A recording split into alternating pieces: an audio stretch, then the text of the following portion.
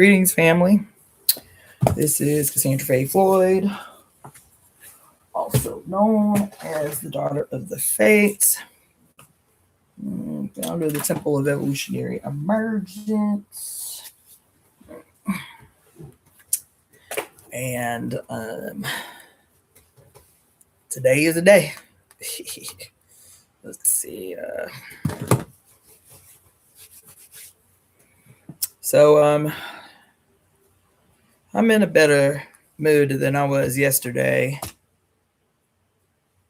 You know, I took some time to reflect and think, and I really do think we need to do a better job at centering the voice.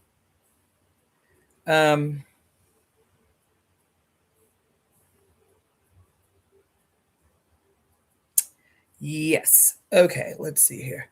So yeah, I'm in a better mood than I was yesterday. The weather helped with that. We've been getting some really, really consistent and beautiful rain, and I love the rain. And it's one of the big things that I be missing about the South is the fact that it doesn't frequently rain here. So I, unlike many Los Angelinos, have been enjoying this lovely rain for the last few days. See, we're gonna do that like that. Okay. And that like that.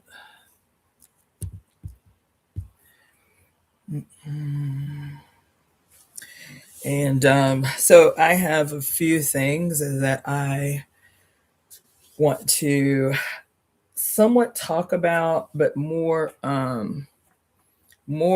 read about today. I have been trying for a little more than a week to be concise about what I have been wanting to talk to you about, really since the solstice. And it's such a big, I didn't realize it was going to be such a big topic, like a dense topic, but I guess it should make sense that it would be a dense topic since we're talking about Saturn. We're talking about, but we're not talking about Saturn like an astrologer would. We're not talking about Saturn the way an astronomer would. We're not talking about Saturn the way a conspiracy theorist would. We're not talking about Saturn the way that like a Christian would. You know what I'm saying? It's like a whole, like it's big and it's dense because y'all, it really is. I just didn't realize how big this topic was until I got into it last week. That it really is a paradigm shifting topic. Like it is a paradigm shifting topic. And today, I don't know how many of you had the opportunity to I don't like the way this set up. Maybe that's better. Okay. I don't know how many of you had the opportunity to check out. So, I use my YouTube sometimes to make posts, just like you would, like on Facebook or whatever. And I don't know how many of you check that, but you should. I'm always and only posting things there on my YouTube, community board that I feel like are important enough to share with you. And so you should check that out. But just to tell you, today, I think it was today, Belial, the musician Belial, dropped a new video today.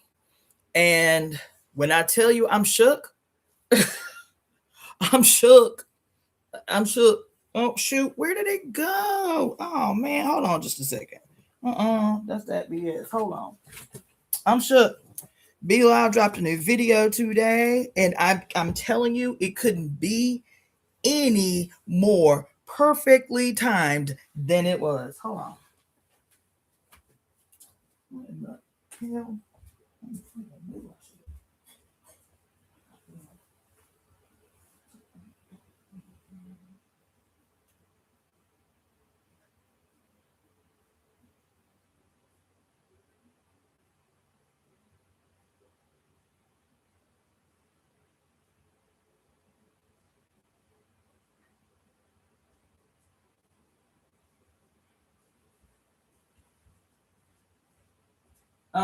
Anyway,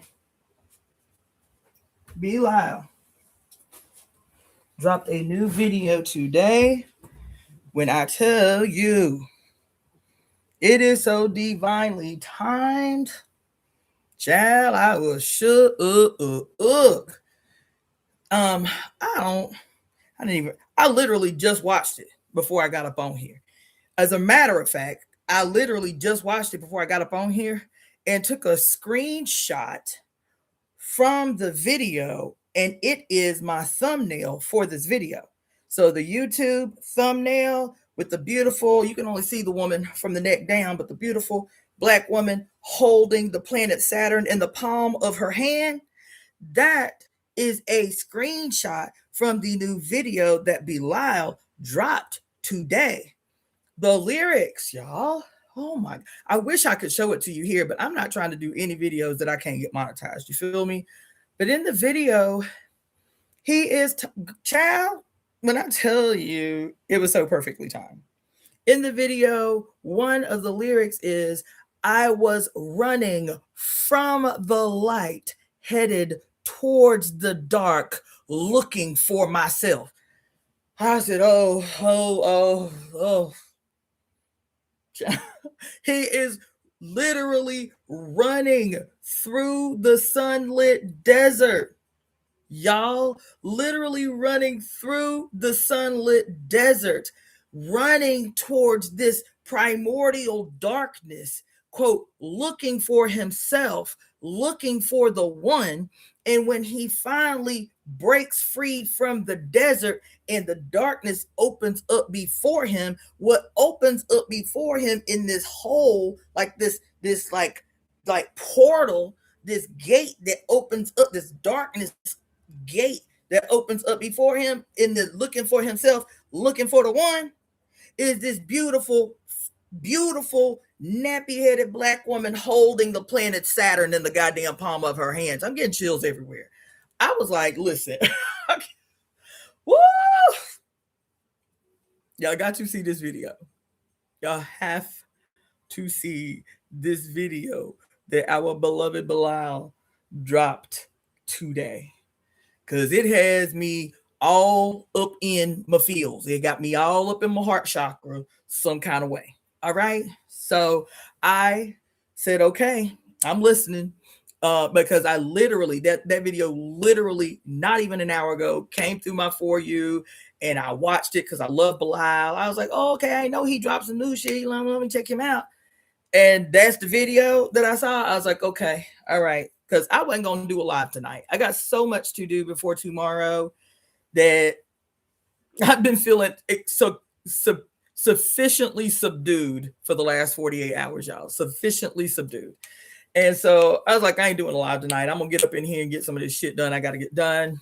And I saw that video. I was like, you know what? Let me continue this topic and try tonight, because there's so much going on that has functioned as a distraction. I will get on, a live and attempt to talk to you about these breakthroughs that I've had with great grandmother Crone, formerly known as the planet Saturn.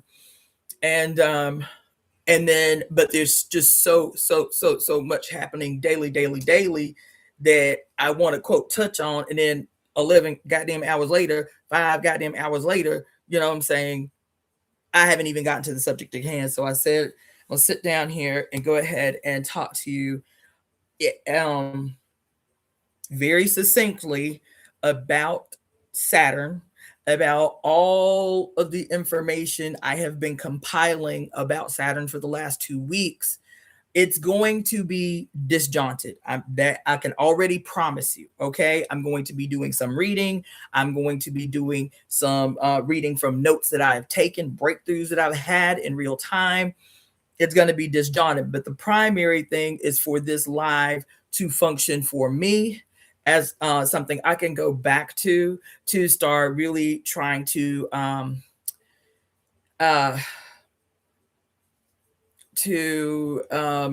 organize succinctly my notes on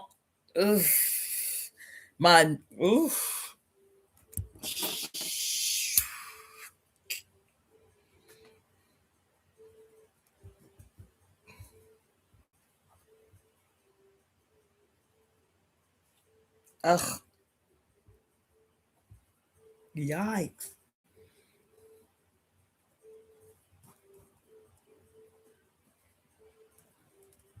Mm-mm-mm. Um, as a way to organize, because this is going to be the third video that I've attempted to talk strictly just about Saturn, right? I'm only going to talk about, so I know there's a ton of shit going on in the world. I'm only going to talk about Saturn today because I really want to speak out loud and organize. It's when I talk out loud that I can begin to organize like deep dives and notes that I've been taking over a period of time so that I can start to organize this shit to produce something, to compile it in a book or in a zine or something. This video that Belial just did on I don't even remember the name of the song. Okay, so forgive me. I should have wrote it down. I literally just watched it right before I jumped on here. But the fact that it's not even subtle what he is saying in this video, it's not even subtle what he is attempting to communicate in this video. You know, it's not even subtle. I was blown because it's so much of what I've been talking to you guys about over the last 5 years, that I haven't heard anybody saying. I haven't heard anybody saying anything about, like, for one, really putting forward this concept of the desert as indicative of an age. The whole concept of the desert as indicative of a period of time, like a period in human history. Uh, um, uh, um, a foretelling, a foreshadowing of what was inevitably going to come as a consequence of this campaign that the son waged against the mother. This video, man, not just this video, but this video has got me on one. Like my whole body is buzzing because I was trying to communicate it last night, but I'd gotten so tired by the end of this diatribe that I went on. I was like, I'm not going to butcher it. I'm going to wait until I can be clear. And then all night long in my dreams, I was harassed all night. Ooh, all night. I was harassed all night about this subject. All night. And so I showed you yesterday some really gruesome images. Some really terrible pictures that, of course, are not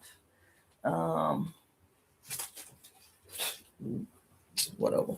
I showed you some really terrible pictures, and I talked to you about buzzwords that we were going to have to continually talk about that are peculiarly specific to this subject of Saturn.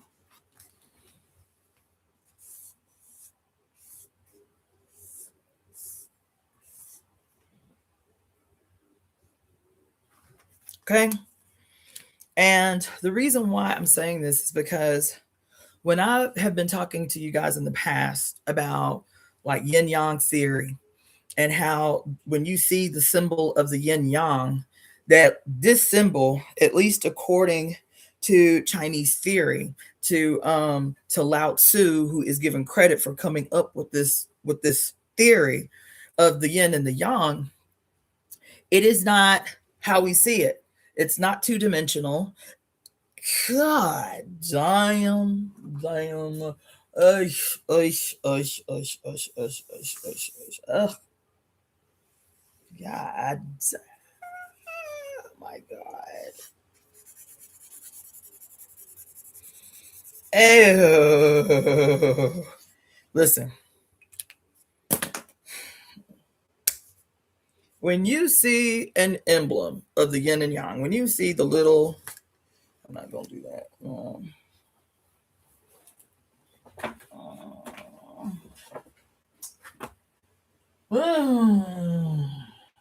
I just don't have anything where it's supposed to be. Okay, hold on just a second.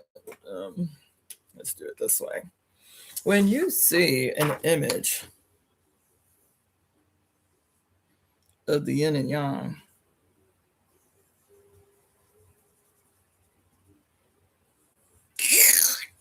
yeah,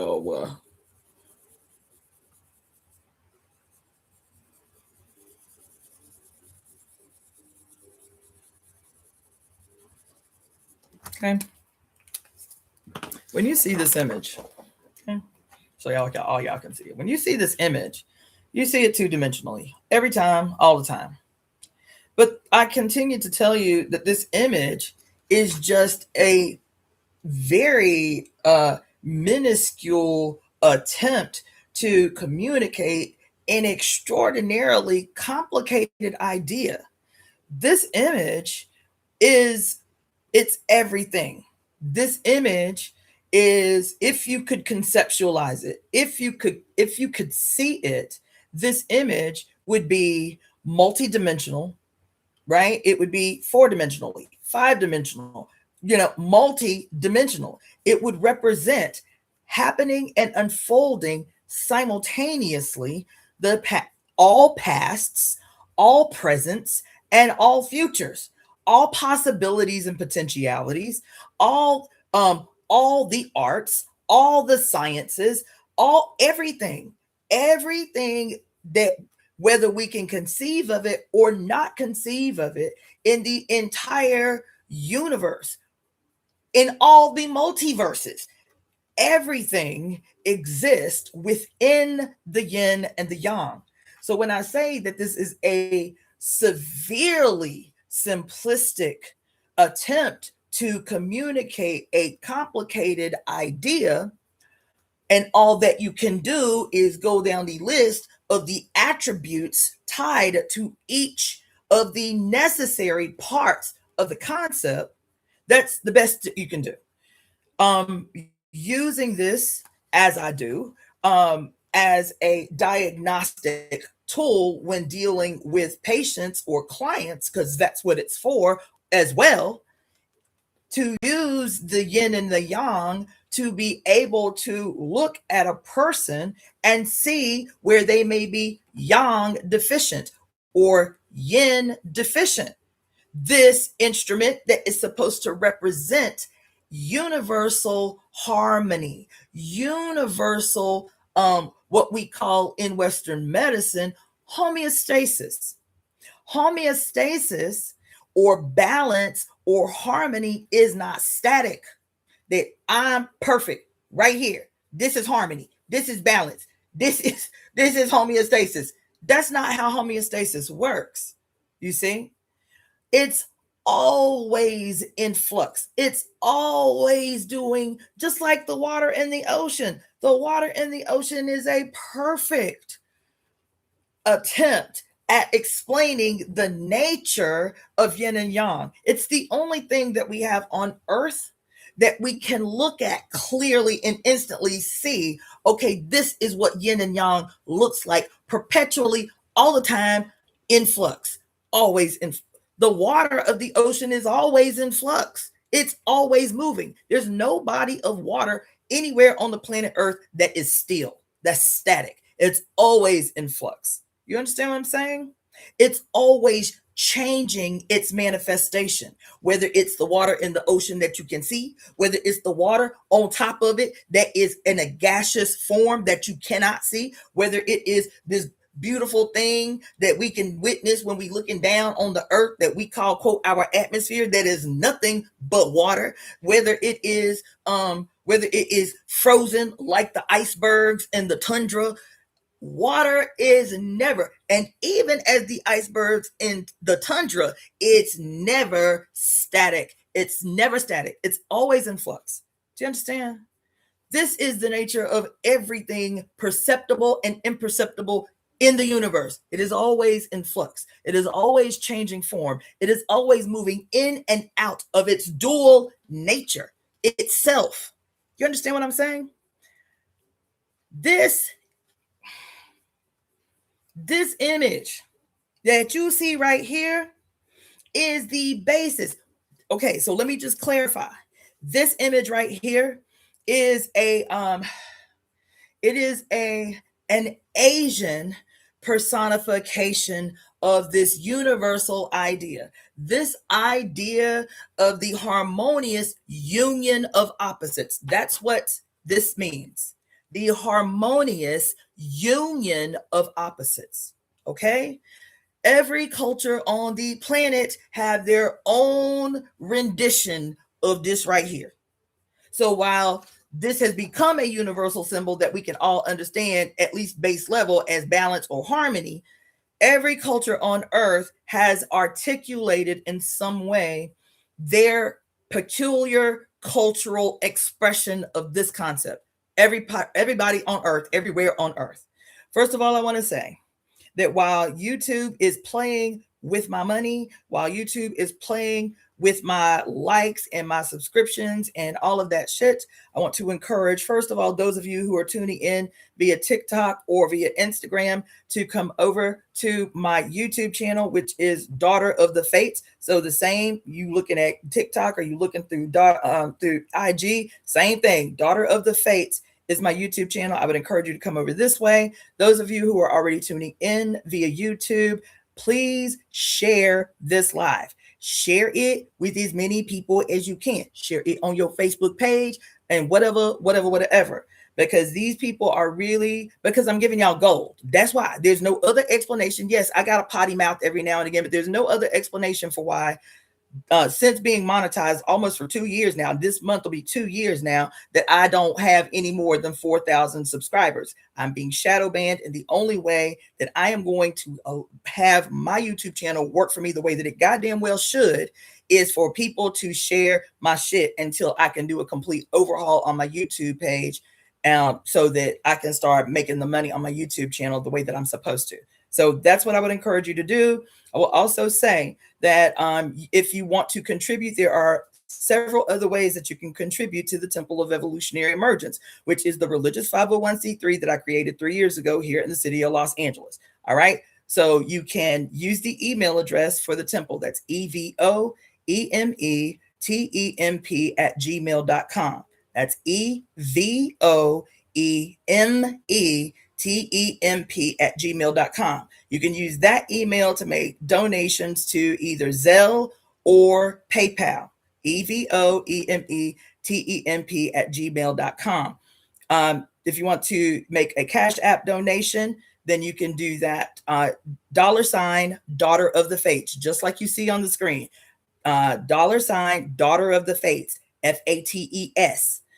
You can do Venmo, Cassandra-Floyd, Cassandra with 2 S's, a C and 2 S's, CASSANDRA-FLOYD. I also have an Etsy store where you can purchase books, you can purchase ceremonial items, and you can purchase a ton of dope ass jewelry temporarily, because I'm sleeping my Etsy store the end of February. So you can do that by going to DaughterOfTheFates.etsy.com. DaughterOfTheFates.etsy.com. And then also I have an ongoing GoFundMe, and that the link is in the description box below this video and the last maybe 7 videos that I've done. So even if you cannot contribute monetarily to the GoFundMe, please consider copying and pasting the link to the GoFundMe and sharing it with others. Even though you do not have or may not have the resources to support, you do not know what other people have or what they're willing to contribute. So I encourage you all to please share that GoFundMe. Now, I will let me turn on a fan because it's hot in this joint.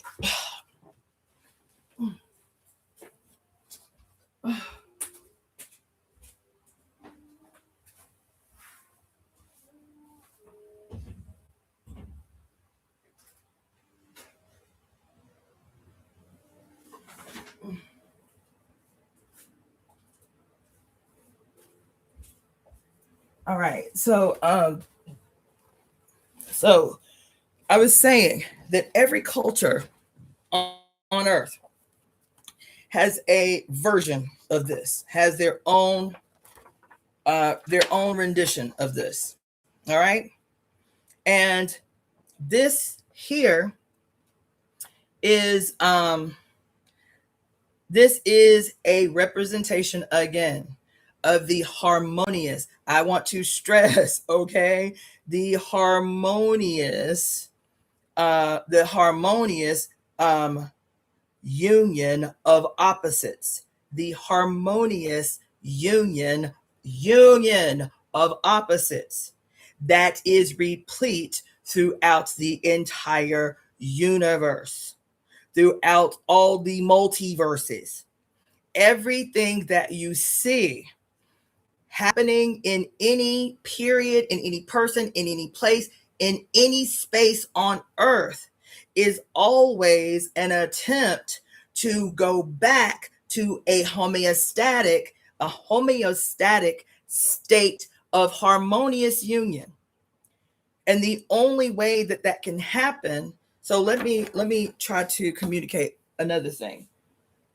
This is going to be important as we are talking about Saturn. Okay. Let's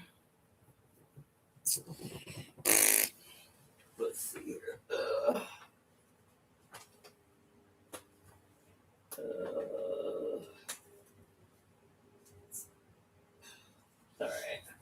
All right.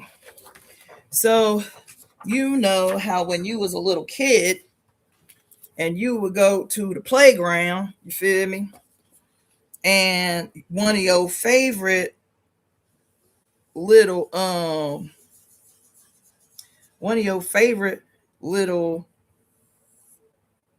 playground things, whatever they call it, was the seesaw. Okay. And so the seesaw, this is a terrible rendition, but you will get the point. All right. So here is a seesaw. All right. And the seesaw has extremes, right? It can go all the way down. And when it goes down on one side, naturally, it's going to go up, all the way up on the other side, and vice versa, right? And then sometimes you and your friend will try to balance one another on the seesaw. And if y'all are about the same weight and about the same height, you would get on the seesaw and you would say, let's see if we can balance it. And then both of you will take your feet off the ground and try to balance yourself against each other's weight on the seesaw. Would the seesaw ever be perfectly still? No, it would, even if it was slightly, it would move like this, trying to find the perfect balance, right? It would move like this.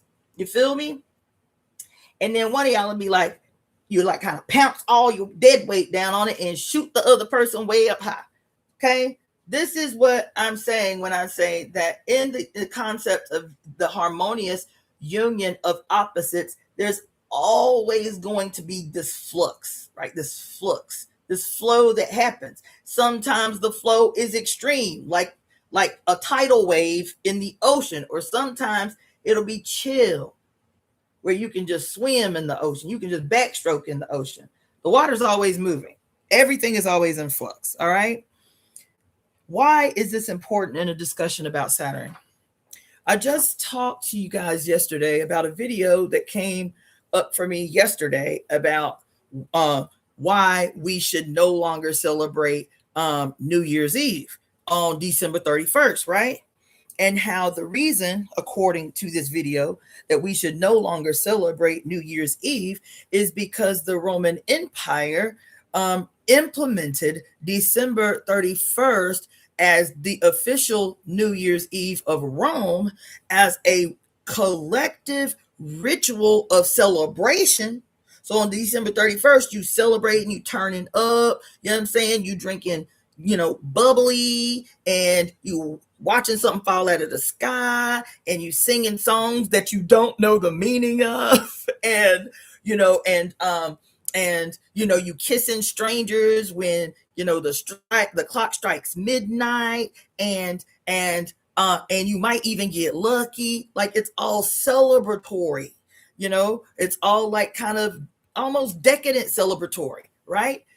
So this is New Year's Eve that Rome implemented, because it was a pre-ceremony to the entry into the month of January, which we call the month January today, named after the deity that Rome was celebrating the night before. The night before, on December 31st, Rome was launching a turn-up party as an opening ceremony to the entry of the god Janus, Janus, the god Janus, as he enters us into the new year. Janus, however, is a god of war. He is a god that is fed by war. He is a god that revels in the bloodshed of warfare. So, and listen to me when I say, child, that Janus, as I showed you yesterday, is pictured as a two-faced, sometimes four-faced deity, where if he's two-faced, his heads are together, fused together, and he's facing, quote, the past and the future. And if he's a four-faced deity, it's that times two more, right? Where he's looking in every direction. Janus is the, quote, owner of the gateways, all doorways, all portals, the holder of all keys, and all of this shit. Sound familiar? Thief that he is. And so Janus he represents these two opposing faces, but these two opposing faces are joined at the body. These two opposing faces have the same objective. You hear what I just said? These two opposing faces got the same objective. It's like good cop, bad cop type of shit. You feel me? You got two people who walk in the room to interrogate you, and one is all stereotypical Mr. Officer Friendly, who really wants to help you get the best representation. I really want to hear your side of the story, because you know what the other person's saying don't really make no sense to me, but I know you can clear that up for me. You know what I'm saying? Do you need a soda? You've been in here a long time. You want some snacks? You feel me? And then Mr. Other Officer come in. He's like, bump this shit. Tell us what we need to know. Banging on the table, cutting the clown. They both have the same objective. They both serve the same boss. They both have the same interest, goal, and outcome that they are seeking. You understand what I'm telling you? Damn it. Man, it's like they both got the same interest. And neither one of their interests, no matter how nice they are, is meant to serve you. Neither one of their interests is there to serve you. What I'm saying is there is no such an animal, there is no such a creation, there is no such a mythology as a goddamn Officer Friendly. There ain't no such an Officer Friendly. Officer Friendly want to see your ass in jail just as much as Officer Douchebag want to see you in jail. You dig? Why is this important? Because even though Trump is the scoundrel that he is, Trump's behavior, Trump's maneuvers, especially since he took office this term. Now, we've talked at length about the intricacies of why Trump is so important in this moment. We've talked ad nauseum about Trump's two terms being indicative of stereotypical twin energy. We've talked about this all year, because it started making itself very obvious when we did that deep dive on the Sinners movie and all of the cultural shit that was coming in conjunction with the Sinners movie. I was like, this is not an accident. Like, they really playing in our face right now, and we have to be seeing deeper than what we usually do. So here, Trump, so I told y'all last night, the first thing that I did when I found out that Trump had invaded Venezuela was I went back to the first week of January last year, because I remember last year, I couldn't remember everything, but I remember the first week of January last year was so incredibly tumultuous. And all I kept thinking about was this profession that Trump kept making and his cabinet kept making after he was elected. He was like, okay, we didn't took this shit. Wait until the new year. Is going to be a shock and awe campaign like you've never seen. Shock and awe, shock and awe. They kept saying it over and over again. Shock and awe, shock and awe. So when the first week in January came and it was all guns blazing from day one, I was like, oh, we are in for some straight up bullshit and ass bullshit, right? And so when this shit happened yesterday, I immediately went to all of these headlines. And so what I did is just Googled events of January 2025. And every single solitary day of the month, it was some incredible orchestration to terrorize people into submission, right? Day one was the white Tesla. They had the bomb in it that was supposed to explode in front of Trump Towers.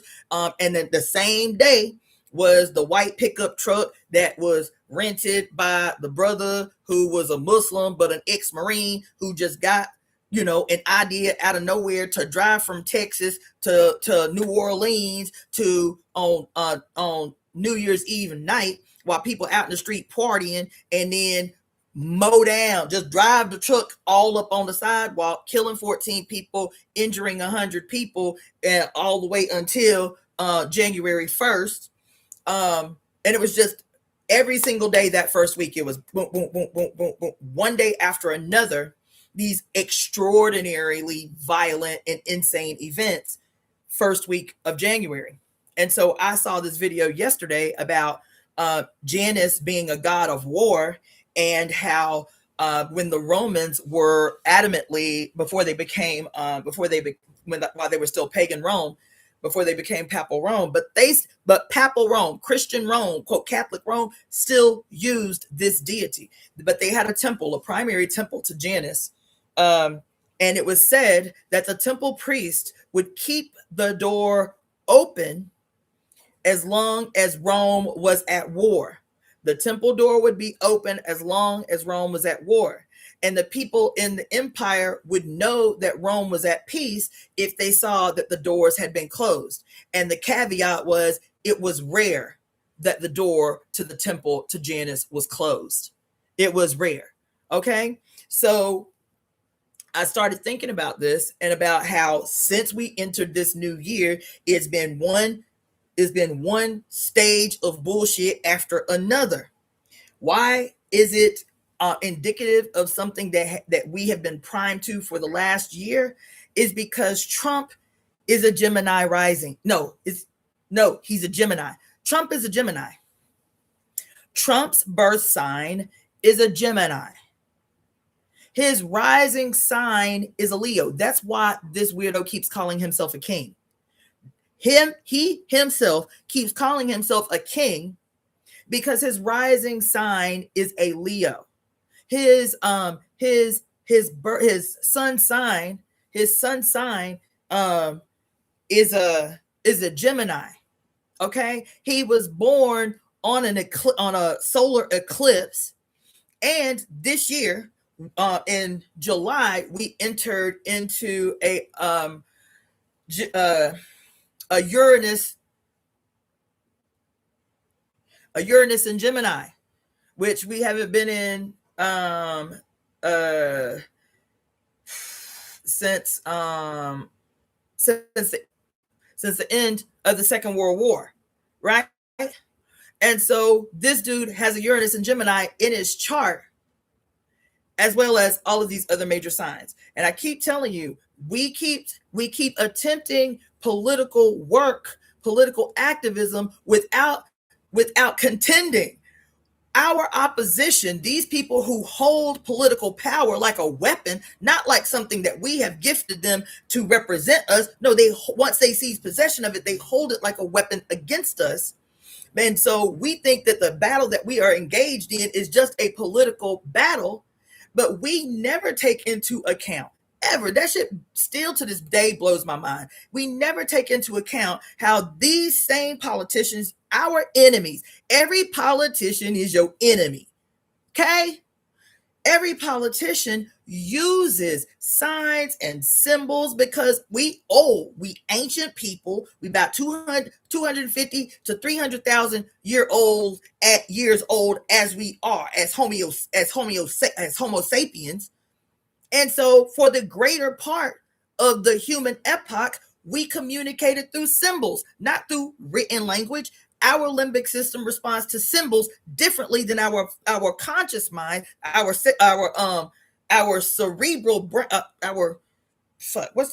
our frontal cerebral cortex responds to signs and to written language in mathematics.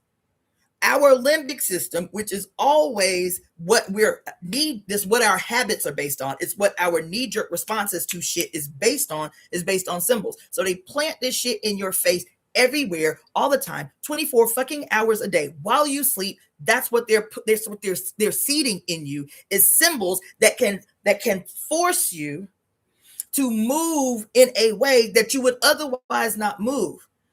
Because listen, as your deep philosophical thinking political leader may be telling you all the statistics on all the ways you fucked up in the game and trying to win you here to make a revolution, trying to use statistics and shit, and can't figure out why the world looks worse.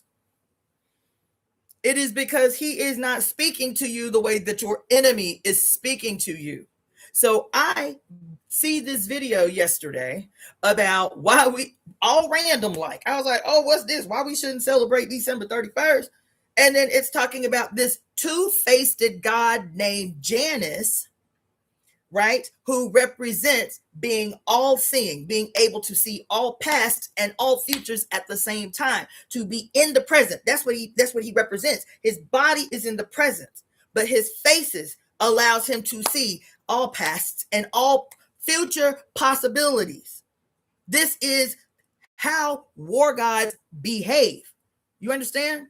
And so that this is an ancient ritual, and the reason that the white world, the Western world, is the only people on earth who celebrated their New Year's on a day that to the rest of the world was not significant agriculturally.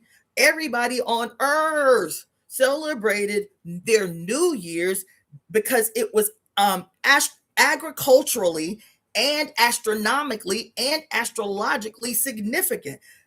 Watching the stars, watching the sun, watching the sky alerted people in a very organized way when they need to till the soil, prep the soil, when they need to put the seeds in the ground, when they need to start going out and start weeding and tending to and pruning, when they need to harvest, and when they need to make sure that everything is, preserved in a way that in those dark months where there's shorter days and it's colder in the northern hemisphere, they know when they can go inside and chill for a little while until get some rest from all the hard work that they had done through those hot seasons to prepare for it to happen all over again. So everywhere on earth, everybody's new year was centered around what they were going to need to do the following year to prepare to feed the entire community, to put everybody in a place where at the end of that year they could chill and they could spend a good 3 months worshiping their ancestors, celebrating, rubbing on each other booty, that type of stuff,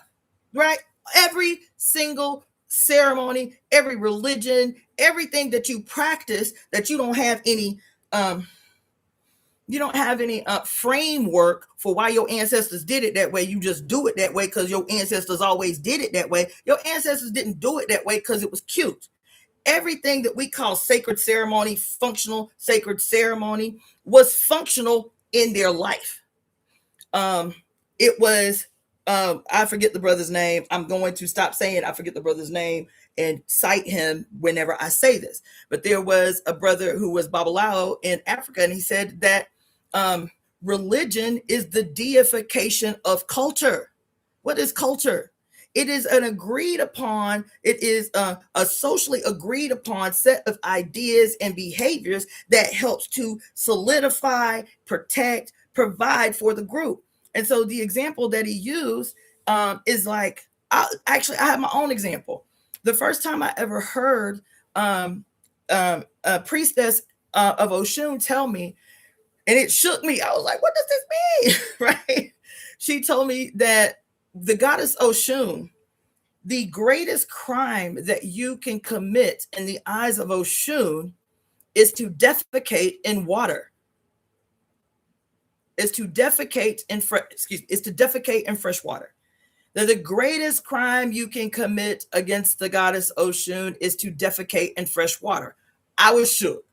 You feel me? I was like, so I automatically think about the fact that we have toilet bowls with fresh water, and that's where we got to go to the bathroom. I was like, these filthy, they did that shit on purpose. These plotting ass bastards, you feel me? They read about the goddess and how to offend her, and that's why they did that, whatever, right? I was like, what the hell?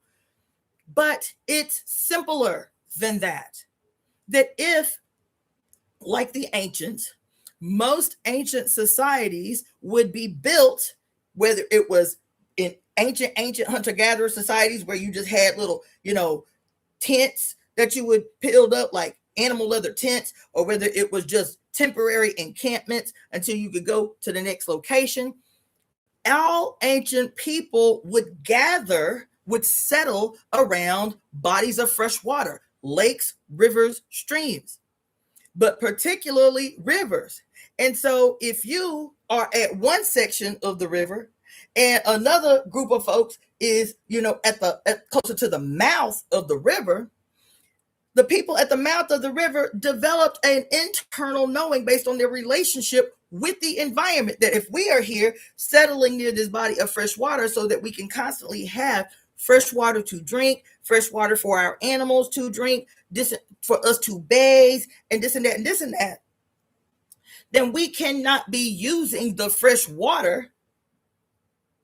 We cannot be using the fresh water as a toilet bowl. See, look, scientifically, urine is sterile. Urine is considered sterile. It's considered pure, right? And so it's just minerals and vitamins that you had too much of that you filter out through your kidneys. So urine is considered sterile. All right. And so it's not necessarily problematic when especially a moving body of water like the river is constantly purifying the water anyway, to urinate in the water. Animals do it. Humans did it. But they still had an understanding that they could not defecate in the water, which is toxic, right? It is those toxic things that you cannot use, that the body cannot use, and are pollutive. And so they would go away from the river and dig a hole and defecate in the hole. And so this functional thing that, well, we can't see the people living downstream from us, but if we drinking from the river, somebody else is drinking from the river. And so out of genuine respect, we ain't got to see the people to respect them.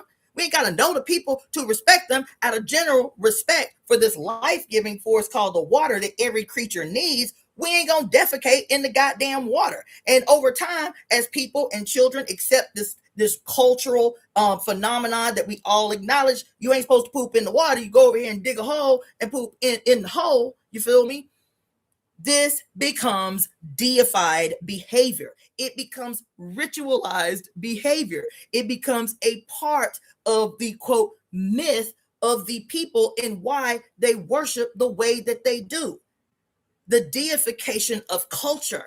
Culture is the seed for every practice that we have. So if it's disembodied, but somebody tell you, you can't worship that way because our ancestors didn't do it that way. You ain't doing it right. Tell them, fuck you very much.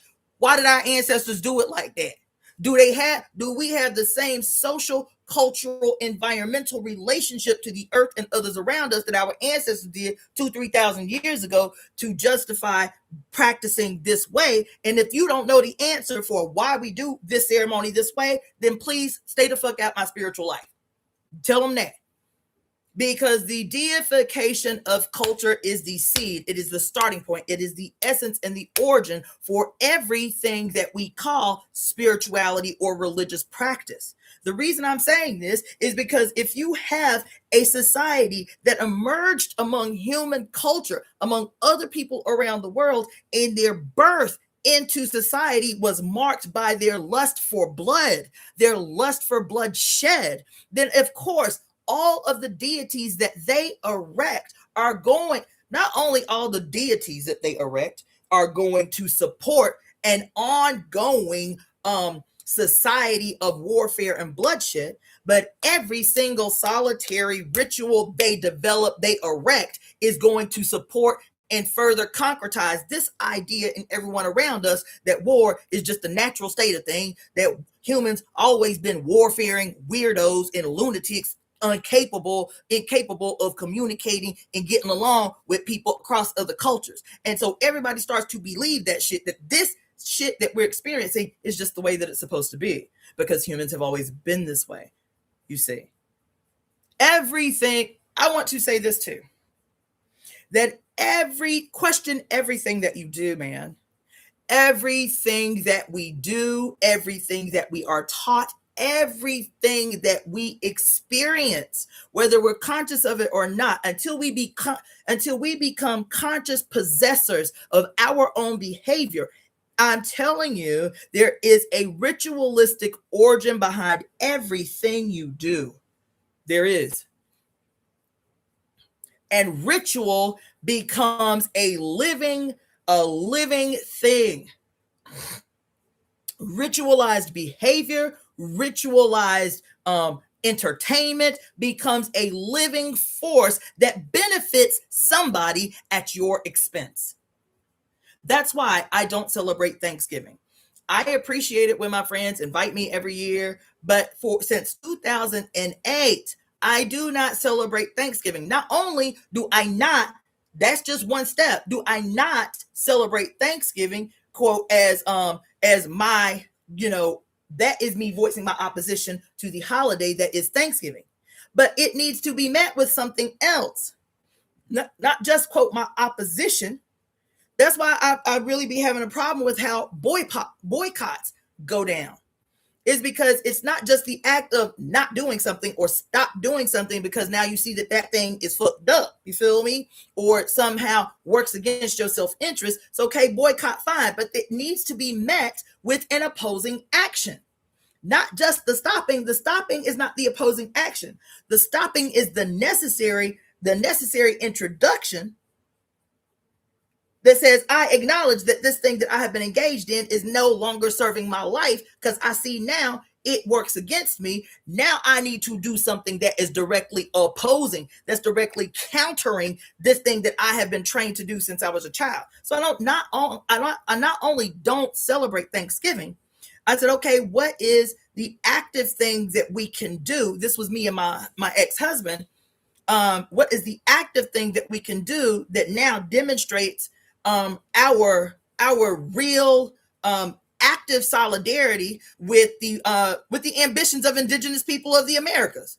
And so since 2008, I fast for 24 hours from sun up on Thanksgiving to sun up on the next day. I break fast on the next day. Since 2008, this is an active opposition to the culture of Thanksgiving, which is set up whether you agree or not, or it's the day that we get off. I mean, I know it's messed up because there used to be natives here and shit, but it's the day that we celebrate Thanksgiving, that we give thanks for what we got. That's the narrative imposed on you to keep you compliant to the celebratory ritual that was propped up on the bloodbath of indigenous people. There is no divorcing Thanksgiving from its origin.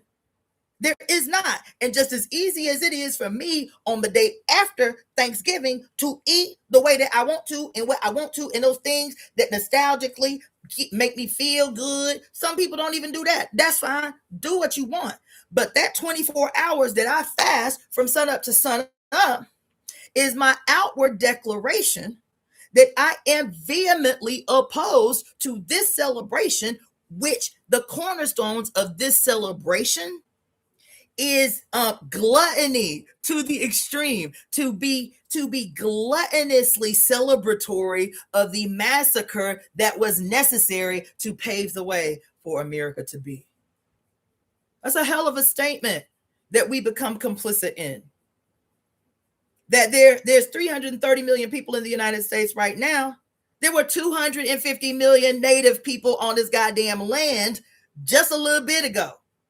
250 million. There wasn't just a bunch of people scattered on TPs here and there, to and fro, like these white people need you to believe to make you feel okay with the fact that your ass don't know a native person at all. Or that, let me not go there and ruffle no feathers. But for me, quote, so-called holidays, especially when I was married and we were really trying to create something that could be outwardly all the time opposing and also provide real life examples about what it means to create new culture. So we didn't just, quote, create these cultural things for us and our family. To this day, every time I get ready to fast for Thanksgiving, I make a declaration live. I say, this is what I'm going to do. I call on other people to do it. I don't challenge native people to do it. They can do with their life what they want, because this they shit. This they shit. But anybody else, black, brown, and yellow, and white people, if you really about that life, you can take one day off from eating. You can. That's the only time y'all ever heard me say fast. That's the only time y'all ever heard me say fast, is I will fast on Thanksgiving, because it is the outward demonstration of my opposition to colonialism, to imperialism, to genocide, to murder, to settler colonialism, to all of that shit that we still are in the thick of, whether you acknowledge it or not. This becomes the way that you create culture. My ex-husband and I, we didn't celebrate Valentine's Day. So we were like, all right, who is a revolutionary couple of the past that we admire, that we can acknowledge, we can use their marriage day as a day that we celebrate our Black Love Day. You feel me? And so we chose Marcus Garvey and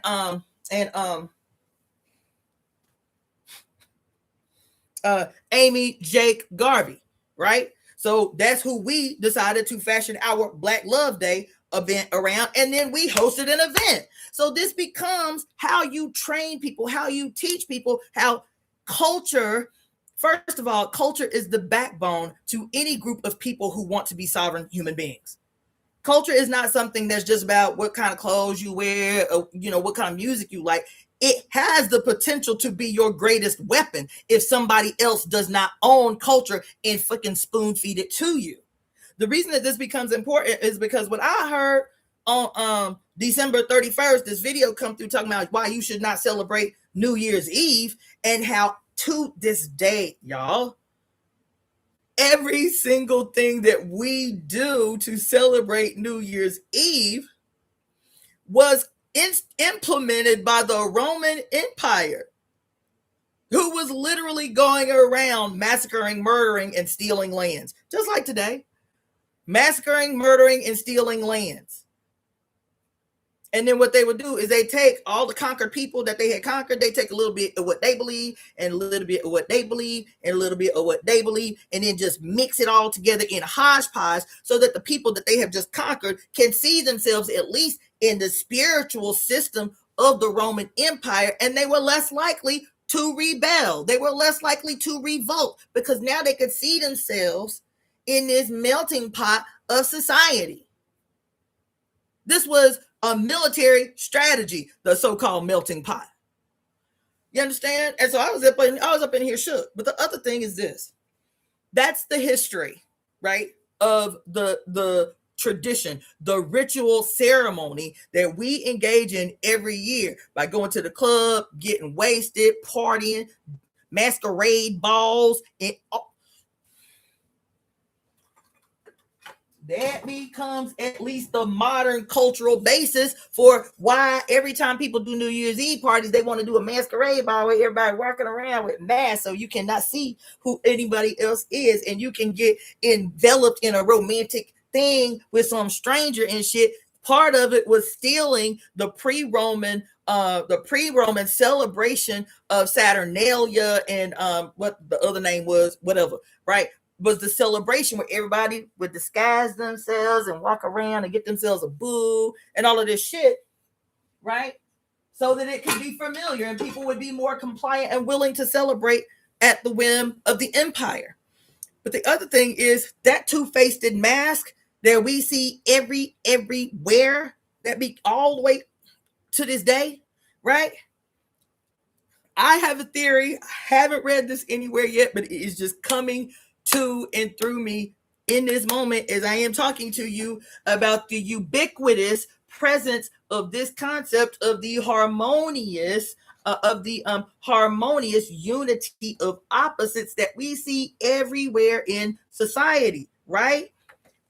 This is the same as Janus, but this is the mother. See, this is an actual representation of the harmonious union of opposites. The harmonious union of opposites. But when patriarchy it begins to emerge around the world, and I told you, what is the harmonious union of opposites? What is the male-female dynamic of the unity of opposites?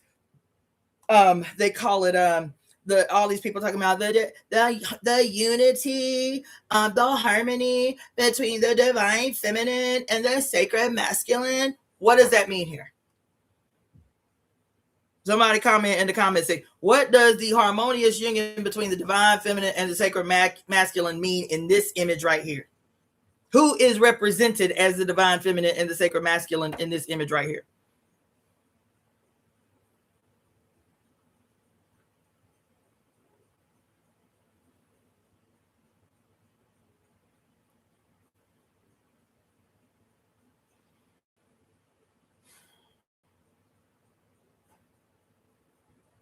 Nobody's going to answer?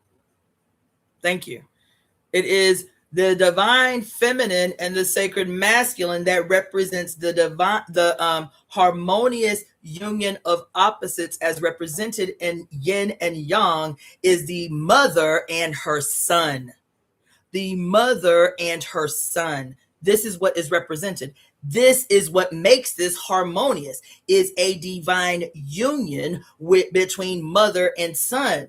And so when you are looking at everywhere on earth, these stories, these mythological stories, these archetypes superimposed on whether it's the planets or the constellations or, deities on earth or whatever, what you are seeing whenever you are presented with the twins, the Gemini twins, Jacob and what was it? Jacob and Esau. What's the other one?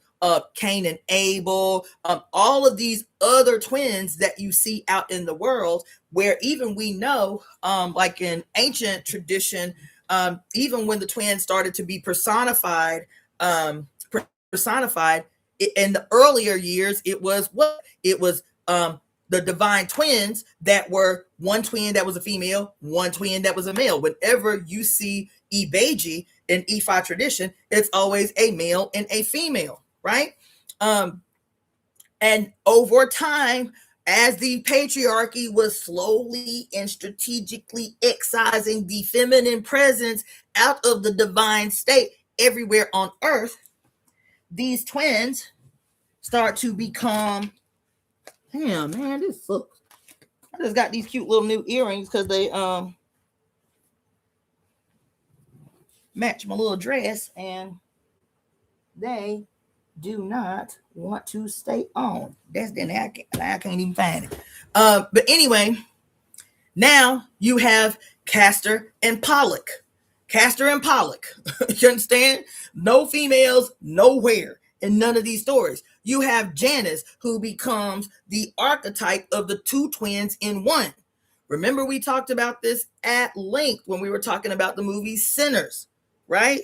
How they represent a lot. They represent the opposition, or the opposition of the red and blue that is prolific everywhere, that is mentioned 144 times in your King James Version Bible. The opposition or the duality of the red and blue, so prolific. It's every superhero you can think of. Is why Superman wear red and blue. Is why Wonder Woman wear red and blue. Everywhere. Right? In Kemet, it is replete throughout Kemet, right? This duality of red and blue. This duality of red and blue is a foretelling. The duality of red and blue is it's a prophecy. Child, listen. Wherever you see red and blue, just remember what I said. I don't care what nobody is telling you about what the duality of red and blue means. There's a ton of, ideas about the duality of red and blue, especially in secret societies and all of that shit. And none of those things are untrue.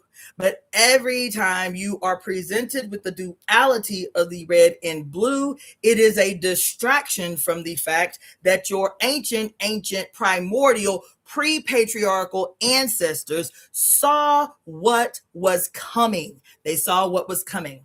They attempted to teach you in these signs and symbols that have been manipulated by the sun gone rogue to remind you that there will be a moment where there will no longer be a dualism, an antagonistic dualism between red and blue, but a harmonious union between red and blue. And the only thing that can come from a harmonious union of red and blue is purple.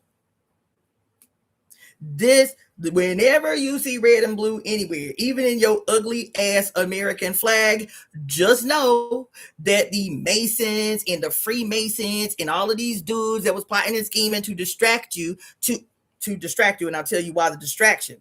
Every single time that you see the red and blue, it is a prophecy told to you in an inverted and upside down way to attempt to win you to this idea that everything is the way that it is because it is supposed to be, because of this divine primordial father.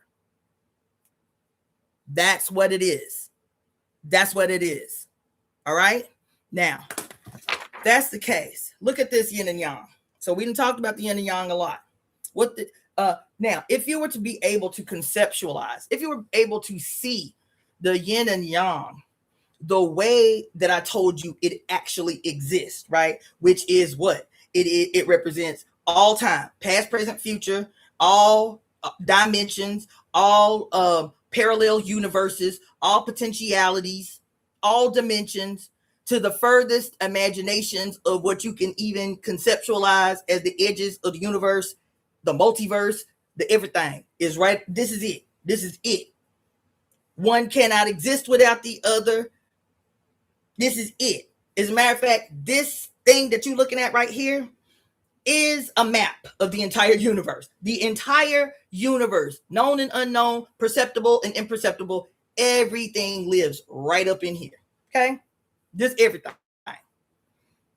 Now imagine if you could see it that way, if you could conceptualize it that way, if it could possibly be drawn that way that I just described it, what would it look like? Anybody? If you could draw this, if you could conceptualize this, if you could see this with your eyes, the way that I just explained it to you, what would it look like? Perpetually in flux, always moving, in and out of itself, changing from and to itself, in every dimension, in every space, in every perceptible time, all times unfolding at the same time. If you could conceptualize it, if you could see it with your own eyes, the way that I just explained it to you, what would this look like?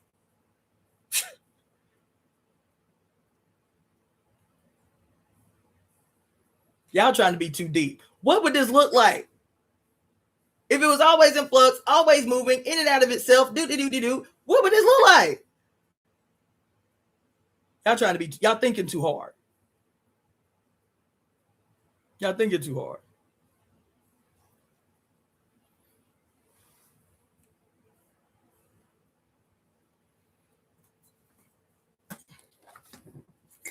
No, it wouldn't look like no sperm or no fetus.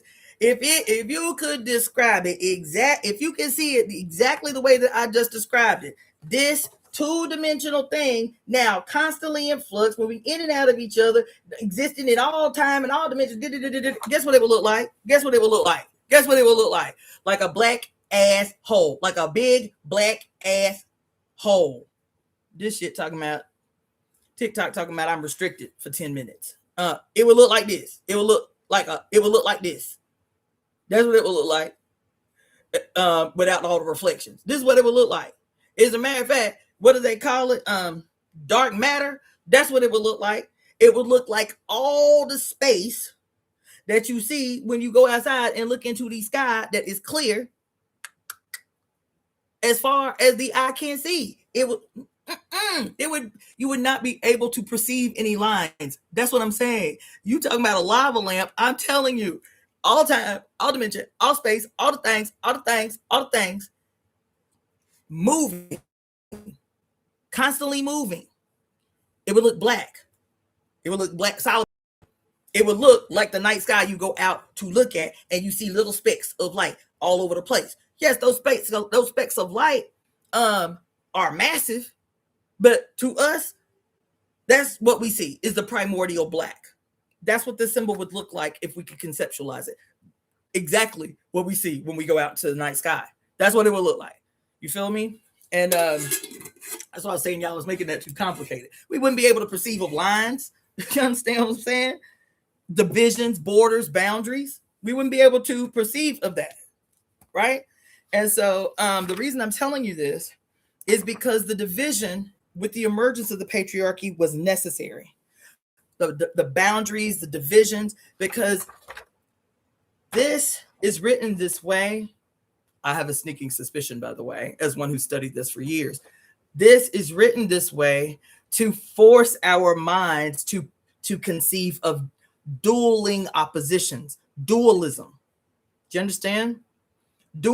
But in the mind of the son who has forcefully severed himself from his mother, it is the only thing that he can conceive of is all these sets of dualisms, antagonistic dualisms, not a harmonious union within oneself, recognizing that even in his own body, he is a complete representation of the entire universe within his own body.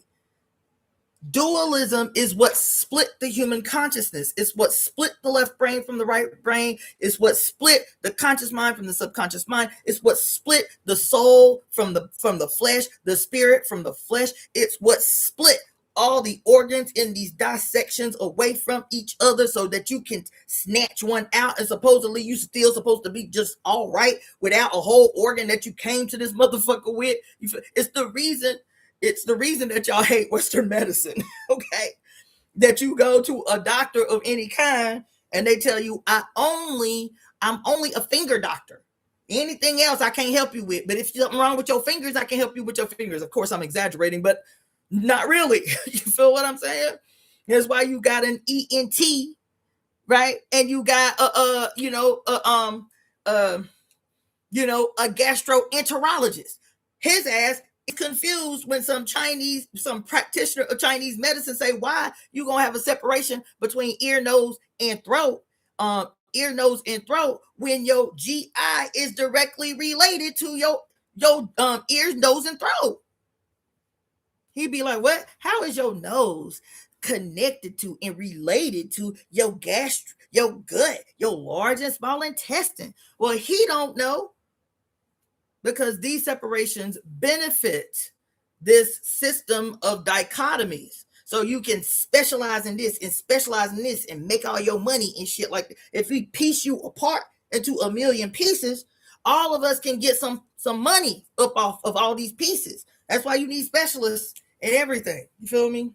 That's just but the reason I was talking about this dualism is because now when you see all these twins, all these stories, including Eshu, including Ibeji, all of these stories about all of these deities as, quote, twins, you feel me? Whether they are the twins, the two within one, like Alegba and Eshu. Alegba and Eshu are always pictured as twin parts of a one. And if you do not nurture and care for this one, this evil dark one is going to come and be the punisher. The dark is always evil. The dark side of the twins is always evil. The light side is always innocent, always presumed innocent. But this is a turning upside down of the philosophy. Even Lao Tzu said that in all things embrace the yang, because the yang is always destructive. If the yang is not anchored by, centered by, nourished by the yin, that motherfucker is going to rebel and start trashing everything. Everything in sight is going to trash. But the only thing that it can trash is all things yin. All things yin. And so this becomes the basis behind the modern articulation everywhere on earth of the dualistic antagonisms between, quote, light and dark. These no longer represent a harmonious union of opposites, right? This becomes a split apart, let's see, other way. A split apart war, a split apart war between mother and son, because the son in his madness split away from the one, split away from himself, has created an imaginary character called the father. The father is not factored into this.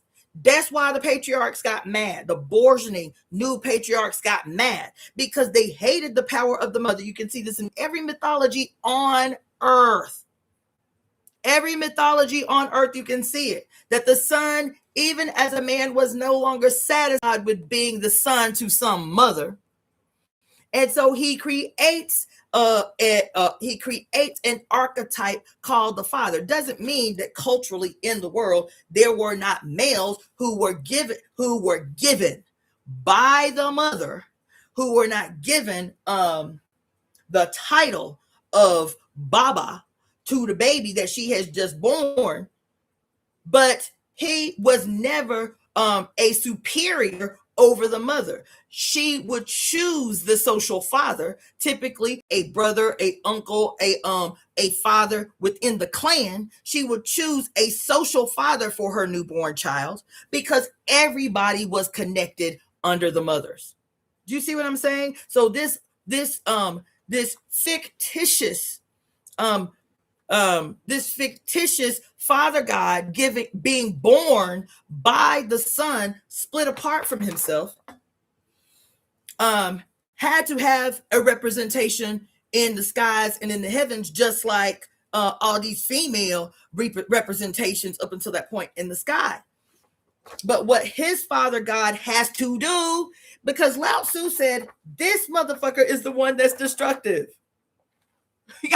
Y'all ain't hearing me. Lao Tzu said that this is the one that is destructive. Listen.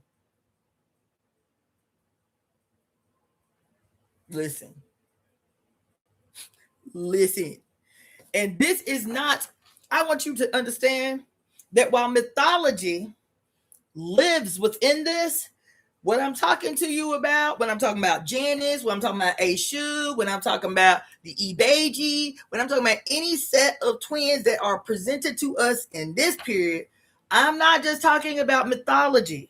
This symbol and the expression of these mythologies have a scientific, chemical basis. Do you hear me? They have a scientific chemical basis. I know this seems like a long introduction to Saturn, but this is what we are up against. This is what we are faced with. If for all these scores and thousands of years, the mother has been the primordial, the image of the mother has been the primordial, right? The grandmother was deified in the communities. The crone in every community everywhere on earth was the great, and the mother was subordinate to the grandmother. Do you see what I'm saying? In every society on earth prior to the emergence of patriarchy. And so if the mother and the grandmother was the primordial on earth culturally in these relationships, and she is life affirming, like we talked last night about Nana Buddhaku. Nana Buddhaku is my estimation, because it is so difficult to find syncretized deities for what are called the so-called primordials. Janus, it is difficult to find a syncretized deity across other cultures for Janus. For Uranus, for the old Chronos, for even Saturn. For even Saturn, we know that Jupiter was Zeus, right? We know that Zeus is like a Thor, is like a Shango, whatever, right? We know the syncretisms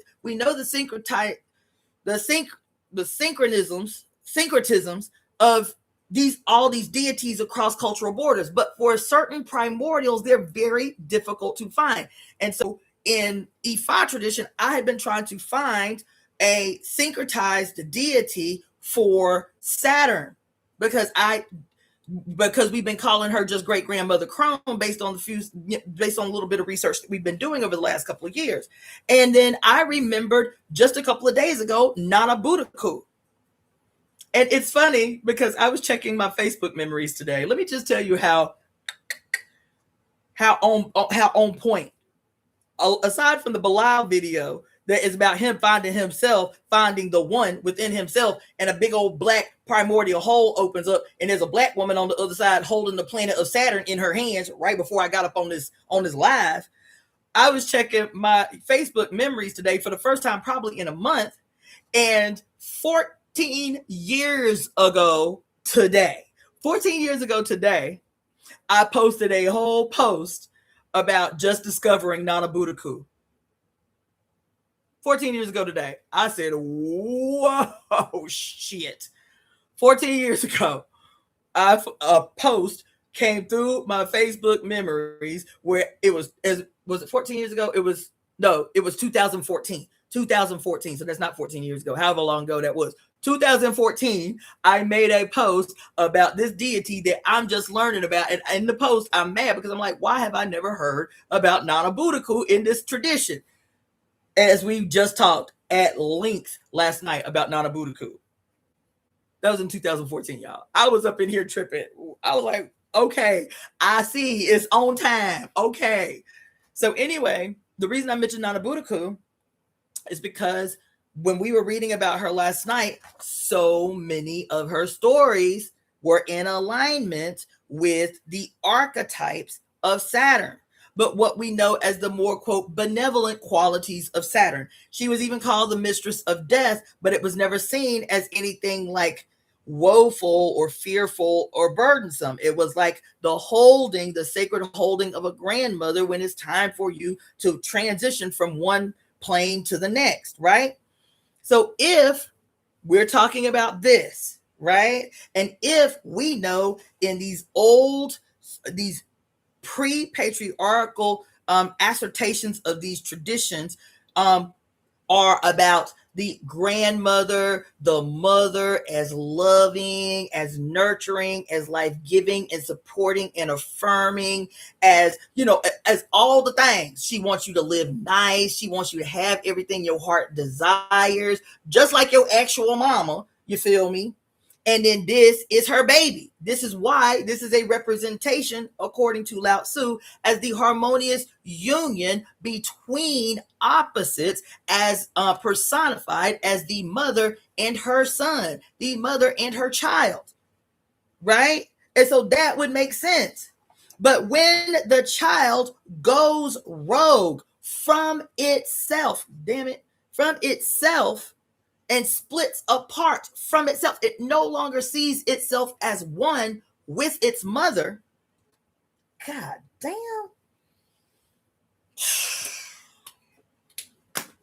Damn. Yeah. Yo. When it no longer sees itself as one with its mother, then it, according to Lao Tzu, that the only way that this right here, the sun, can support life, can invigorate life. See, we have been taught scientifically as children that the sun is life-giving. It is not. The sun is not life-giving. The sun does not seed life.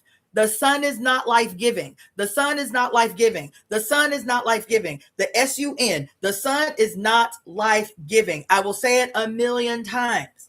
The sun is not life-giving. It is life-supporting. It is life-affirming. It is not life-giving. It is not a generative force. The sun, as we see it when we go out into the night sky, is not a generative force. It's not. This here says that this pre-exists. Yin pre-exists. What's yin? Substance. What's yin? Matter. What's yin? Mass. This pre-exists. And from this, it said the actual quote is, yin gives birth to yang, and in exchange, yang trying to look at this shit backwards. Yin gives birth to yang, and in exchange to support this perfect universe, yang, in exchange with this exuberant energy, right? The S-U-N, the sun, right? With this exuberant energy, invigorates, moves, and stimulates yin. Yin gives birth or generates yang, and in exchange, yang invigorates, stimulates, and moves yin. The example that you would use in Chinese medicine is your whole body is considered yin. And even though your whole body, male or female, does not matter, your actual material existence on the planet is considered yin. Within yin, you have yang aspects and yin aspects. The yang aspects of your yin body are qi. Y'all have all heard of qi. Qi, and we all have it. Everything that exists in the universe has qi, right? So qi is your yang aspect of your yin flesh, your yin existence. Yang, which is the warmth. So qi is the moving mechanism that we all experience, that we all have. Yang is the warming, it's the heating mechanism that we all have. Yang, right? What else is considered yang? So you have a yin presentation as male. Your body is yin.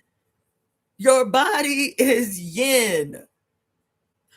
Your flesh is female, bitch. I know some of y'all are going to be uncomfortable with that. Your flesh, as a man, is female. You understand? And within your very yin female flesh, you have a yang presentation because yang is masculine. Qi is masculine.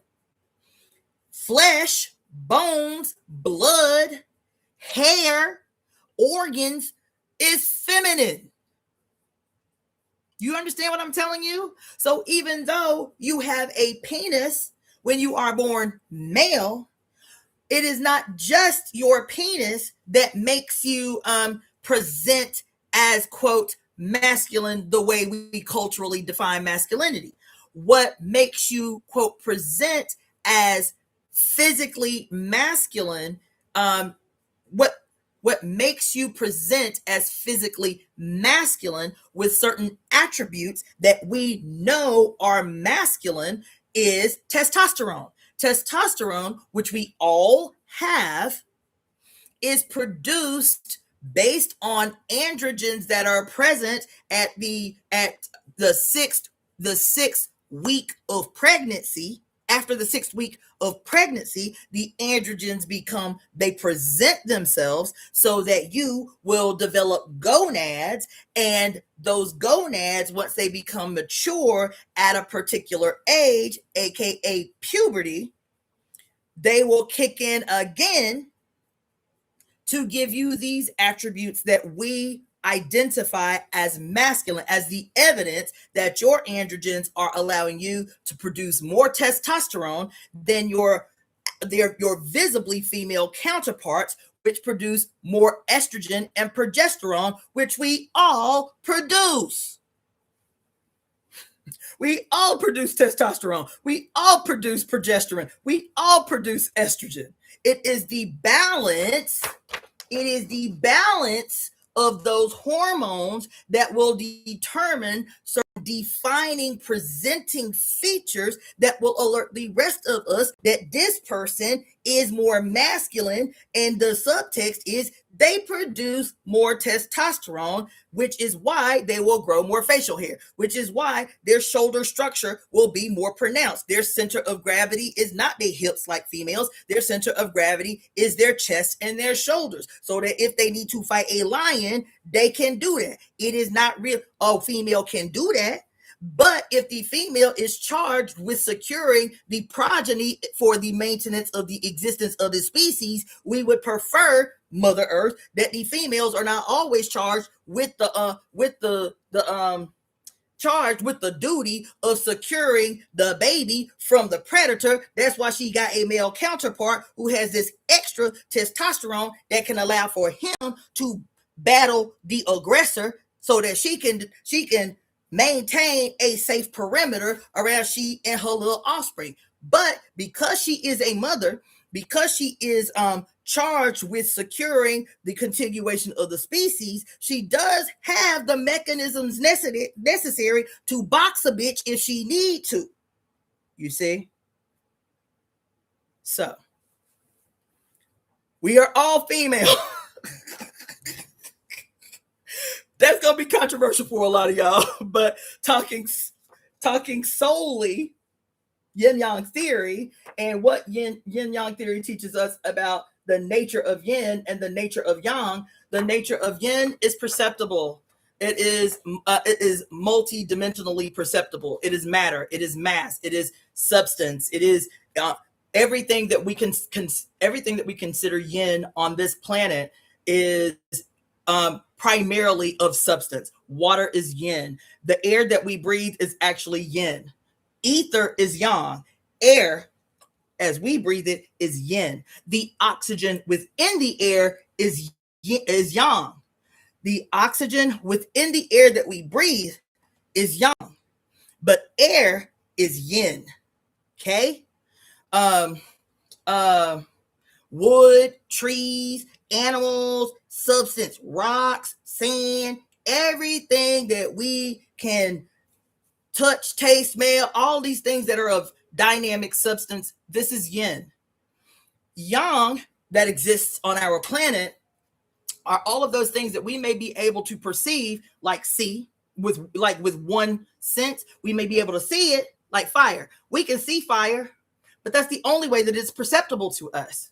We cannot smell fire. We can only smell the impact of fire on yin. When fire is destroying yin, we can perceive fire. So we smell smoke. You feel me? We smell smoke, and the first thing we think is fire, but we are not smelling fire. We are smelling the impact of fire's destructive nature on yin. I hope that's not too complicated. It is still within the context of Saturn. I want you to hear me, okay? But y'all need this little this little refresher course, okay?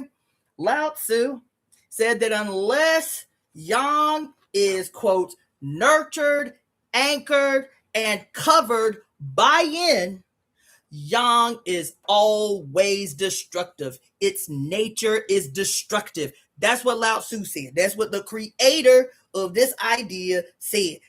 Yang is always destructive. You see what yang is? You see that? You see all them things that I just defined as yang?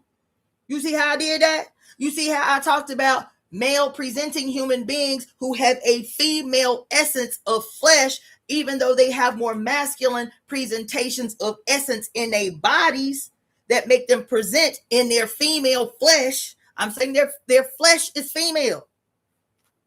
That's not an improper statement. Their flesh, by nature of yin-yang theory, is female.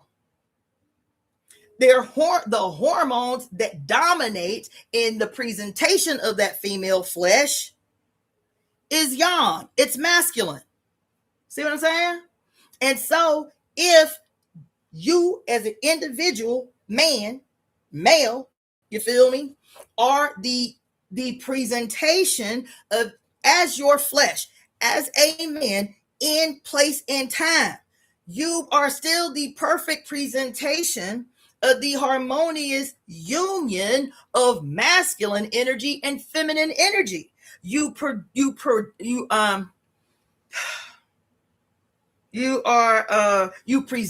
in the world as what we all conceptualize as a more masculine dominant presentation in your female flesh, because you have a penis. You do not have larger breasts that can support and sustain a offspring. Your gonads are outside your body as opposed to inside your body like females.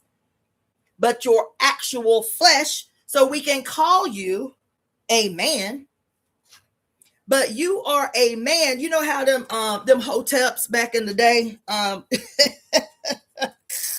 them hotep, and Christians do it too. Hoteps and Christians used to say back in the day, right? Like the difference between was so corny then, but now it's like most certainly corny now, right? That somehow even the hoteps is that man was first. Can y'all see that? Damn.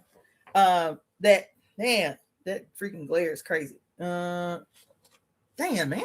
Did anybody know how to get rid of a glare? What kind of special light do I need where every time I try to put some paper up on here, you ain't seeing nothing but a glare? But that they even hotels would be like, the man this and the man that, and then it was the man first, and then there was whoa man. And the Christians will tell some dumbass story like God created man, and then he saw that man needed a companion and shit, and then he took a rib off of Adam and everything, and then he created Adam's mate. And when Adam woke up, he said, whoa, man. And this is how you got woman. Not the obvious thing is that woman is first and her subordinate, which is her son, becomes man. Right? That the divine she was first. And who was the divine she? Who was the divine she? The divine she was what we have been told existed everywhere on earth in terms of mythological like what is the word I'm looking for? Mythological.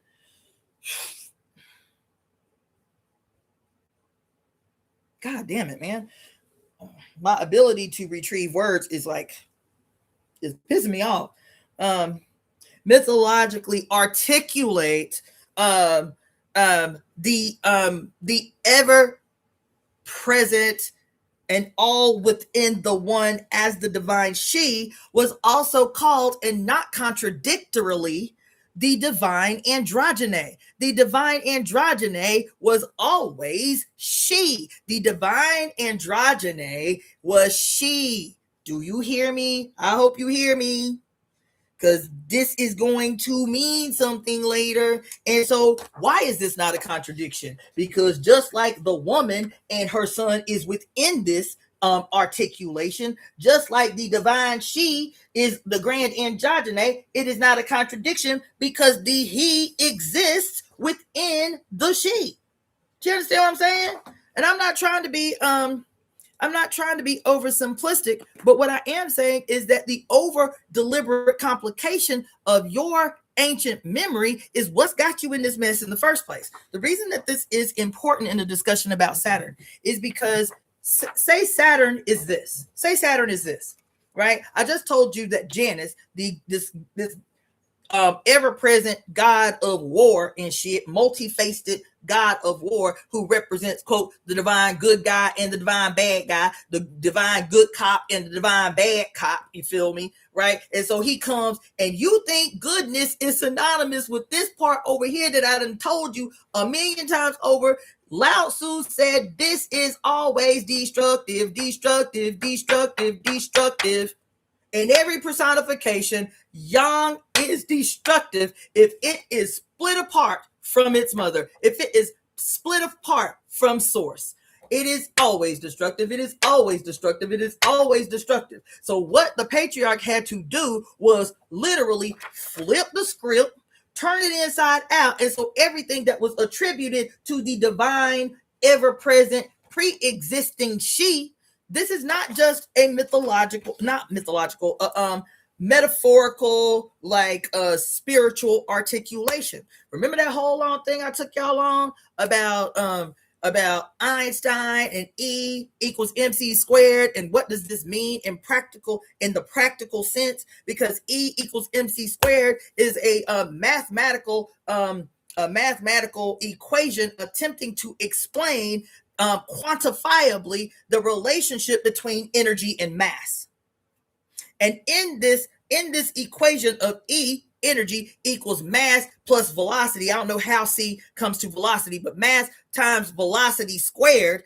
Energy equals mass and its velocity, its perpetual state of flux times or squared, right?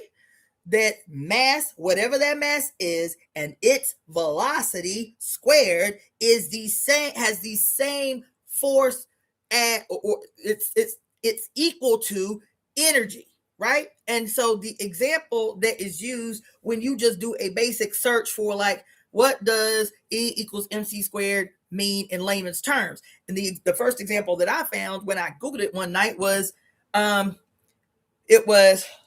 have it written down somewhere, but I ain't gonna look for it. So first of all, E equals MC squared as presented to us by Albert Einstein says the same thing that Lao Tzu said 3,000 years before this bitch was born. And I'm saying verbatim, Albert Einstein said the exact same thing that Lao Tzu said 3,000 years earlier. Albert Einstein, according to E equals MC squared, says that matter pre-exists. Matter pre-exists. All energy comes from matter.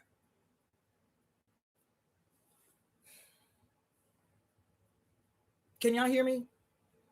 Do y'all understand what that means? Hello? Hello?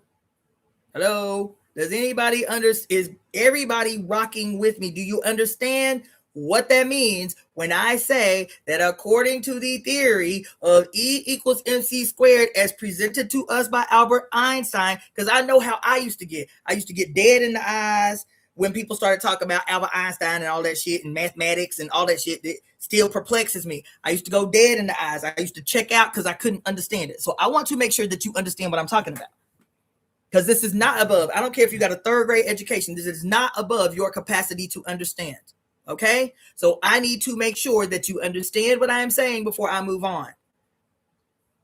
When I am talking to you about yin gives birth to yang, and in exchange, yang moves, invigorates, and stimulates yin, and how your yin flesh, your yin blood would just be sitting there if it didn't have qi and yang moving it through the blood vessels, giving it that energy, moving it through the blood cells, moving the organs, massaging the organs, the peristalsis to force the food down the esophagus through 28 feet of small and large intestines. It's qi that does that. It's yang that does that. You understand what I'm saying? And so Lao Tzu comes up with this about 3,000 years ago, but lo and behold, exactly the same thing. Albert Einstein says that in E equals MC squared, that matter pre-exists. That all energy comes from matter, not the other way around. energy does not give birth to matter. I want you to hear me. I want you to hear me. Energy does not create matter. Energy does not give birth to matter. Energy does not generate matter. All energy needs matter to exist. Why is this important to understand? Because the way that the world has been dichotomized and the understanding has been dichotomized, your ass will hear that. You will be a scientist and you will understand clearly E equals MC squared, and then go to church on Sunday and hear that spirit is higher, spirit is better, spirit is more important, spirit pre-exists, spirit pre-exists before anything was created. You will be a scientist, and I have seen it with my own eyes.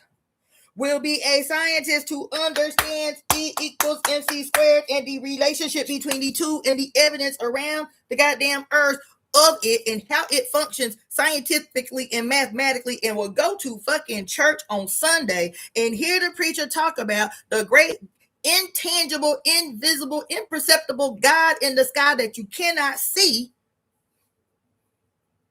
and how his great whiteness existed before everything existed, including the dark. That he created all that there is, though he is imperceptible, unknowable. You understand?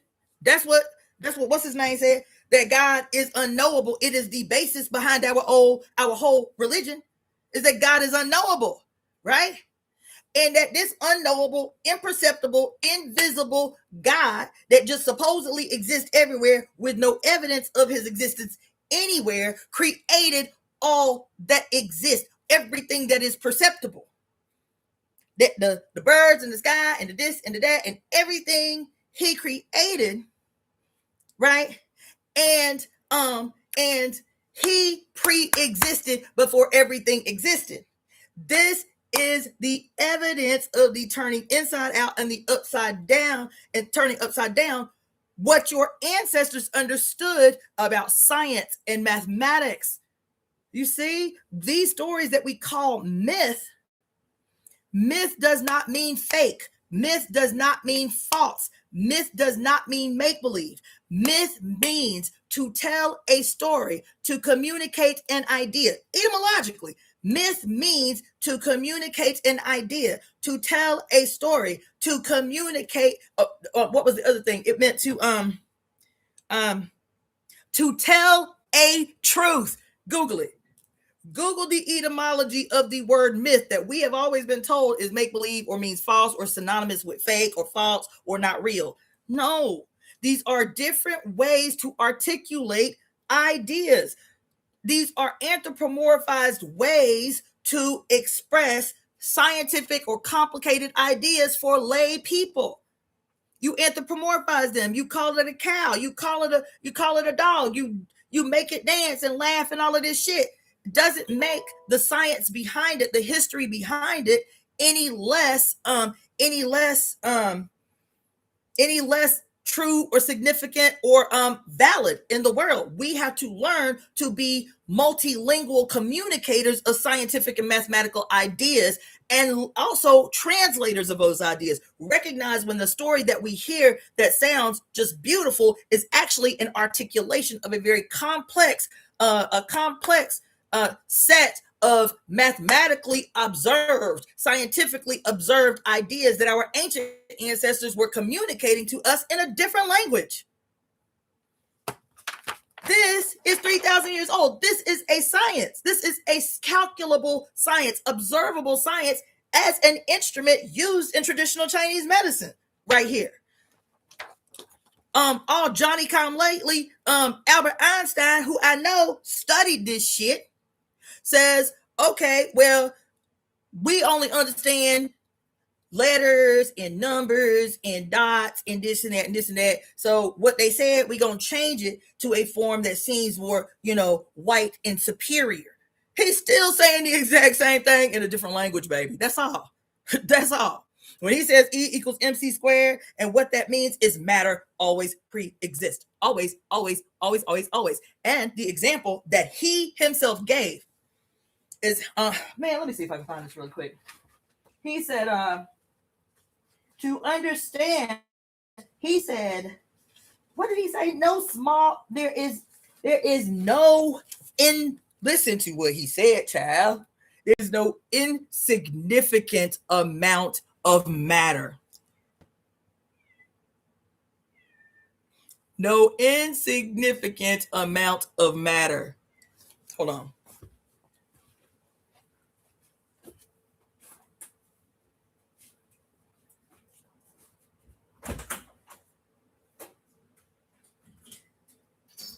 Come on, you could have hit.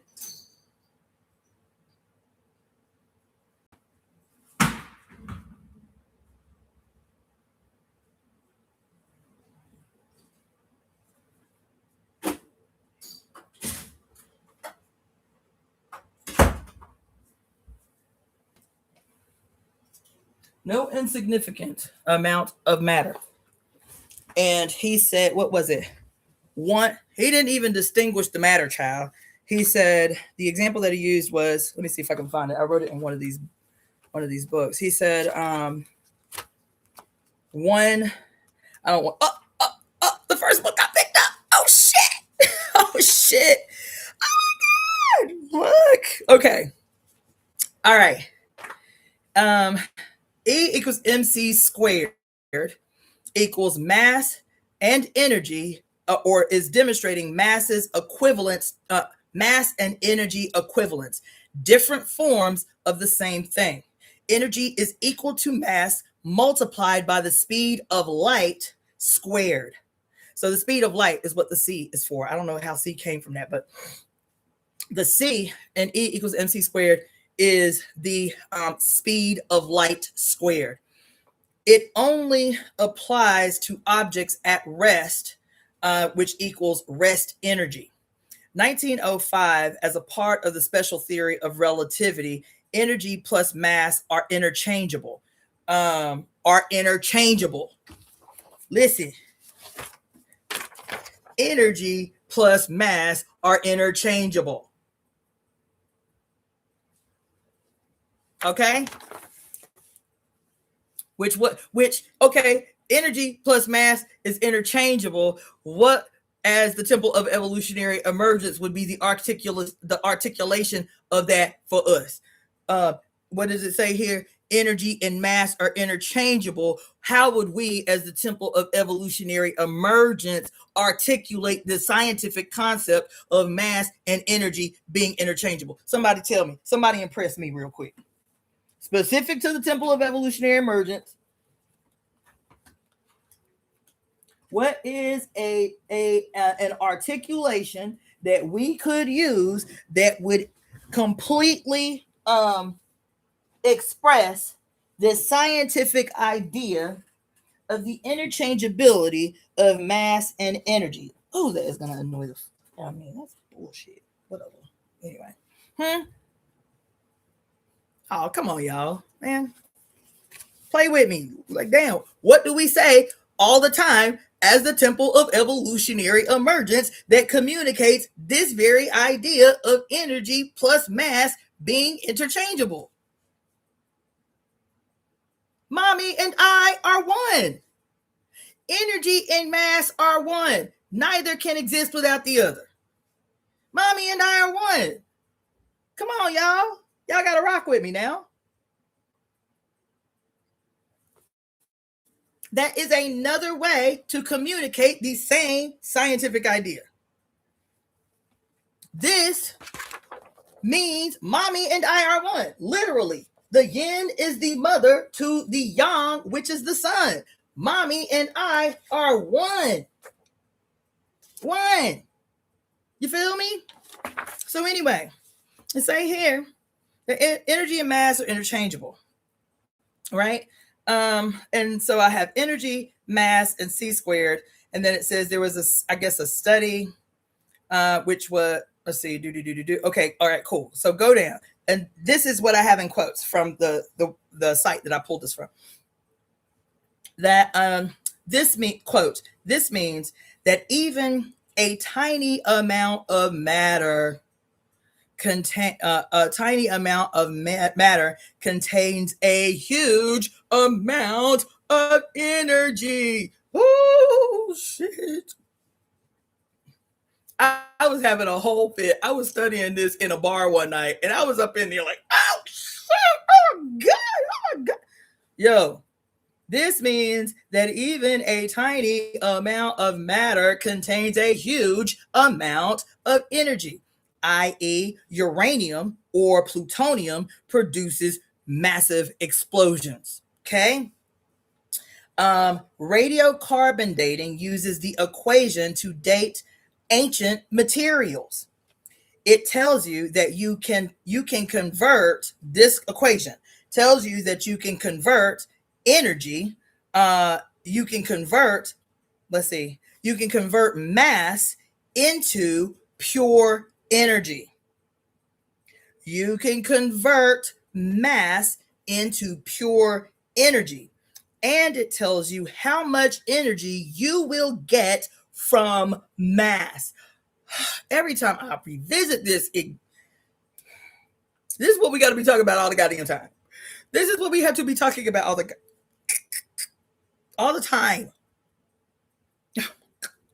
Listen, you can convert mass into pure energy, and this tells you how much energy you will get from that mass. For energy, 1 kilogram, 1 kilogram of mass. It did not distinguish mass, you guys. In this thing that I was reading about this equation, it didn't say mass of this or mass of that, mass of this substance or mass of that. It said you can take 1 kilogram of mass. It says for energy, 1 kilogram of mass converted, from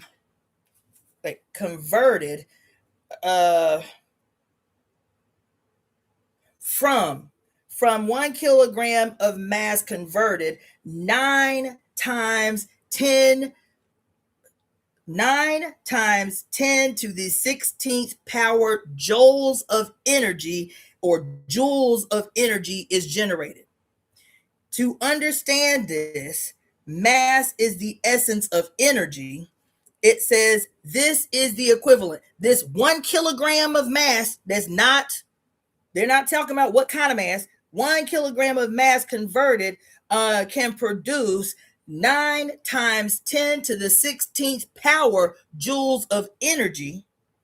This is the equivalent. 1 kilogram of mass converted. This 9 times 10 to the 16th joules of energy is the equivalent of 21 megatons of TNT. Every time I read this, I am fucked up. I don't know if y'all can hear me. I don't know if y'all can hear me. I don't know if y'all rocking with me right now. But every time I read this, I am fucked up. The electromagnetic. This is from The Electromagnetics of Moving Bodies by Albert Einstein.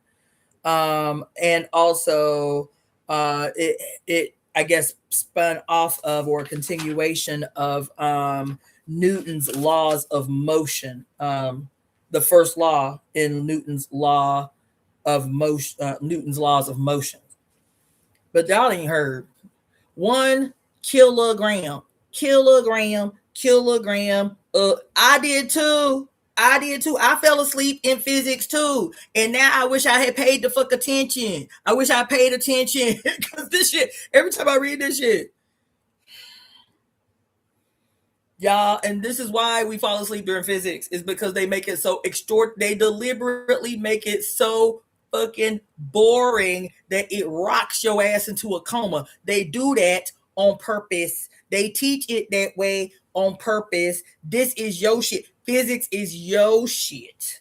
They learned it from you. They learned it from black ass sub-Saharan Africans. They learned it from dark-skinned people in the so-called Mediterranean. They learned it from the dark-skinned people in the Arab nations. They learned it from you and had to do the same thing that they did to your spiritual systems. Flip it upside down, turn it inside out, make it confusing, color it white, and present it back to you. And you like, what the fuck is this? You see? Because this right here stays moving me. He said 1 kilogram of mass converted produces 9 times 10 to the 16th power joules of energy. This is the equivalent from 1 kilogram of mass. This is the equivalent of 21 megatons of TNT. And you can't figure out why your ass is fucked up in the game.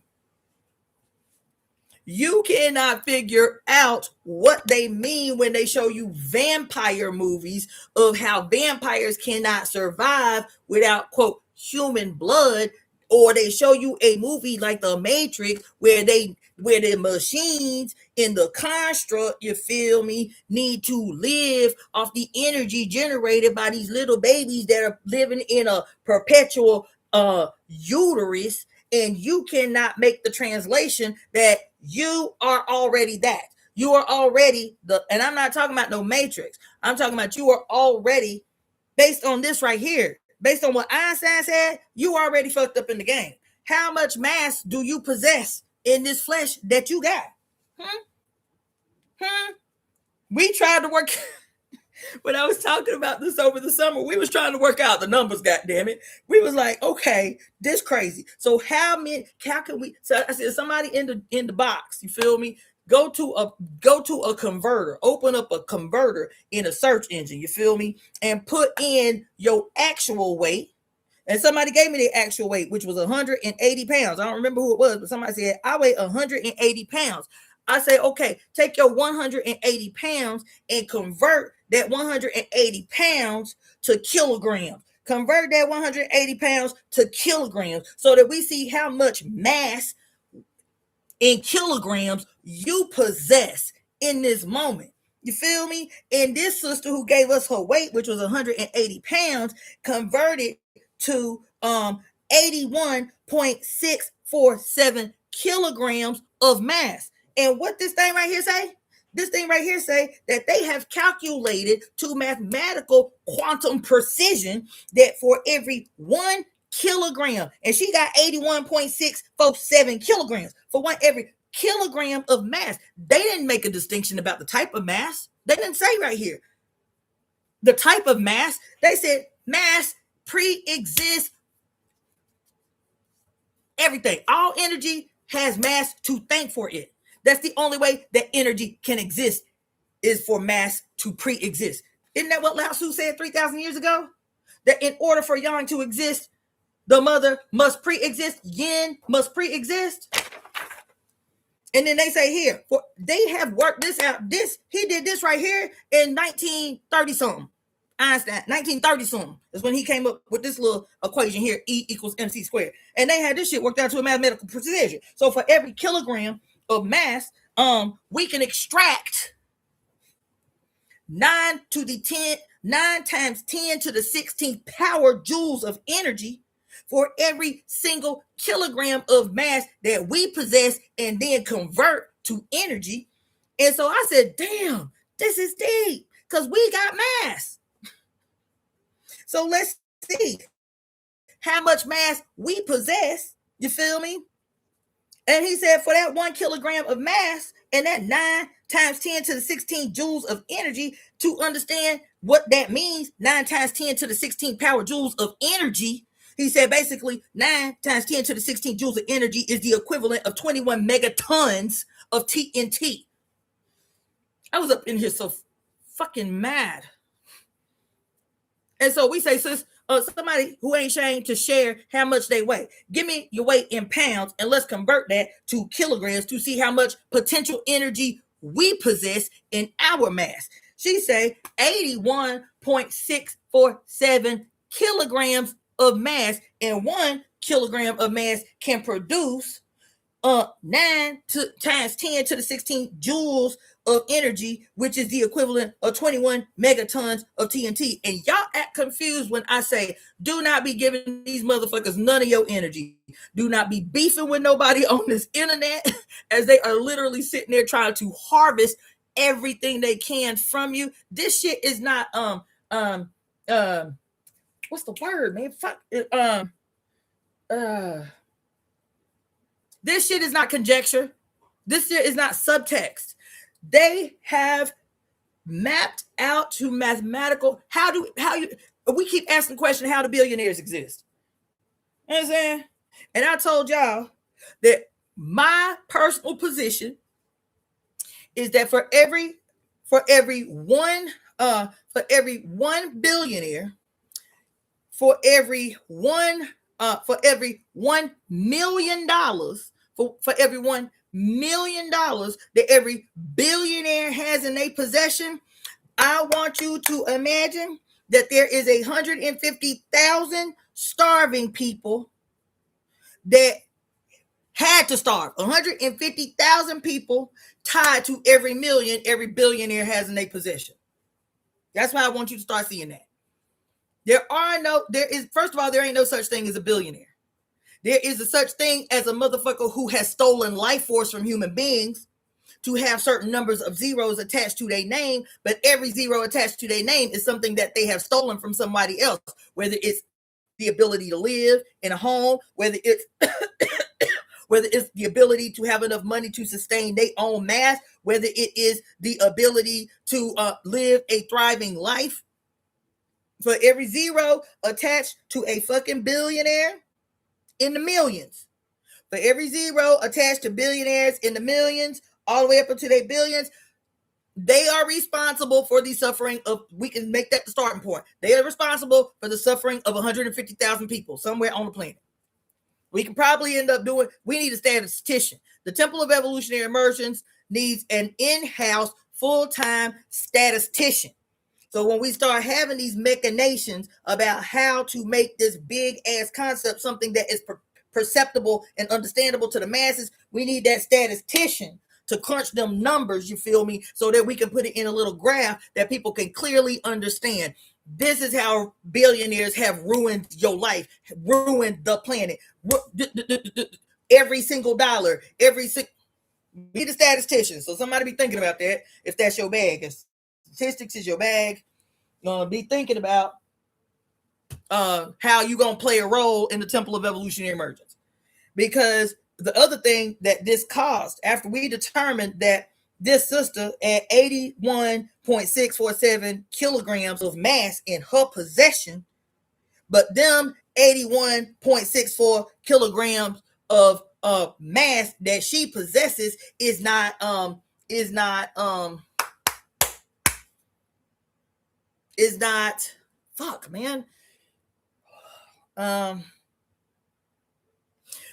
reflected in her life. You see do you understand what I'm saying? Because energy, where these people are concerned, is the equivalent of money. Do you understand? Energy potentiality, mass and energy potential is equated to value.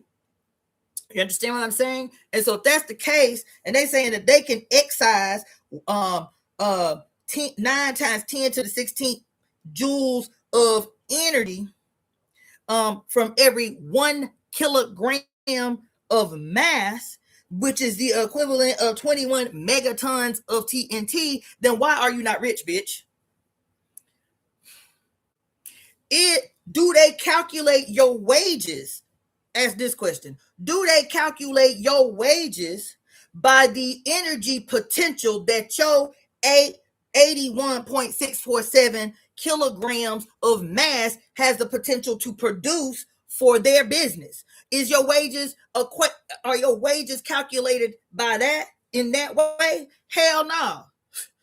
Doesn't mean that your 81.647 kilograms of mass does not still maintain that value potential. It just means you are benefiting from your 81.647 kilograms of mass. It means somebody else is benefiting from your 81.647 kilograms of mass, because your mass is still producing energy for somebody. So you go to a job where your mass, meaning your energy potential to create and generate, is not being factored in how they decide to pay you. No, the ability to exploit that 81.647 kilograms of mass is what is factored into how they're going to pay you.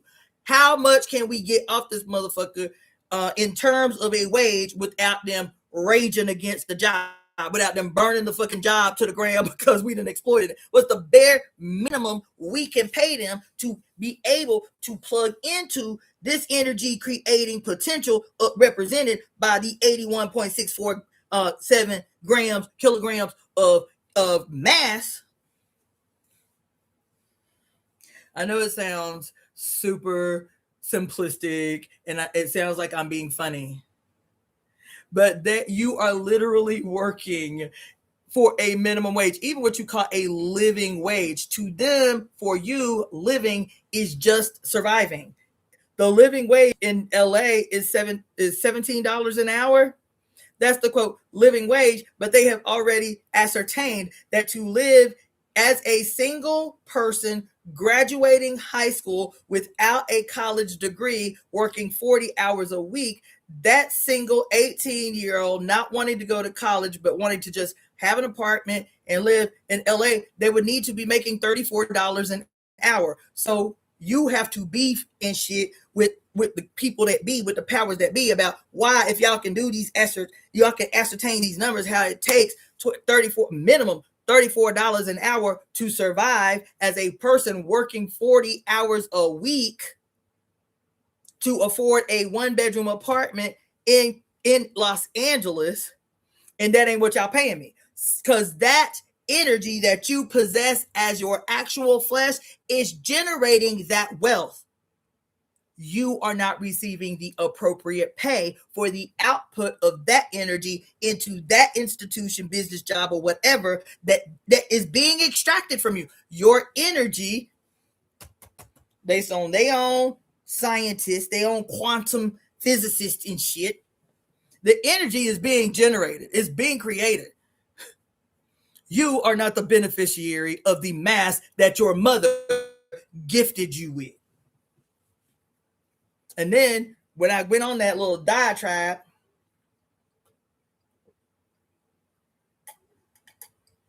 this was over the summer, and I was like, man, this shit had me messed up. It had me outraged. It had me mad that I didn't pay more attention in physics and in mathematics and science and all of that shit, and geometry and all of that shit. Because I'm really sitting here like trying to understand this shit. Oh, the C in E equals MC squared is constant. So speed of light squared is constant. Okay, so anyway, I said, all right, based on this little thing here, right, that we have learned about the energy potential for a single kilogram of mass. I said, I know somebody has done it, so let me just type it in the search engine. How much is how much is one human life worth? Okay.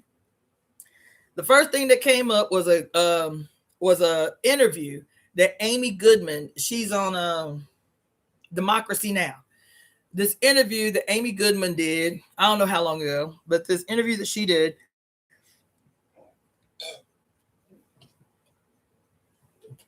excuse me,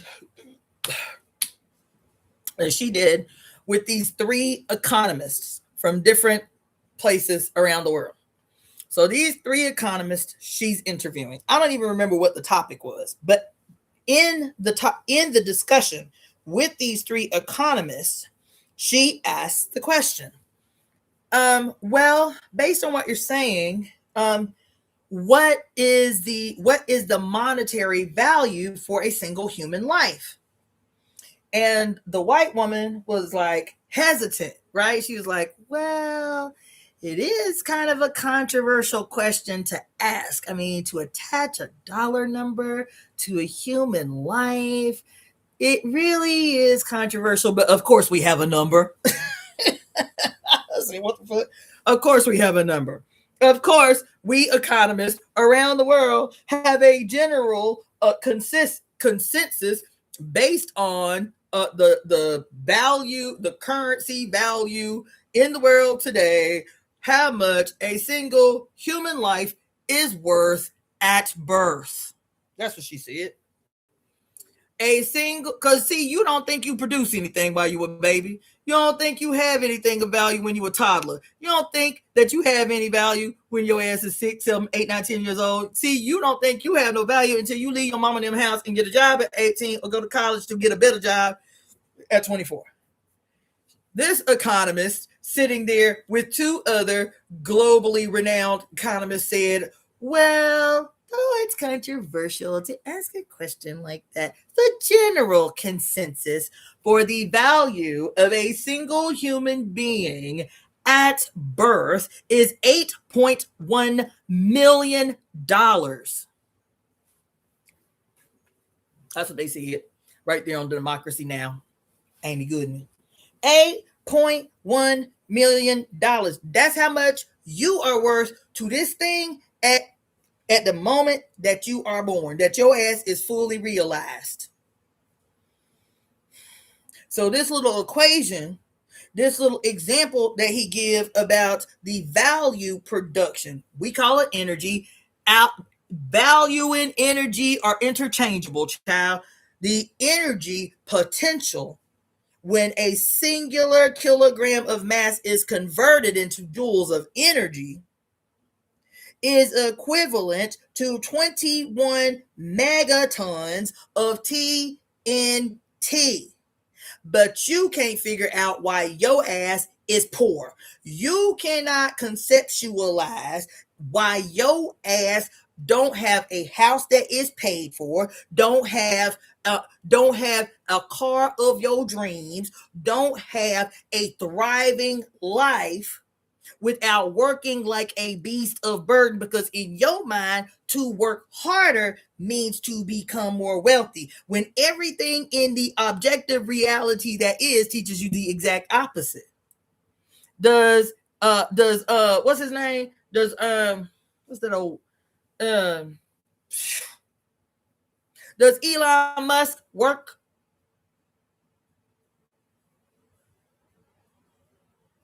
Does Elon Musk labor?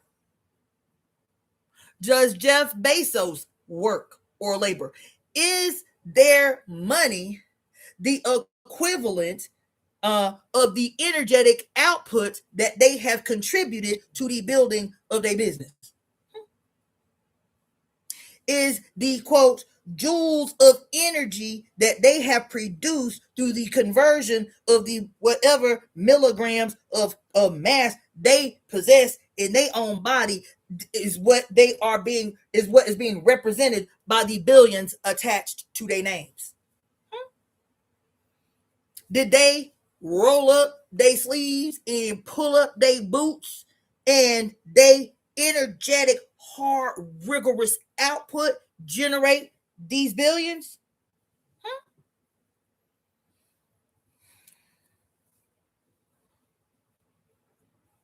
Baby. But I tell you, we have to be talking about everything on earth in a completely opposing way than how it has been taught and communicated to us. Anyway, there it is. Oh, nope, the other one fell out. Ugh, damn it. Anyway, so let's go on. I needed y'all to understand this. The E equals MC squared, the pre-existing mass in order for energy to be produced, the yin as the mother gives birth to yang, her son. This is the presentation of harmonious union of opposites, the two within the one functioning harmoniously. That the only aspect of this that is destructive as presented by Lao Tzu is the yang. The yang is always destructive unless partnered with, anchored by, embraced by, covered by the yin. The yin. If it is excised from the yin, if it is split apart, then you have what happened in 1942, which is the atom bomb. The atom bomb is the example of what happens when the yang is split in half. Split in half. Absolute destruction. It's fission. It's fission. Fission. When you split an atom. This is an atom. This is an atom. This is a universe. This is the metaphorical quark. This is everything. When split apart from itself, it becomes massively destructive. Do you understand? Now, if you can see this as the harmonious union of opposites, there's still two different. What did he say? What did old boy say? What did Einstein say? Hold on. Let me not close that. Let me keep that open. What did Einstein say about this? He said that mass and energy are interchangeable. Mass and energy are interchangeable. They're interchangeable. Do you understand? That the potential for energy always exists in the mother. The generation, the creation, the birth of energy can only come from the mother. Do you understand? All right, cool. Now, the reason that this is important is because this symbol, which is a scientific and a mathematical symbol that may use language you are not accustomed to, like yin and yang and shit. But if you want to change it to Western language, then cool. This is mass and this is energy. Same difference. You feel me? That's why your preacher is a liar. If you go to a church and your ass is a scientist and you understand this scientifically and you understand E equals MC squared scientifically, and you can go to church and praise the Lord and the preacher tell you that God is pre-exists over everything and everything came from God, but God is imperceptible, invisible, non-existent, and he gave birth to everything of substance. This is an absolute perversion of E equals MC squared. What Jesus is trying to tell you, what your church is trying to tell you, what the Buddha is trying to tell you, what Hinduism is trying to tell you, what all of these religions are trying to tell you is that the he existed before the she. That the Father, which does not exist, the Father does not exist. The Father is always, has always been, since the beginning, the Son to the One. That before there was, see, the mother has always existed. The mother is the primordial being, the primordial existence of mass, the primordial presentation of mass. That the mother always existed as the mother first. Everything that came from her becomes subordinate to her. So her giving birth to everything in the universe, her giving birth gave birth to a son first. The son is older than the father, than the concept of the father. I'm not saying to trash your daddy. That's not what I'm saying. That's not science. What I'm saying is that the son came before the father, not the other way around. The son came before the father. Do you understand that the father as a dominating concept, because the concept of the father or the Baba actually pre-exists before the patriarchal concept of the father. The father is a patriarchal construct. The Baba existed long before the concept of the father. You understand what I'm saying? So the son came for all y'all. The son came before all y'all because the son is one with the mother. The son came before all y'all. And then as a social construct among matriarchal societies, you had the social father or the Baba, who was determined by the mother. And then further on down the line, you have this construct that is called the father, who literally, just like you do when you were a little kid, boys do it and girls do it. You know how when you were a little kid, like you 5 or 6 years old, and because your mama is awesome, you want to be like your mama. And so little boys will do it and little girls will do it. But we'll put on our mama high heels. We'll put on one of our mama shirts that come all the way down to our ankles because our mama is our rock star in our eyes when we little babies. And so we do that. My grandson did it. Our little boy babies do that. They try to be like their mamas, right? They try to dress in their mama's clothes. You feel me? Well, the little son gone rogue, we still do not know, because people keep asking me this. I don't know. Maybe it is a subject that one of these days we can spend more time searching once we get through the quagmire that is the urgency of the moment. Everybody keep asking me how the patriarchy start. I don't know. I do not know the answer to that. There are a lot of theories that I accept as scientifically valid for how this slow process began, but there are a plethora of them. I don't discount any of them. I feel like this is something that we should spend some time studying somewhere down the line. But right now we have a planet to restore in crisis mode urgency. Okay, so this discussion that we're having is important. I said I wasn't going to spend this much time on it, but it's important. So here you have the son who is slowly seeing himself as something apart from his mother. This is the burgeoning, the little seed, the little microscopic seed that would grow into the patriarchy that we understand today. Okay, so in the earlier stages, this little baby sees himself as apart from his mother, as something other than his mother. What did Lao Tzu say about the son that is unanchored by the mother? He is destructive. Period. That's it. That's what he said. What is the scientific understanding of this? That if this is an atom, right? This is the electrons and the neutrons and the protons coming together to form a perfect harmonious atom, and that atom is forcefully split in half. This is the origins and the seed of the most destructive bomb weapon that humans have created.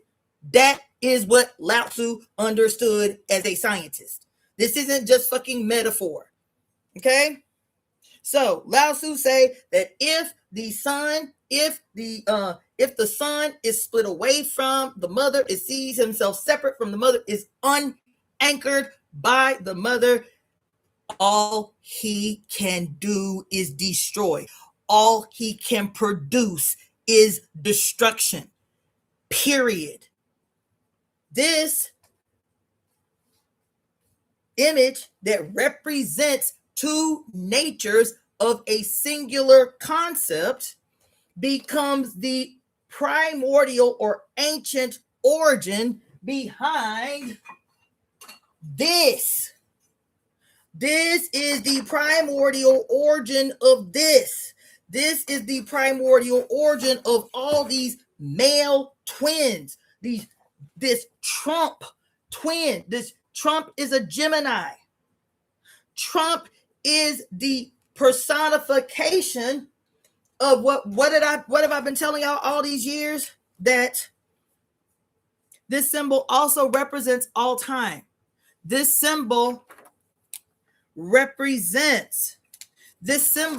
is used to help the ancients understand where they are in a day, where they are in a year. This was a calendar. This was a clock.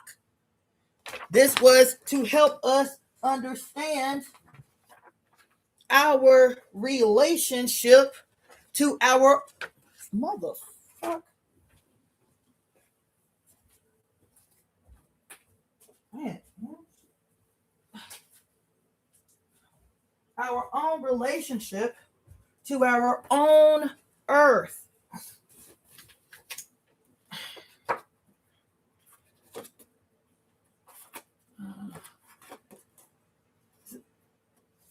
Here it is. To help us. So here is the yin and yang.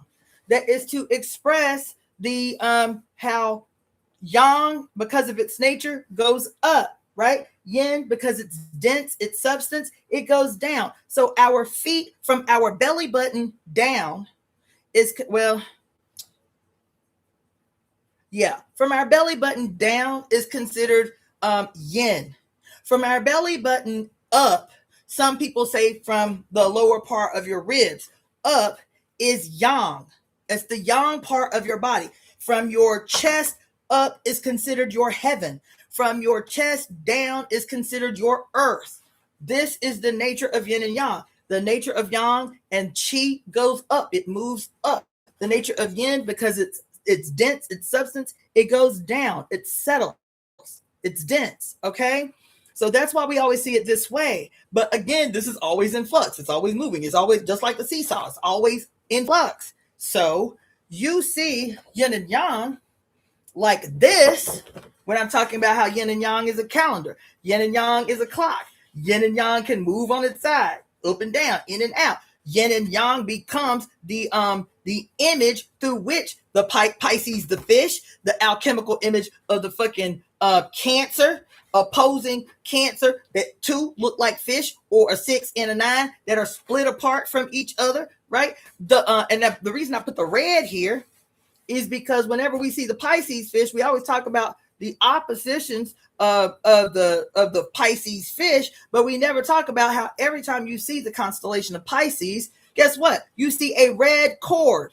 between the two fish. Don't you see that red cord between the two fish every time you see the constellation Pisces? And don't nobody ever talk about the red cord, because Pisces, the fish, is still a personification and an articulation of yin and yang, which is all these dynamics that take place within the singular whole that is female. This is an articulation of that moment where you are in your mama's body as a part of her body, indistinguishable from her body.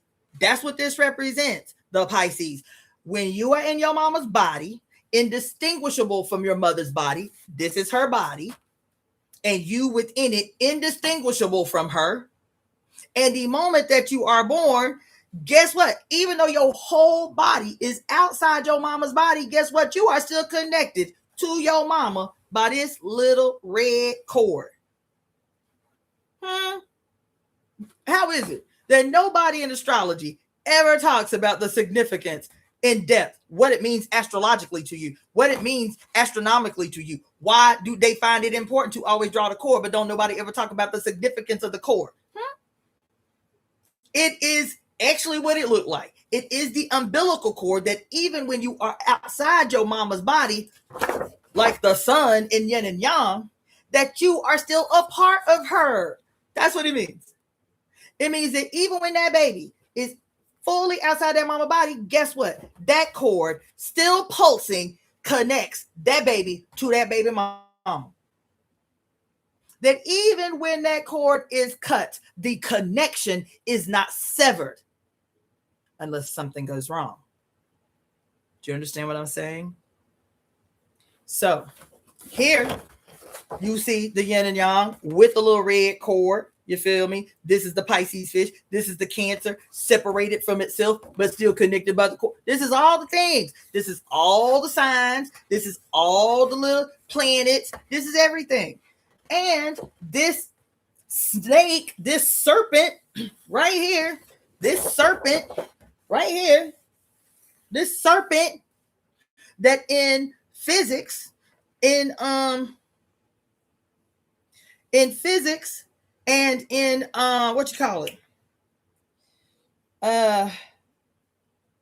in physics and geometry, in algebra, this serpent here, this snake, this S right here that separates the yin and the yang.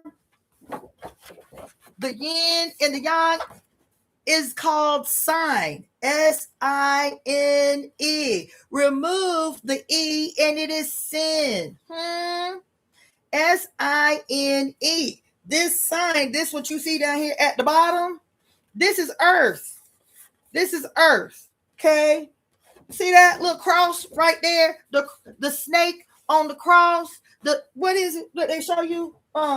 When Moses had the little T-rod and the singular serpent around the TY, and you think this shit is literal and in the Bible?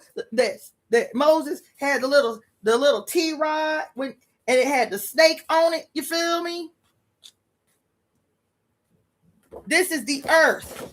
That T rod with the serpent on it is the earth, and how the earth moving around, wobbling around on its axis, moves in and out of each season. This is SINE. It's little serpentine wobble through the seasons. So you see here, you have the Tropic of Cancer and the Tropic of Capricorn. And of course, we didn't pay no attention to that in school because we were like, what the fuck is the Tropic of Capricorn and Cancer, and why that matter to me? Because we are taught not to learn, look straight ahead at what the earth is and our relationship to it, and how everything that is an articulate. First of all, let me just say this. I was telling y'all earlier about the dude who talks about how all religions are the deification of culture. All religions are the deification of culture. All religions are the deification of culture. And I love that idea. So the more simple you can understand culture, the more everything will come out. You'll see everything that has been hidden. And so if all religions are simply the deification of culture, rock with me. If all religions, all spirituality is the deification of culture, what's the oldest culture?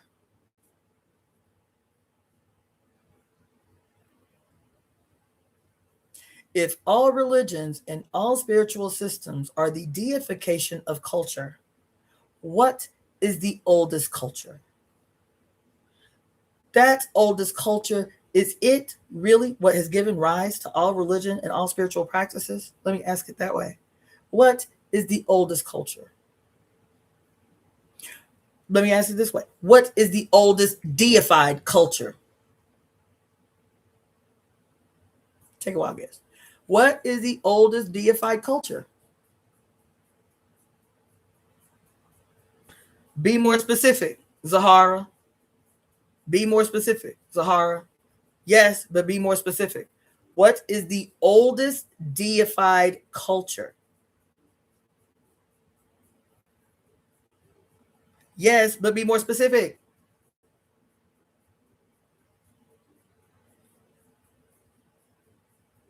Come on, Zahara, you didn't put it out there. Be more specific. Y'all act like I'm asking y'all hard questions. I promise I'm not the teacher trying to trip y'all up or ask y'all trick questions. I'm never going to be that teacher. I'm trying to make it as simple and plain as possible. If all religions and all spiritual systems are the deification of culture, what is the oldest culture? In fact, what is the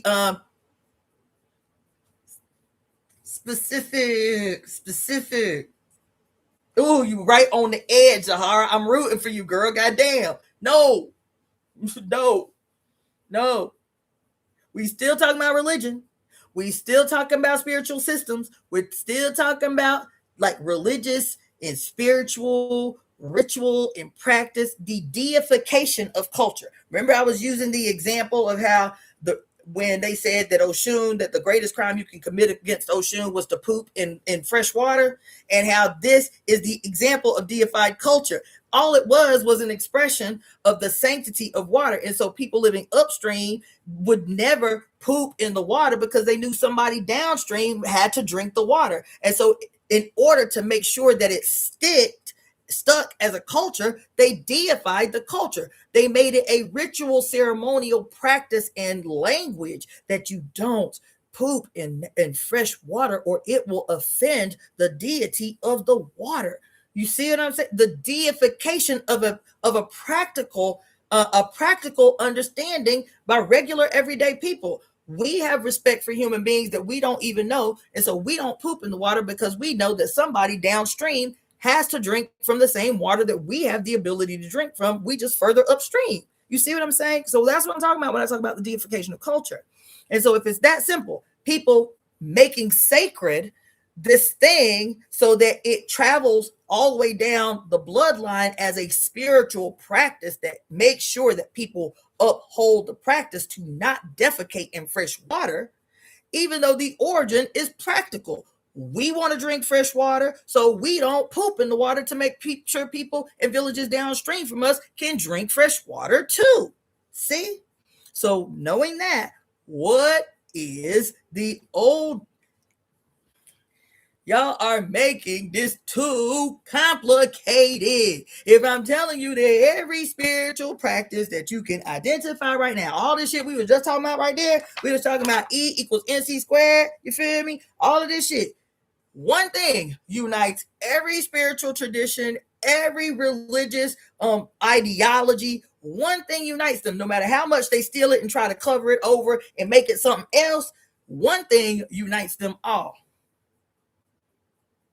What they perceived as the miracle of childbirth, which actually came before the miracle of lunar menstruation. Those are the two miracles through which every spiritual system, every spiritual ideology, every religious institution is based on, trying to replicate the magic and the majesty of childbirth and bleeding with no wound, or bleeding rhythmically with our singular satellite, the moon. That's it. And you can see it everywhere, everywhere, everywhere.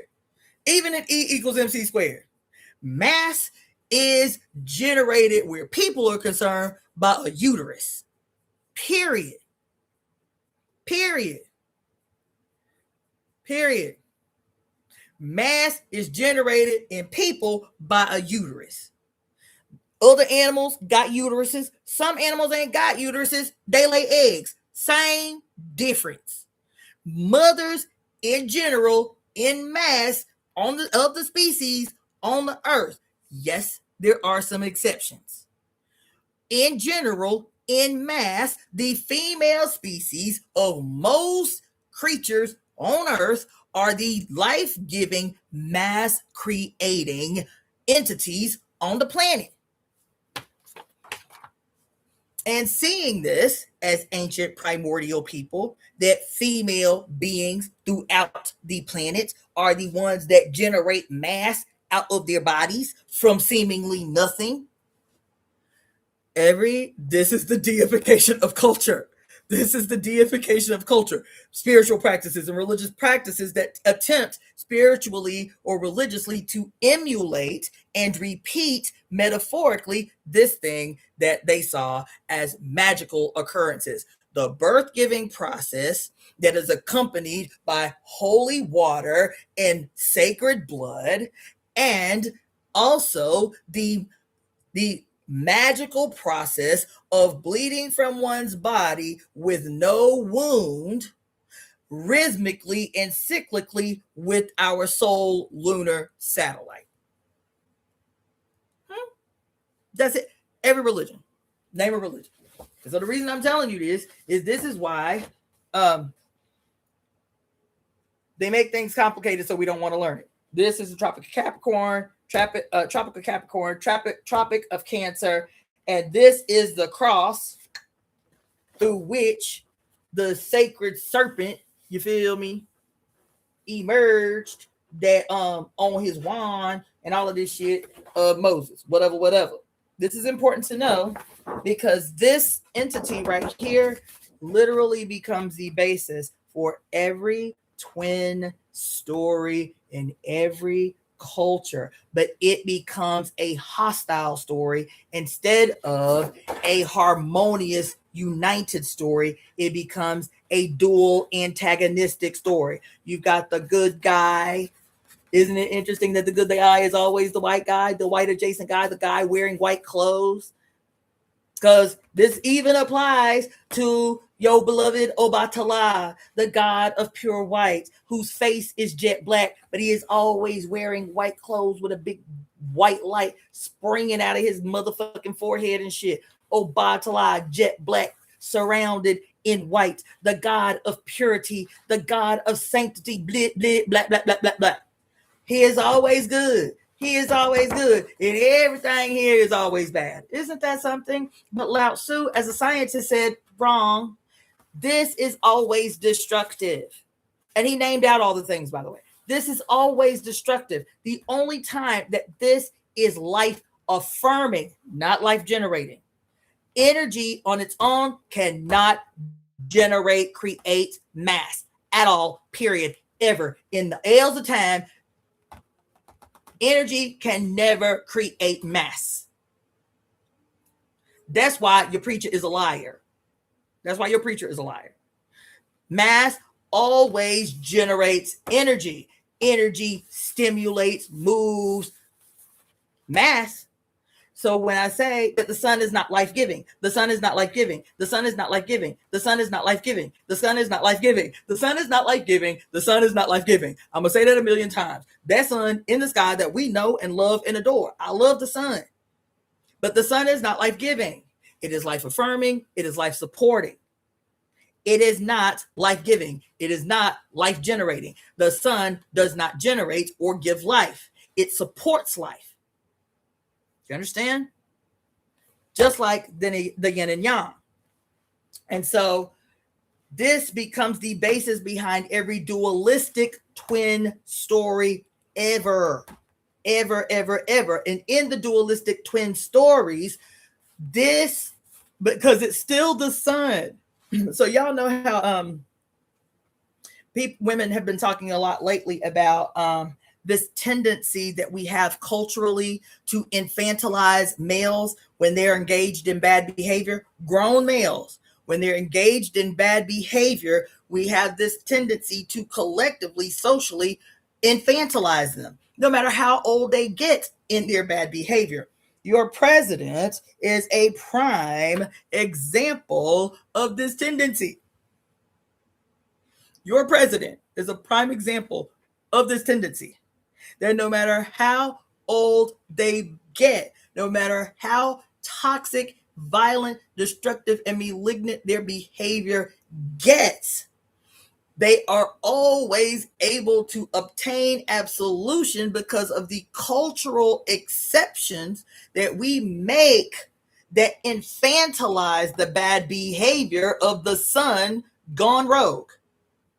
So everywhere, all the time, we see the sun gone rogue in his destructive nature, and we will attempt to lessen the severity of the destruction that he generates, because in our cultural, maybe ancient mind, we still understand that he is the youngest. Do you know that if all of the scientists and the anthropologists and the archaeologists are correct in their assessment about how the skin colors evolved based on our relationship to the environment and our proximity to the sun, that the youngest person on earth, the youngest people on earth, the youngest person on earth is the white male.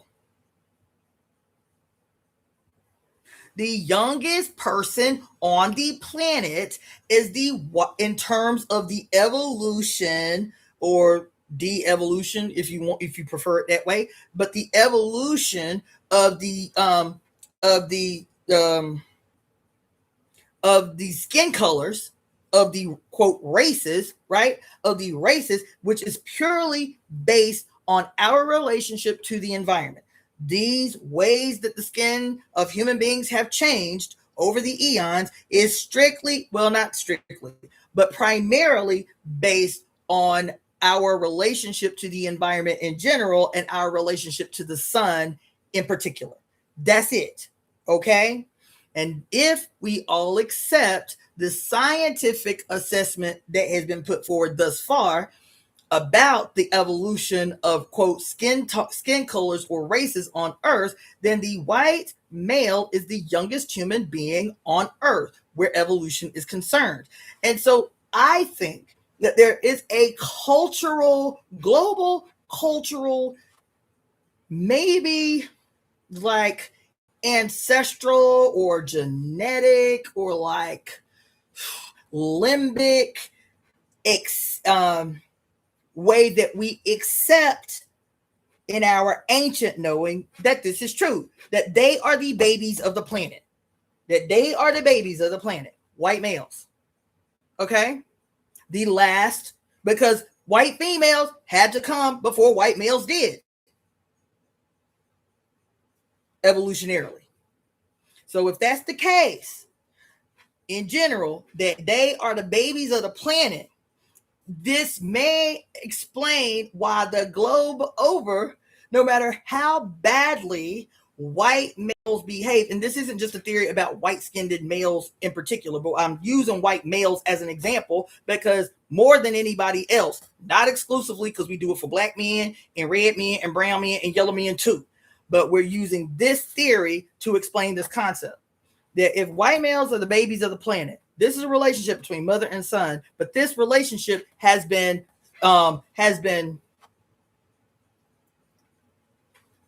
dissected, dichotomized, right? So the baby is completely severed from its relationship and its knowing and its sameness to the mother. And we can accept that as the baby, I'm talking about yin yang as a theory, all right, that the bad behavior of white males around the planet. And when I say bad behavior, I'm talking about violently destructive behavior that we always equate with white males and their uncontested, unchecked power on Earth. It's always destructive. Using this theory to explain this, the other thing that we do is no matter how violent, no matter how destructive, no matter how malignant, when confronted with the quote bad behavior of white males, what do we mostly do around the world? We infantilize these males. We do collectively infantilize these males. And there's a million ways that I can tell you how we do that shit. There's a million ways how I can tell you we collectively just accept that white boys gonna do what they do. Boys gonna be boys. 80-something years old and we'll still say boys gonna be boys. Right? Well, he just sowing his wild oats. He don't really know no better. You feel me? Boys just gonna be boys. Boys tinkering with their toys, and they toys is nuclear fucking weapons. They toys, is bulldozers breaking into goddamn fucking gas veins and gas lines that's gonna pollute the water source for native people. Boys just gonna be boys playing with their toys. Boys just love guns. What you gonna do? As they run to and fro, massacring people in goddamn schools and movie theaters and the like. Well, I mean, we gotta think about what his childhood must have been like for him to do something like that. He must have had a terrible childhood to do something like that. Bless his heart. As he eats human beings and stores them in his freezer. He must have had a real terrible childhood. What would make somebody do something like that? You feel me? Let's get him a cheeseburger on the way to the jail. Let's get him a Happy Meal. Dennis Wolf, as he goes and shoots up a whole church of black people. Hey, he is just a child. Let's go get him a Happy Meal. The pigs went and got him a Happy Meal on the way to the jail. This is yin yang theory playing itself out in the real world. We are living in the age of the sun gone rogue. What did Lao Tzu say 3,000 years ago? That the son cut away from himself. Who is himself? His mama. Why? Because mommy and I are one. There ain't no getting away from this. You can try as you may. White boy, men around the world of every color, you can try as you may to get away from your mama, but you cannot get away from yourself. Why? What did I say an hour ago? You males, every male born, even though you have body parts that identify the world to you that you are male, your ass is still female, bitch. Your flesh is still female. Your blood, your bones, your organs, your squishy parts, your body fat. And if you want the mother to prove to you how female you are, let us get into a crisis situation in the world. And there have been cases of it already. Let us get into a serious crisis situation in the world. And some babies are born, but every time the baby born, the mama die. And so there's a whole community where as soon as the baby born, the mama die. But there are all these babies and there are all these men and there ain't no baby formula. Do you know, without the scenario that I'm giving you, do you know that there have been instances around the world where in extraordinary environmental situations where the babies would not live without milk, males will lactate. Males will lactate. What am I saying? Males will produce milk in a crisis because they are a part of the mother's ever emerging evolutionary response to changes in the environment. And you are a part of the environment, and you are born from a female with the capacity in a crisis to preserve life if the existence of the species is challenged. There have already been instances, countless instances of males lactating in the absence of a female to produce milk.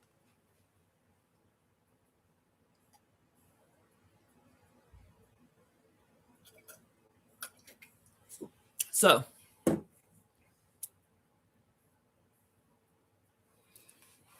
that's an interesting question. The alchemist poet. That's a really, really interesting question, as a matter of fact. I've been going off, man. I can see some of these, a lot of these questions are good as hell. Do dead people produce energy too? Absolutely, 10,000 fucking %. Dead people still mass, ain't they? Dead people still mass, ain't they? Let me put it like this. You say, do dead people produce energy too? Ask yourself this. Do dead chickens produce energy? Do dead cows produce energy? Do dead plants produce energy? Like I said, Mr. Einstein here didn't make a distinction about the type of mass. Therefore, to further add, about the state of the mass. He says mass can be converted to energy. Mass can be converted to energy. So I hope that answered your question. You eat chicken, why? Because the amino acids in the protein-rich parts of the chicken can be broken down to give you the amino acids that you need to build your muscles. So yes, is the answer to your question. Yes. And it's actually a better question. I don't want to get that deep though. But yes, that's a great question. Thank you so much for that. And then somebody said, the alchemist poet said, is AI potentially the next evolutionary step after white males? Let me just say, because that's such a good ass question. Somebody else up here says, Zahara says, y'all was going in on these comment sections. My bad. My bad. Hold on. Let me catch up on some of these comments. Zuhara says, all hail the darkness in this motherfucker. Yes. Wait a minute. Wait until y'all go see this new Be Loud video, though. Y'all are not ready. Wait until y'all see this new Be Loud video. Ooh. When I tell you, y'all saw me last night. I was down. I was real down. I was real down last night, y'all. After I get up off here, because I'm hype right now. But after I get off of here and I start thinking about the urgency of my life, I might be down all over again. But after I saw that Be Loud video, I was turned. I was turned. After I'm doing this live, I'm turned. I still got life. There's life and hard. But for right now, I'm turned. You feel me? Yes. All hail the goddamn darkness up in this motherfucker. Yes. The red line between the fish is a wavelength. Yes, I accept that. What's after white males, though? Laugh out loud. or evolution stops there? Such a good question. But evolution has many forms. That form may look deficient, or that form may look robust. You heard? I hope you heard. Evolution doesn't always mean more. It means efficient. It means effective. It means the best of. Do you understand? So, my personal position is that white-skinned people need to be making some adjustments to their behavior within the one if they want to remain. Because the earth, and there has been evidence of it, the earth will make evolutionary adjustments in crisis that may not feel comfortable to you. In crisis, the earth will make evolutionary adjustments. For example, the study I was telling y'all about some years ago, maybe the 1970s or 80s, maybe it was the 80s. I want to find this study. I want to find this paper. But basically, the short version of the story was they were trying to understand why the female to male birth rate was so skewed to the rest of the world, right?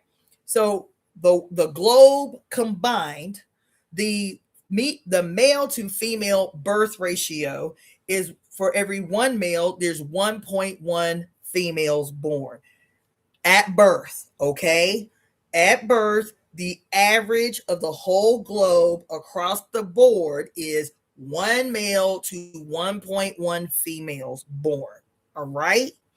This will vary from place to place very minusculely, depending upon a bunch of factors, depending upon economic factors. Economic factors because places where women have better access to resources and work and education, the birth rate typically will be a little less than third world countries where women do not have access to education and their own source of income. Therefore, they don't have access to adequate birth control. So in so-called third world countries, the birth rate typically will be a little more than the global average. But in Congo, at the height of conflict in the 80s, I want to say it was the 80s. Don't quote me on that. But in the 80s, so still between, quote, first world countries and third world countries, you were only looking at a male to female birth ratio difference of about 1 female to every 1 male, or 1 female to every 1.1. 1 male to every 1.1 females, the global average, to someplace in the third world being 1 male to 2 females. Not a huge deviation, but a deviation based primarily on environmental and economic, educational factors. Okay, but Congo, at the same time that the study was being done, the male to female birth ratio in Congo at the height of conflict was 1 male to every 12 females. 1 male born to 12 females born.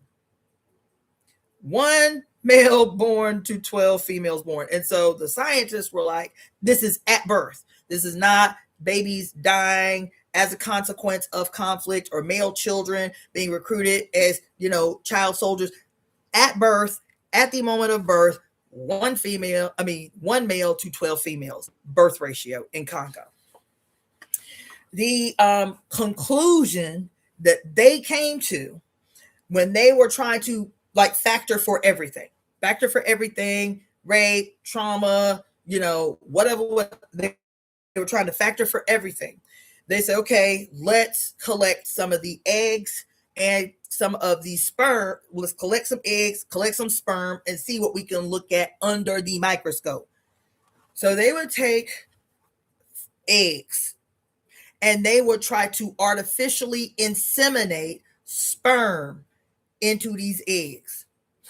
And what their conclusion was that females under a perpetual state of high level fear, stress, and anxiety indicative of warfare, that because the war in Congo had been so prolonged and consistent, it wasn't like typical war that's brief, a brief apex of violence and then a tapering off, that because the conflict in Congo had been so long standing and consistent over many, many, many years, that the females were developing a protective coating on their eggs. And whenever a Y-bearing sperm would attempt to penetrate the egg, if it was successful, the protective shield around the egg was rejecting Y-bearing sperm, bitches. This shit is incredible. The fucking shield, the protective shield that the women were developing on their eggs was rejecting Y-bearing sperm. When the scientists attempted to force the Y-bearing sperm into these new eggs, these shielded eggs, the fucking sperm would, the sperm that penetrated would die right away. So insemination was impossible.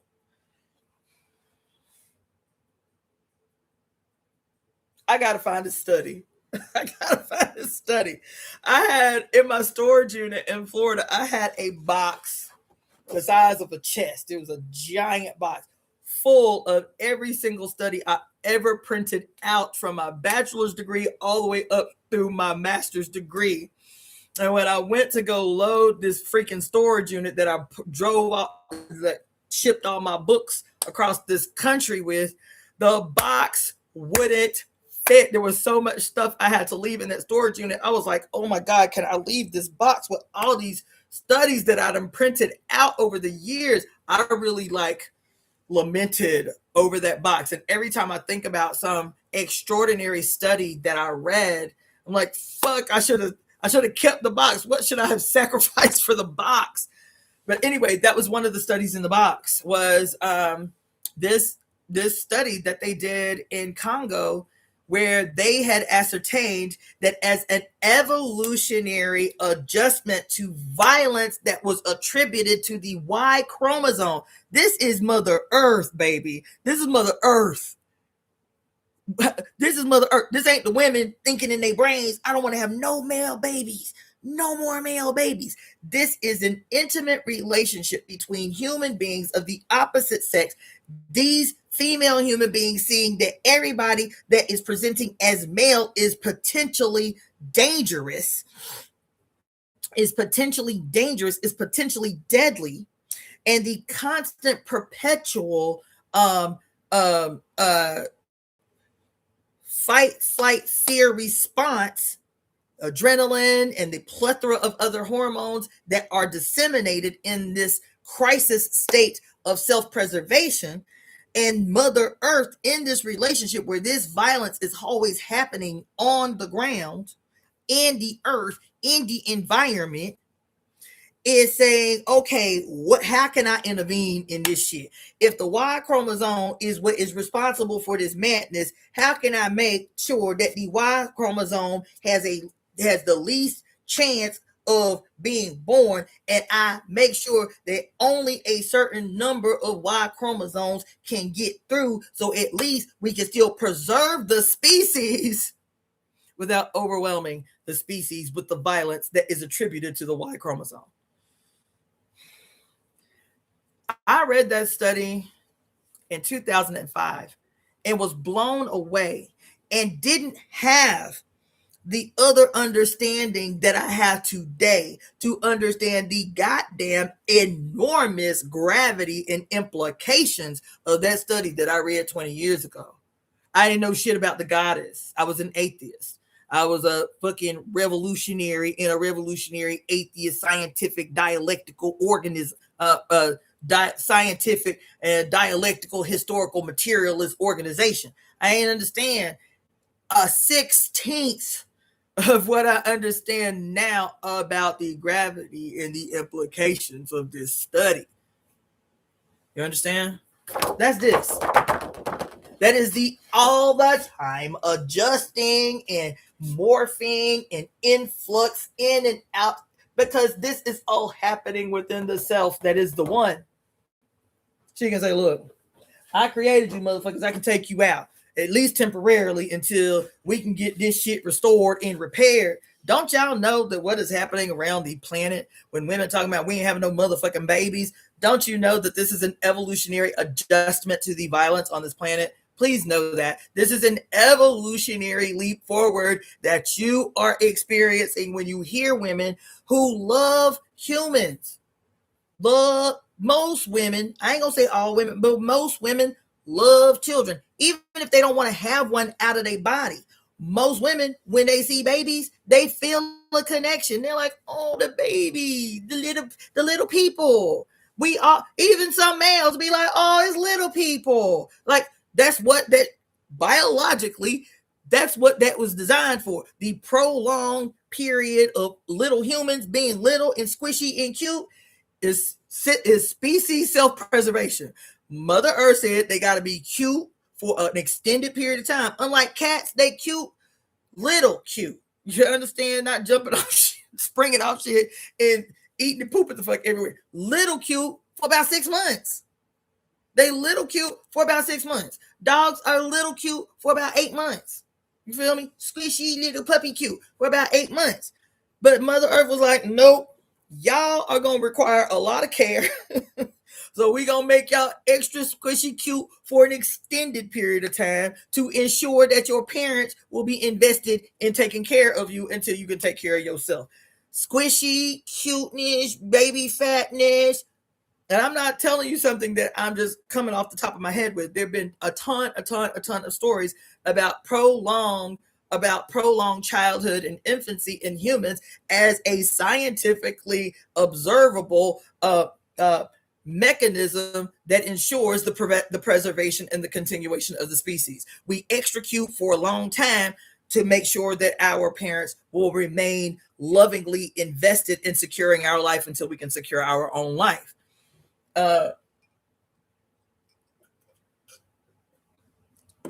So anywho, here we are again, 4th day in a fucking row. But this was important. This little overview and review of the yin and yang and the harmony of opposites, as opposed to the antagonistic duel of the opposites, the splitting of the atom, the splitting of the sun away from the mother, the son seeing himself as something other and opposing to the mother, and the son cut away from himself is always destructive. I reference it a lot because it was only in hindsight that it made, I was like, these motherfuckers been studying Chinese medicine. These motherfuckers been trying to study Chinese medicine. Because when Killmonger in Black Panther says, as an excuse for his malignant behavior around the world, he says what? He says what Lao Tzu said 3,000 years ago, bitch. That's what he said. What he said is what Lao Tzu said 3,000 years ago. He says that the child cut away from the village or cast out from the village will burn it down to feel its warmth. This is a verbatim expression of the son cut away from the mother is always destructive. Always destructive. Always destructive. That's why I be saying men cannot come to any good conclusions on their own. On their own, it can't happen, boo. I'm sorry. It's the nature of this setup. You have to be one with the mother. Who is the mother? So listen to what I'm saying. Males cannot come to good conclusions on their own. However, if they tap into the divine mother that is them, that is within them, that they are made of. Some of y'all uncomfortable with that. And I'm talking about you women. Some of y'all are uncomfortable with that. Some of y'all are uncomfortable with that. Because I've had women fight me about saying that in the Temple of Evolutionary Emergence, I want to have a doula and a midwife school up in the temple, and I want males to be able to be to be mentees to the birthing process, and females up in here was like, we gotta go back to gatekeeping that and keeping that a secret. Secrets was I'm convinced the secrets what's got us in this mess. If the male, if the son gone rogue, has turned away from the mother, has split himself away from the mother, I have a sneaking suspicion that, and some of us ain't gonna be comfortable with this assessment. I'm not comfortable with it, but I am a scientist before I am anything. So when people be talking about how the patriarchy start, where the patriarchy began, I have a sneaking suspicion that's not far-fetched. If all is within the one, then I have to believe, I have to accept, let me say it like that. I have to accept that there is some seed. There is some seed, whether it's a miscommunication, whether it's a hurt feeling, something began as a seemingly ever subtle seed that caused the son over time to turn his back on, to turn away from, to envy, to hate his mother. We have to accept that if everything happens within the one, and I accept that we have to say, not that the behavior is justifiable. Remember that whole thing I talked about y'all about last Monday about blame and the difference between blame and justice, the difference between blame and absolution. Remember that we can release blame because blame does impact us and our decisions in the future. We can relinquish, we can purge, we can release ourselves of blame and still have the expectation of holding the aggressor against us accountable for their actions. Those things can happen at the same time. So for me to relinquish blame is not the same as that bullshitting ass patriarchal morality called absolute blind forgiveness. That ain't no shit I'm on. That ain't no shit I'm on. You feel me? And all things are not equal either. All things are not equal. So I can accept the possibility that thousands and thousands and thousands and thousands of years ago, that there was something that happened that males were secretly resentful of, and that collective resentment became the seed that gave rise to patriarchy, that something that they mama did, that something that the egalitarian society of women did to the males that made them resentful.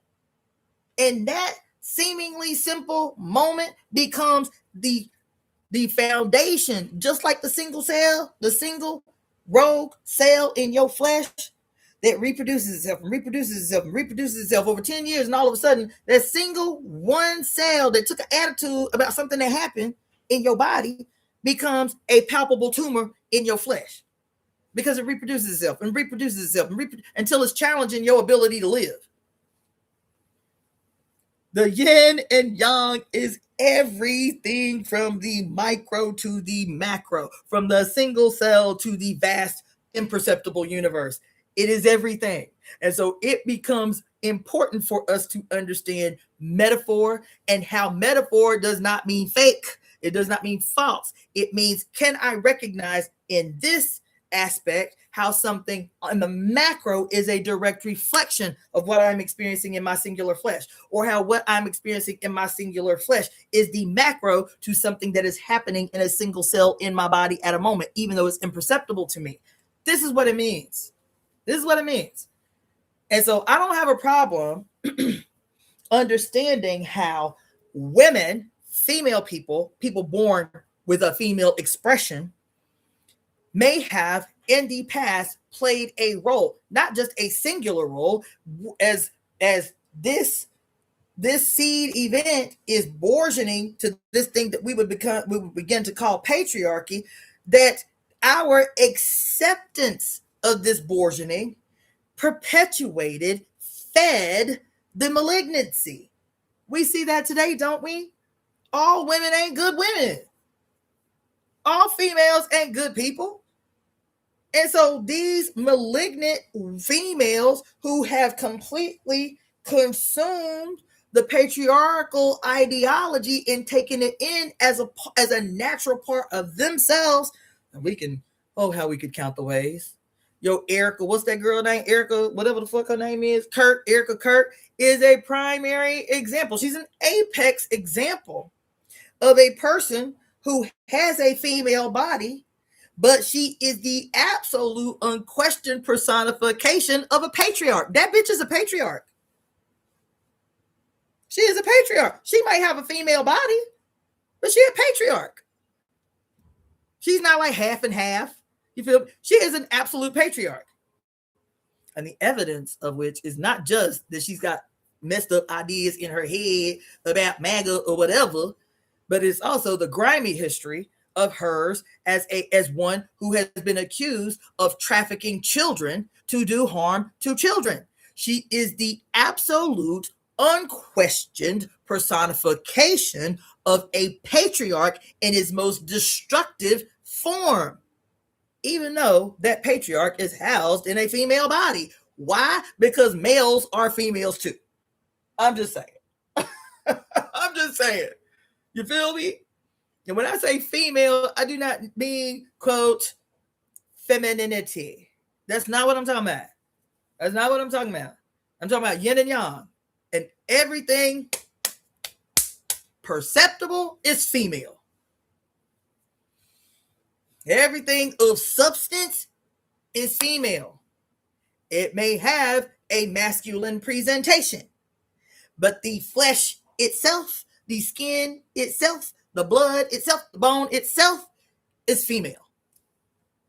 The chi within it is male or masculine.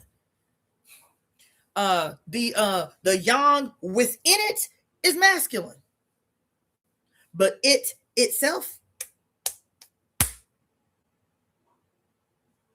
is feminine. Not only is it feminine, the evidence that it is feminine, the evidence that it is yin, the evidence that it is female is that when your ass take a bullet, you are going to die, male. Or when a bullet flies from a gun and hits you in the heart, your ass is gonna die. However, energy cannot be destroyed. You see? Energy cannot be destroyed, only transformed. Energy that is generated by mass, energy cannot be destroyed. That's why Lao Tzu said that the destructive nature of yang, what does it destroy? This is what Lao Tzu said. Lao Tzu said that when yang is split apart from yin, split apart from the mother, it is always destructive. But it can only destroy yin. It can only destroy yin. Fire cannot destroy fire. That's where you get that misquote. You can't fight fire with fire. That's a misquote. That's a misquote. Fire cannot destroy fire. All right.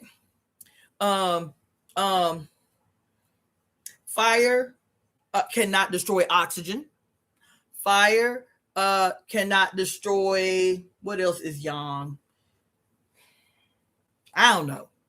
But yang cannot destroy yang. Yang is big. It's boundless. It has no boundaries. It has no boundaries. Yang's nature is that it is boundless. Ooh, that's such a perfect entry into this discussion about Saturn. God fucking damn. Yang has no boundaries. When I say that yang is imperceptible in the same way that yin is perceptible.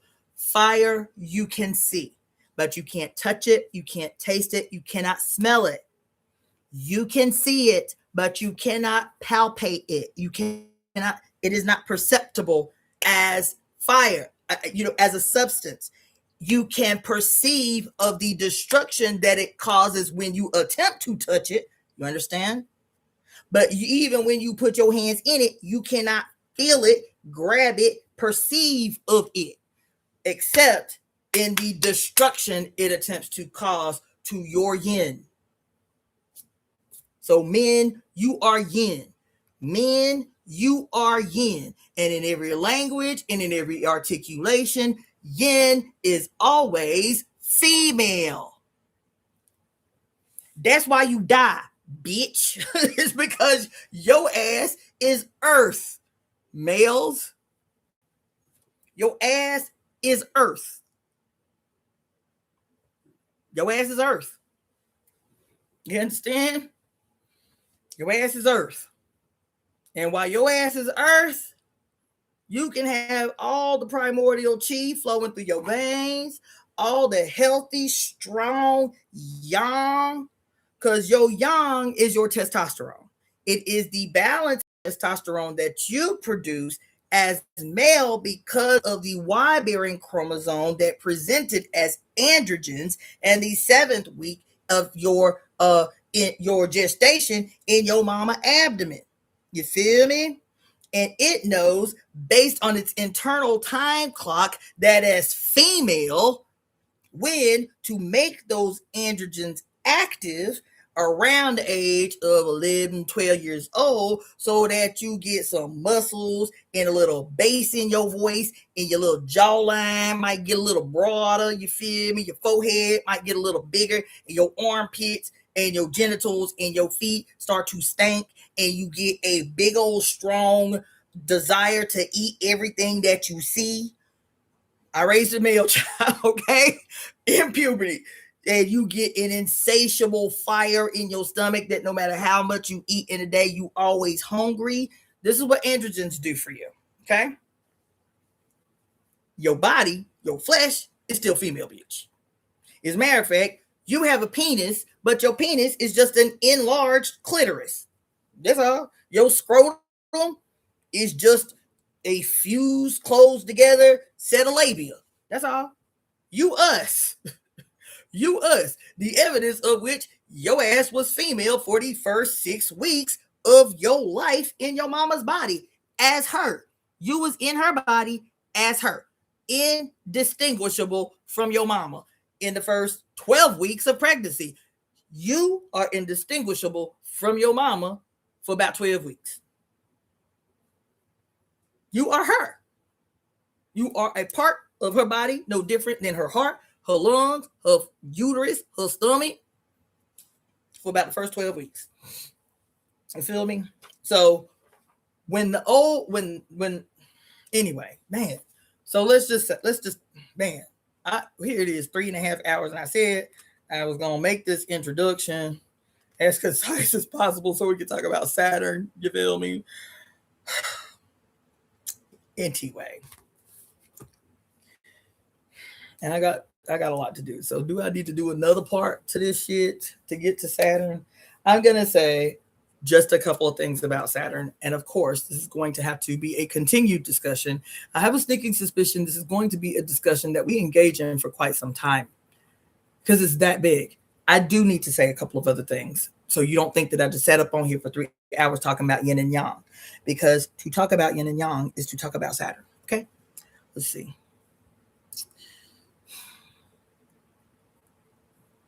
Oh, I wanted to answer this question at least a little bit. Damn, y'all are going ham in this damn section.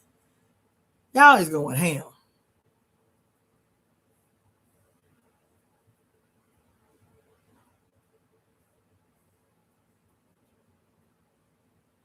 Y'all going ham.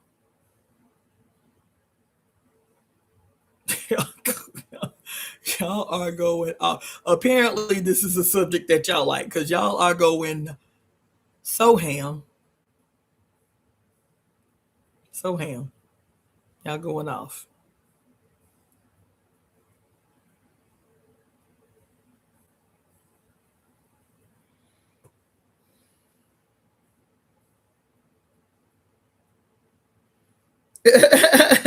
Thank you, Royal. You talking about my hair look cute. I was just sitting here before I got up on here like, do I need to put a hat on or something?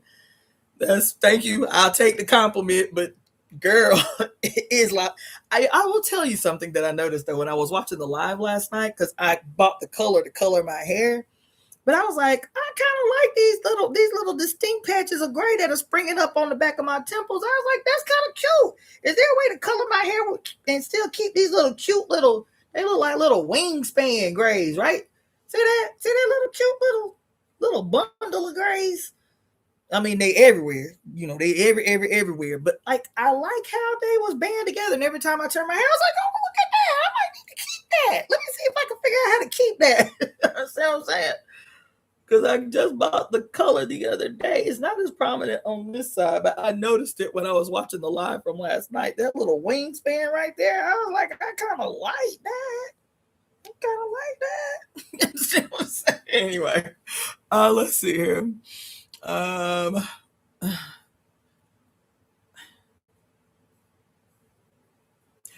Oh, thank you, Royal. That's great. She said fire cannot destroy. Well, you know, it depends on what you call destroy, because fire destroys. That's what it does. What we would call destroy, fire in this example would become a catalyst for its evaporation. So fire becomes the catalyst for the destruction of water in its perceptible substantial form. Do you see what I'm saying? Now, water as energy will transform to a gaseous state. So it's not technically destroyed, like out of existence, but it is transformed from a perceptible state to an imperceptible state. It's evaporated. It has become gas. It's gone to its gaseous form. So even when we talk about destruction, because when a tree is burnt up by fire, we recognize that tree is destroyed by the fire. Is the tree just completely gone out of existence? Nope. The tree is not gone out of existence just because the fire destroyed its form as a living, thriving tree. That tree, and a lot of the time, guess what? That fire that has destroyed that tree, sometimes the ancient indigenous people would deliberately what? Destroy the fire, well, destroy the brush, not the tree. Destroy the brush and burn the trees to get what? To get them nutrients from the ashes that are left from the destroyed tree. So even though we say destroyed, because we recognize destruction as I'm talking about it, okay, in yin and yang theory. I like the fact that you asked that, by the way. I like that, or that you made that statement, because nothing, the way we understand it, ceases to exist. It changes form. It doesn't cease to exist. So even if it becomes ash, it doesn't cease to exist. You see? It still exists in a radically different form as yin.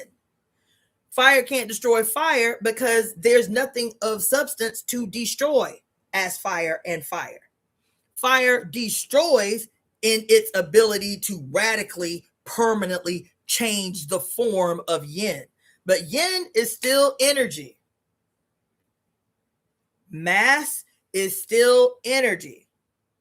It is energy in a substantial form. So it doesn't cease to exist. We don't cease to exist as flesh, as a material form. We change form, whether we are, what do you call it? What do you call it? I swear. Cremated. Whether we are cremated or whether we are buried in a box so that the earth can't get to us, which is problematic, by the way, which is the peak personification of patriarchal arrogance, by the way. That's a diatribe for another day. But do not let your people them bury you in no motherfucking box where the earth cannot get to you. Don't do that. That is the peak personification of patriarchal arrogance and simultaneous patriarchal hatred of the earth. Please do not do that. Please do not. Please, if you can, please do not let your family cremate your body. Please don't do that. Please don't do that. It is the peak personification, literally in fire, of your hatred for the earth, your hatred for the mother, to be able to become a part of the earth, the mother's body and her process. It is the peak expression of patriarchal hatred for the earth, to me. Anyway, what was I saying?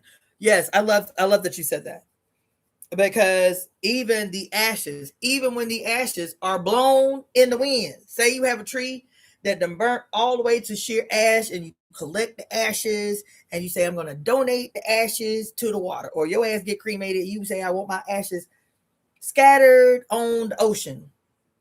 Did that flesh that existed cease to exist? No. It still exists. It forever exists in the material realm. It forever exists. That tree forever exists. Even if it becomes paper, the tree still exists. There's no scenario where something that is material, that has material form, ceases to exist. Now, we say destruction because it can be destroyed in our frame of thinking, like burning down a motherfucking rainforest. That's destruction. That is harmful to the whole. Its changing of form is harmful to the whole. You see? So that's what I mean by destruction. It is harmful in its destructive ability. But it doesn't mean that just because it's fire, or just because it's oxygen, or just because it's an explosion, that the material form ceases to exist, even though the material form is radically changed and may not be able to perform its functions the same way that it did when it was in the certain form. Feel me? Okay. But I love that. I love that intervention. And the other thing I'll say about this, fire cannot destroy water, because the fire of the sun is literally drying up aquifers around the world. That's part of the reason that people are mad in Iran as we speak, is because hole in ozone layers, the desertification, the failure to plant trees to make sure that the whole Krebs cycle is nice and reciprocal and all of this shit. The fire of the sun, which is destructive. The sun is destructive. The sun is destructive. The sun is destructive. Okay? The sun is destructive. And the only thing that makes the sun life affirming and life supportive for us is this big old giant bowl that we live in called the atmosphere, which is the mother's breath, which is fucking water. It's gaseous water. That's what we breathe in. It's gaseous water. It's oxygen molecules with two little hydrogen bonds on the bottom called H2O. Okay? That's what we breathe in. Okay? So that's the only reason that the sun has not destroyed us. That is the only reason that people are talking about global warming and the hole in this water tank that we live in, and how this water tank that is there to protect us has been compromised by our behaviors, particularly of the giving off of CO2 into this atmosphere, creating a hole that would allow the destructive rays of the sun to come in. The sun is always destructive. The sun is destructive. The sun is destructive. Okay? There you go. And so the fiery rays of the destructive sun prolonged in places, you feel me, can cause, along with other activities that are solely the fault of human beings, causes desertification. And part of the process of desertification is to murder the trees by consuming all of the water in the trees, all of the moisture in the trees, and killing the trees and absorbing into the atmosphere all of the water that's why you have whole, especially in the Middle East. Remember they showed that damn place, I guess it used to be an ocean or like a sea, and it's horrifying. The entire thing is dried the fuck up, and so all you see are ships in the desert that had sunk when there was a whole sea there. That shit is terrifying. To see giant, massive ships on desert beds where they had sunk at the bottom of these seas that used to exist. And ain't nobody giving pause about this bullshit. This is the impact of the sun gone rogue on the earth. Because the sun gone rogue is destructive. The reason that I am saying this is because your religion and your spiritual systems and your spirituality and your fucking guru and your goddamn Buddhist monks and everybody around you is saying, pray for the light. Pray for more light. Pray for more light. Pray for more light. Light, light, light, light, light, light, light, light, light, light, light, light, light, light. Light as a concept, light as represented by the sun apart from himself. Noon, high noon at the desert, the most light that you can get, and everything dark is evil and should be avoided at all costs. So when you meditate, see the light. When you go to bed, see the light. Light, light, light, light, light, light, light, light, light, light, light, light, light. And so when I see a video by Bilal talking about, and he's running through the desert, I have always called this period in human history what? The age of the desert, or the age of the sun gone rogue. I'm teaching a workshop right now. We're doing the last one next Friday on the Matrix. And in the Matrix, and I never even remembered it until we started doing this Matrix deep dive, that at the very beginning, Morpheus says, when he shows Neo what the world looks like today, and he's sitting on the little red chair in the midst of this chaos created by the sun gone rogue, he says, welcome to the desert of the real. That's what he said. That's why all of these fraternities, all of these secret societies have these rituals that include, quote, this journey through the desert, this journey through the desert, this journey through the desert. This shit, in my estimation, I don't have any information to back this up, but this is me as the scientist piecing esoteric shit together, and how the desert is an ongoing theme and how it relates to yin-yang theory. I have a sneaking suspicion that all of these rituals there are movies galore where you see this ritual being played out in real time and you think it's just a film.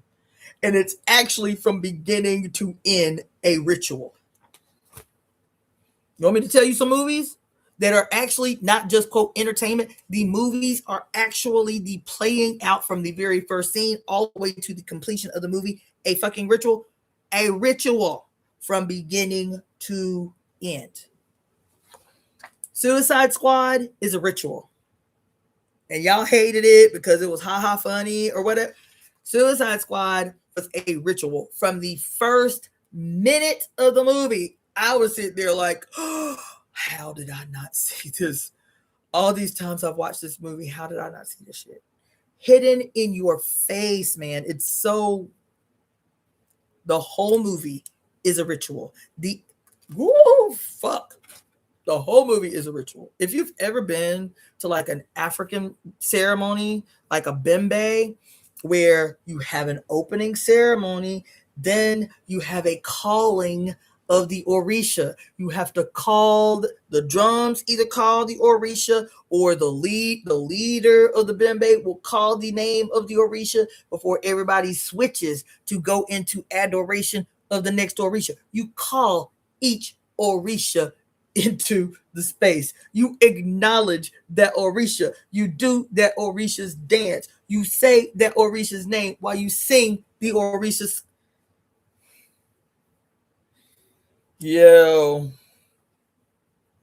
Probably more than any movie I can think of right off the top of my head, Suicide Squad that starred Will Smith is an outright actual stereotypical ritual played out as film, from the introduction of characters. And who is the first character that you are introduced to in this movie. You are introduced to the twins who are the 2-in-1. Will Smith's character is the first person that you are introduced to as the master of ceremony. He is a legba in this movie. He is a legba and a shoe. In this movie, he is the first face that you see. He is the first person that you are, quote, introduced to. And it's not my imagination. His symbol, a legba, a shoe, as the owner of the crossroads that represents the cross, a legba, a shoe. Will Smith's character is a hitman. Will Smith's character is a hitman who wears a cross on his eye as the target because his name is Deadshot. He has a cross on his eye. And if you don't think that's enough, because that's the target, right? The cross on his eye. His outfit is red and black, just like a legba, aka a shoe. His whole outfit is red and black. If you don't think that's enough to convince you that his character is the master of ceremony, for which you must acknowledge before anybody else can come into the ceremony, a legba, a shoe. If you don't think that's enough, he has on his collar, this motherfucker is a hitman killing people for money, right? And on his collar of red and black, written in all white around his collar, he says, I am the way and the light. This is a shoe. The 2-in-1. But now the 2-in-1 is not the mother and the son. It is the baby and the trickster. It is the good guy and the bad guy. It is a shoe as the baby who you must appease, and it is a shoe as the trickster, the evil who will be playing games on you. It might be little games, or it might be I cut your lights off. This is the same thing. This is the bastardization of the harmonious relationship between mother and son turned into the two-faced good cop, bad cop. Ulterior motives. You see what I'm saying? It's the bastardization of the mother's understanding to become something that is sinister in two different faces. Jesus and the devil. Jesus, who is destructive. Jesus and the devil. Lucifer, Satan, the whore of Babylon, the Leviathan, the snake, the serpent, This is your story everywhere, every way, every personification. But as opposed to it being the harmonious, loving union of opposites, now it is the sinister trick face. This is the actual trick face because you think this is the savior who is destructive. You think this is the savior who literally represents the destructive light of the sun. Ra was destructive. Ra was destructive. Ra represented the destructive light of the desert. Ra was destructive. Jesus is destructive. Why? Because Jesus requires the destruction of your flesh for salvation. Doesn't he? Asceticism, martyrdom, self-punishment, the justification of crimes against the flesh. That's why this dominating is why rape is okay in this society. This dominating is why nobody has outcried in one voice against the 8.5 million babies that disappeared off the planet last year. This, because anything that destroys the body, upholds this. This is okay with the destruction of the flesh because it is cut apart from itself. It represents the actual destructive light of the sun when the sun does not have a filter through which it comes through. That's why all these billionaires are like, fuck the hole in the ozone layer. fuck the fresh water. Shit. Let's kill some of the people who call themselves water protectors. Because this is the age that we are in. This is the age that we are in. the age of utmost yang, the age of unbridled, utmost destructive yang. This is high noon in the desert with no yin present. This is the sun completely successfully cut away from his self. Everything falls in line. And so in this movie, there is a ritual, Suicide Squad, Eshu, the two-faced, Janus, the two-faced.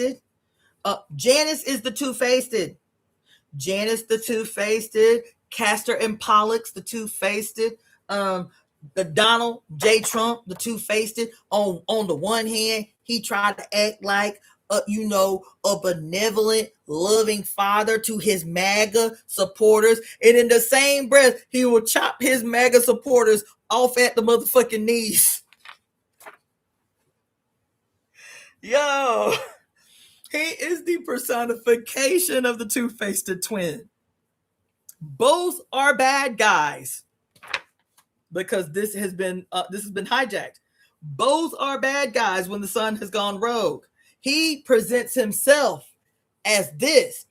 He, the Father God, becomes this. He has his good face and his bad face. He has his nice side and his evil side. But you don't call it evil, you call it his punishing aspect. You have the Old Testament, the God that was just like justifying genocide to and fro, chanting down the walls of Jericho and wiping out civilizations into Sodom and Gomorrah. This is the Old Testament. This is the New Testament. The hippie Jesus who just love you and he wears sandals and he be breaking off the fish so everybody can eat and shit. Meanwhile, their objectives are the same. He is leading in this scenario because he done hijacked everything that is this and made this him too. See, this him too. You feel me? Because the mother has been completely disappeared from the scenario. This him too. And so we see it ain't like it was in the Old Testament. That's why Jesus had to come so that we could get to know the love of God, because we couldn't really, it was hard to love God back in the Old Testament because he was doing some diabolical shit. You know what I'm saying? He was doing some real diabolical shit. He believed some diabolical shit. You feel me? Like he believed in slavery and making little girls marry old ass men and shit. And so Jesus had to come, you feel me, and make everything right and loving and wholesome and peaceful. And he had to suffer for us all. Not only did he, the primordial God that it was knowing what the jig was anyway, have to come here and show us how to live, but he had to be the chief demonstrator of how you must suffer and how you must die. He came here to be the primordial architect to demonstrate to you the kind of suffering and the kind of death that he needed you to be willing to take into yourself to become to rejoin him in some mythological heaven. This is diabolically monstrous. Oh my God.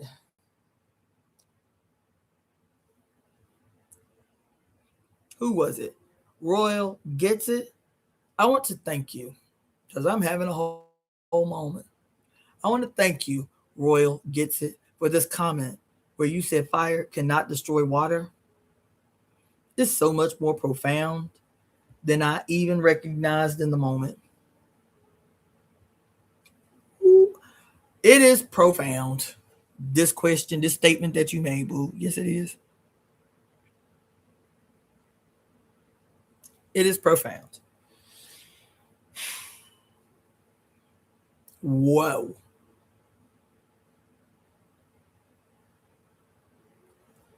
Whoa.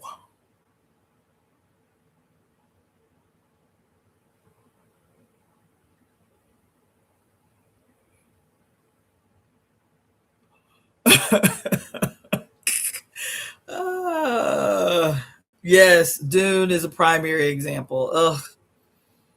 Dune. Yeah, we could probably do a whole deep dive on Dune. Because Dune, I don't want to get into it.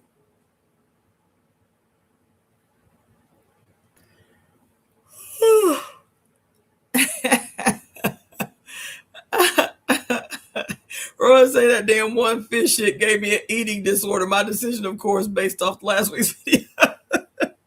Anyway, every time you see any archetype that is a twin archetype, Donald Trump is this archetype in the moment.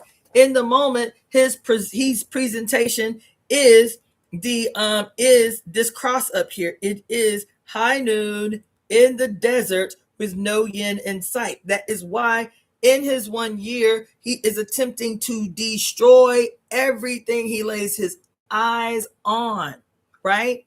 This is him as a Gemini in his peak personification as the sun gone rogue, the successful, complete severance from the mother, right? But he's still among his base of support, which he still a little bit needs to justify every action, because he will still find plenty within his base to justify every action, no matter how diabolical. It's how he got into office anyway. Because let me tell you, Trump is also as the twin personification. Trump is also the Janus. Trump is also Saturn. Trump in his personification in this moment is Saturn. Trump as the two-faced. Trump having to make cute little speeches and do cute little shit to keep his little unwavering support, MAGA support base. He'll like do little shit. He'll do little dances. When I talked about the infantilizing of white men's bad behavior, and every now and again he'll do this weird little dance. That's the infantilization. That fucking strategic and weaponized incompetence we be talking about. How he'll do little weird shit, or he'll say little offhanded weird shit that seems more like something like a teenager would say than an 80-something motherfucking year old man. This is him playing into this character of the infantilized adult male to soften the blow of destructive behavior. And then he'll come over here and be like, so this is his childlike personification. But he, as the two-faced, completely removing the yin, completely removing the essence of the feminine primordial, this does become his evil self. This does become his evil side. This is still not perceived as evil side. This is his playful, I'm going to do stupid dances and say stupid shit, right? This becomes the diabolical shit that he does, the hidden shit that he does, the Epstein files and his aggressions against women and children that his base of support completely absolve him of. Because if they didn't absolve him of it, he wouldn't have become president this time.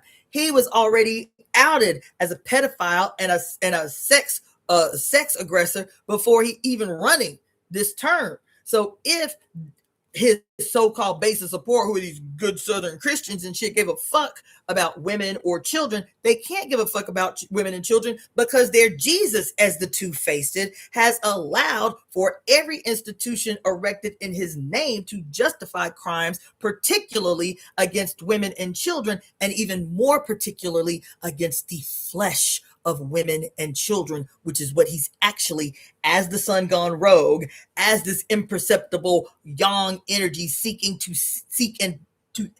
to devour and destroy all that is perceptible. Jesus, as an archetype for the sun gone rogue, is more satisfied in particular with any harm, any destructive behavior towards the flesh of women and children. Not just women and children. Jesus is made fat and well, and his life feels great, even when the bodies of males are destroyed in warfare. Think about Jesus as fire, because he is, right? And think about your flesh as wood, okay? This is wood, all right? This is Jesus as fire, all right? And Jesus, if he is in a harmonious relationship with this wood right here, then the fire will burn steady. It'll be life affirming. It'll be warm, not too hot. It'll cook your food without burning it. This will be a steady, harmonious relationship between yang and yin, between Jesus and the wood. Okay? Jesus in the wood. Harmonious. Okay? But Jesus becoming bloated, because he loves wood. He's like, this nice. I like this fire. This fire nice. You know, it's warm. People crowd around the fire. This nice. You can cook some food. But what will happen if I get some more wood? And so more wood gets tossed from here to here. This gets smaller. Your stack of wood gets smaller. Remember, we talked about this in another way.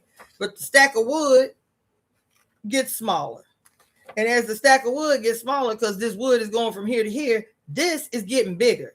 This is getting bigger. So every time you take some wood from over here and put it over here on this fire is getting bigger and bigger and hotter. And now can't nobody sit around the fire because it's too hot. Oh, that's too hot. That's burning my feet. And so this little stack of wood is getting smaller and smaller and smaller. And this little fire over here is getting bigger and bigger and bigger. You feel me? Now, we talked about this in a different way because in the medical book that I was reading to you about the nature of yin and yang, and what did it say about the nature of yin and yang? Because something has to exist in this space. Doesn't matter who's taking up the most space. The space is. The space remains. And so if one is in excess, then it's automatically going to mean that the other is deficient. So the same example that I just gave you about Jesus as the wood, Jesus as the fire and your ass as the wood.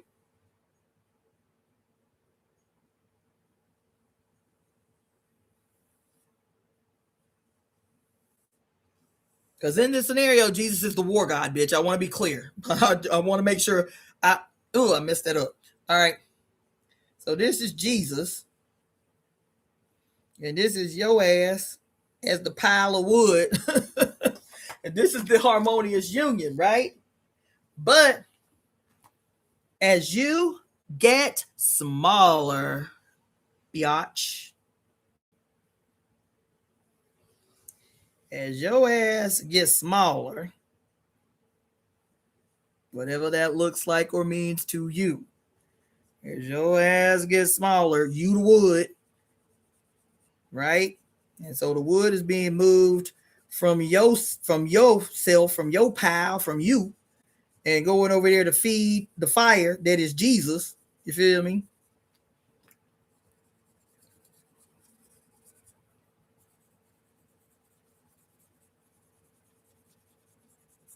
If the fire is getting bigger, no, if the pile is getting smaller, it's important to make the distinction. If the pile is getting smaller and there is no such thing as empty space, because there's not.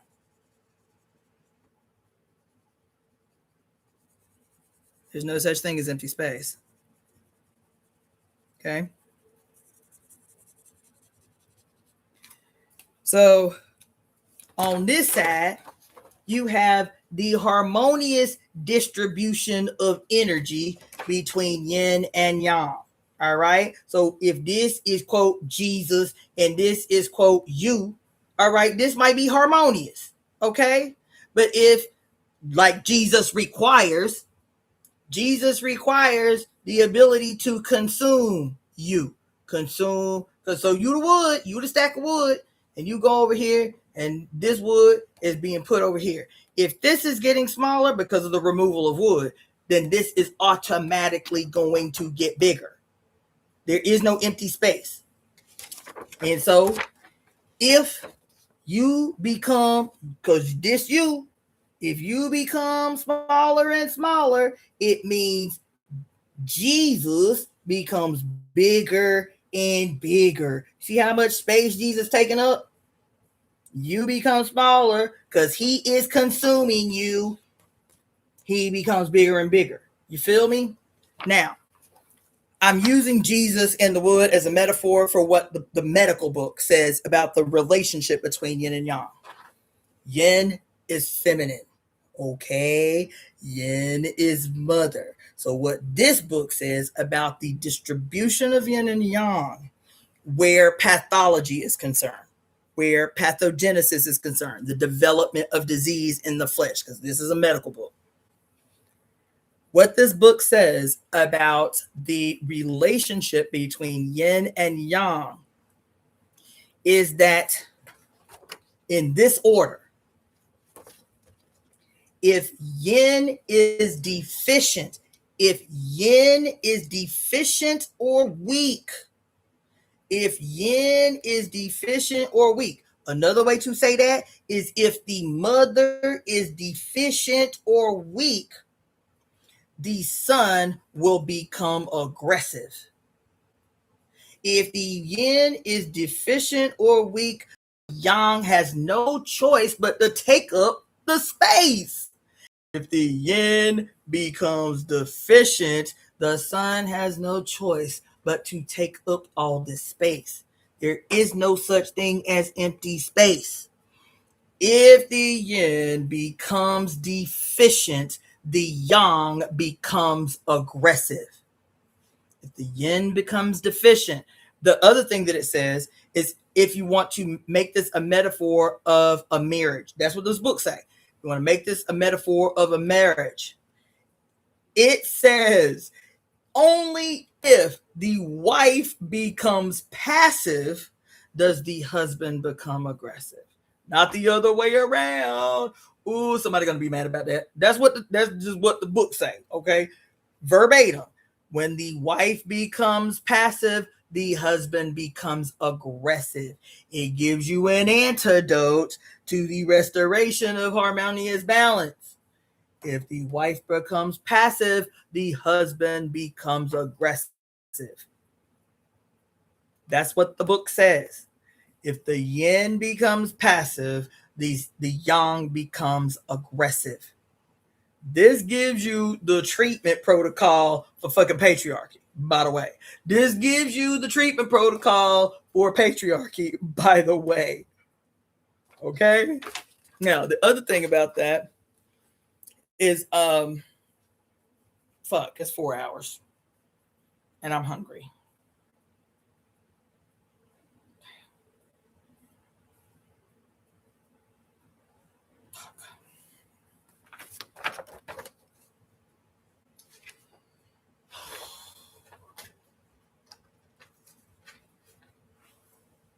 I don't believe I did this again. It was so necessary, though. But damn.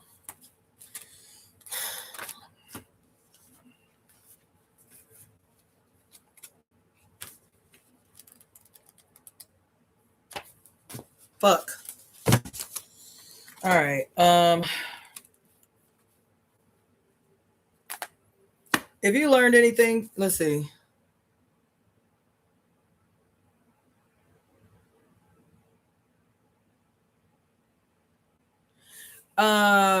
Power Kismet, it's fucking crazy that you said that. It's actually fucking crazy that you said that, because I hate that word, and I was literally Googling yesterday what was the old Roman and Greek word that they used for pedophilia, and it's pedastry. And I was actually, do I still have the file open? Damn, I don't. But I was literally going to talk to you about the culture of pedastry and why I am opposed to the use of pedophilia, and why past pedastry is actually more not completely appropriate, but more appropriate than pedophilia.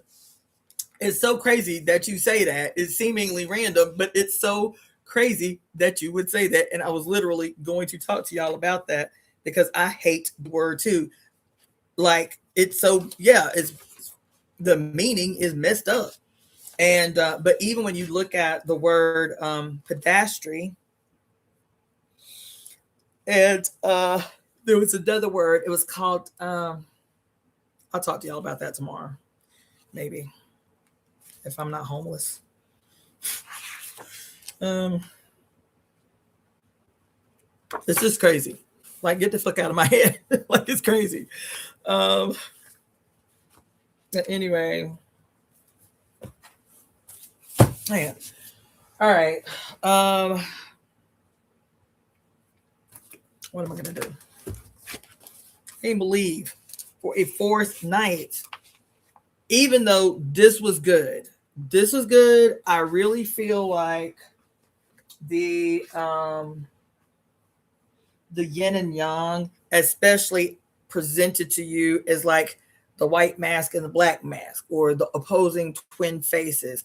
Like, once you see those faces, then you'll be able to like say, oh, I see, especially in the presentation, oh, I see how this fits into this concept of yin and yang, and how yin and yang has been antagonistically dualized as opposed to symbiotically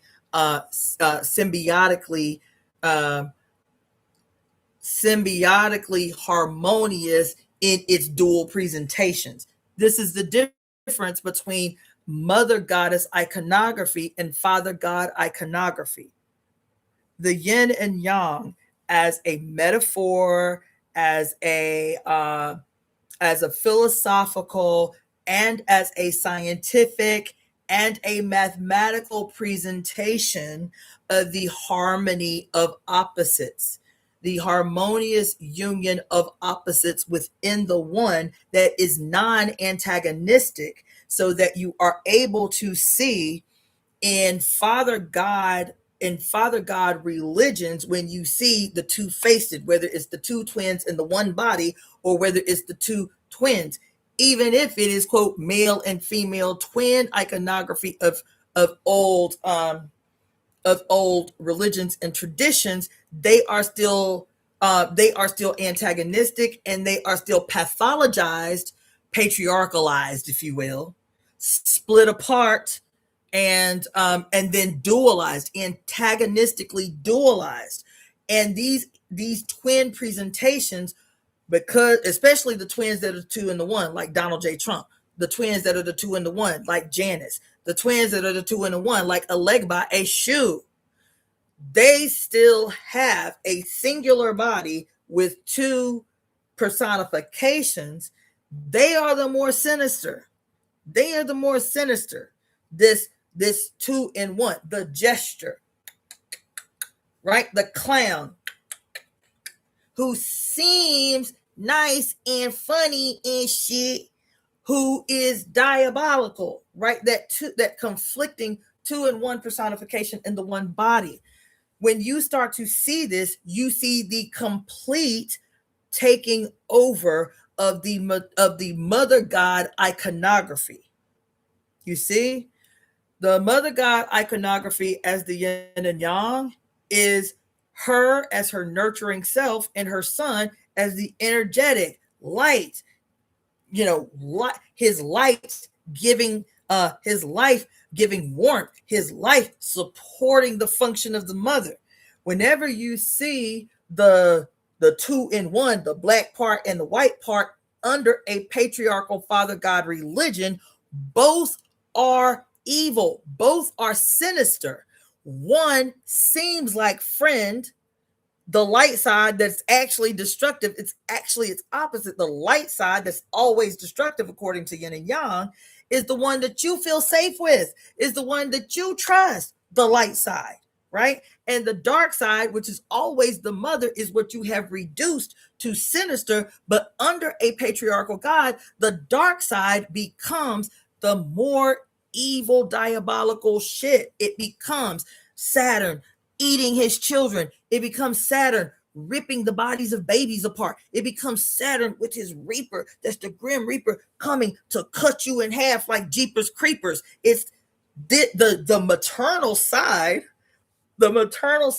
of this yin-yang idea, which is a harmonious union, now split aside from itself. Both sides are evil, but the destructive side you trust more than the side. The destructive side you think is good, and anything black is evil, and that evil that is the evidence the charred, blackened evidence of the destructive behavior of the light side becomes indicative of all of the terror that the dark side of the sun gone rogue has inflicted. Do you see what I'm saying? I hope you see what I'm saying. I hope you. That's why the iconography had to change so violently about Saturn. Saturn is two-faced, just like everything else is two-faced. Everything has twin or dual presentations of itself. You have dual presentations of yourself. I have dual presentations of myself. It doesn't mean that my quote shadow side that y'all always want to make the evil of you is evil. It means your shadow side is your quiet side that you don't give space to. You don't give voice to, because in your mind, anything that is shadow is synonymous with evil or shameful. This is personified all the way out. And so when the patriarch superimposed himself, cut away from the mother, onto the actual heavens, onto every constellation, onto every planet, into every history, into the unfolding of every individual, seeing themselves through the lens of a mutated Father God who is evil as light and evil as dark, but personifies dark evil as black bitches. Dark evil as anybody with some color in their skin. Dark evil as those natives in the jungles of South America. Dark evil as synonymous with those that now become justified in his consumption of them. The metaphor of us as the wood being consumed by the sun gone rogue. Us as the metaphor being consumed by the aggressive sun gone rogue. So the dark becomes synonymous with everybody and everything that would challenge the destructive, quote, aggressive behavior of the sun cut away from the mother. You understand? I hope y'all hear me. I hope that makes sense, because to have a discussion about Saturn without it descending into all of these big, bad, evil stories about people worshiping Saturn. Jews are not worshiping Saturn.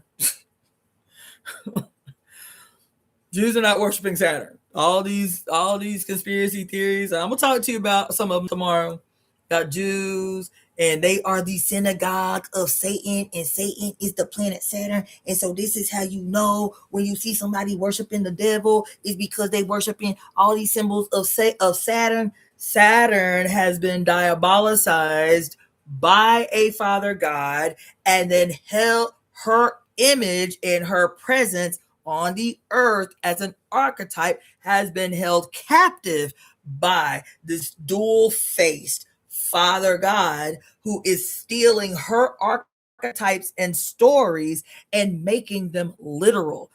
When the great-grandmother crone, she who eats her children, this is a metaphor that was never literal under Mother God worship and ceremony. She who eats her children was a metaphor for when someone that you love dies, you dig a hole in the ground or you remove a boulder from a cave to ceremonially place your loved one in the mouth of the mother. The mouth of the mother is any hole that you put in her body is considered the mouth of the mother. This was a metaphor for the loving, nurturing care that your loved ones give when placing you in the fetal position back into the mouth, the womb and tomb of the mother to be reborn. When you go into the mouth of the mother after you die, this is the tomb of the mother. When you go, and simultaneously the womb for which you are waiting to be reborn in your new mother.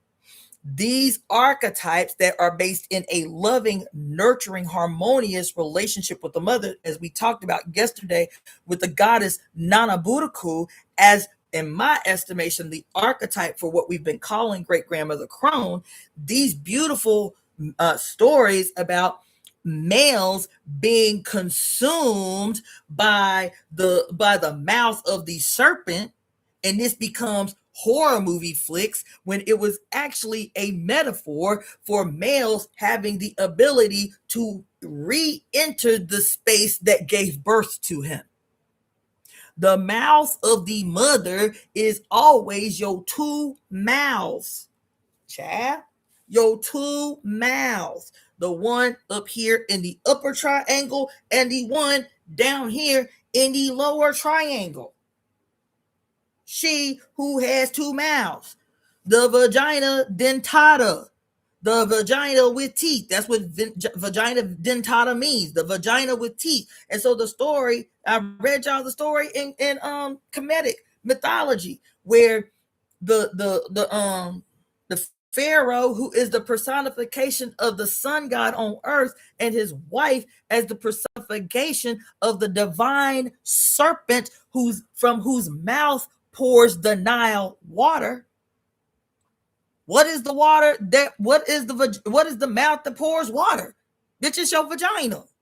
Whether that is water of ecstasy or whether that is water that is poured in childbirth. She becomes synonymous with the mouth of the great serpent of the Nile.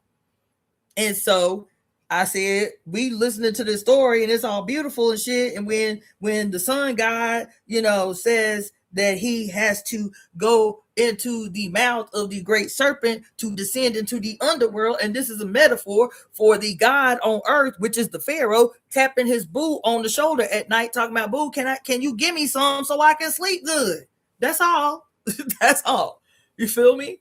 And so if this is the case, we throughout civilization, there are these stories of those who are consumed by a great serpent, or those who consumed by a great fish, or those who are consumed by the primordial mother.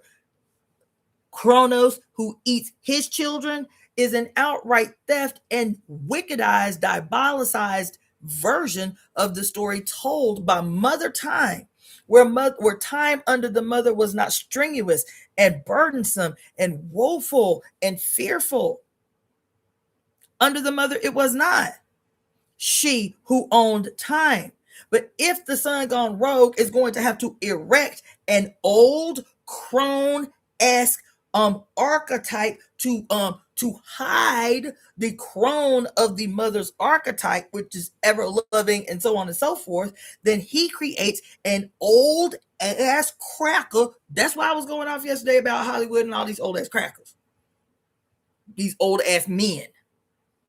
Is because they are literally playing out, performing in real life, a play telling over and over and over this story of old ass, long flowing hair, old white beard, white hair, Father Time, holding the hourglass with a mean face, holding the seed that he gonna come and get you with. He, the harvester of souls. Who else be saying that shit but Jesus Christ?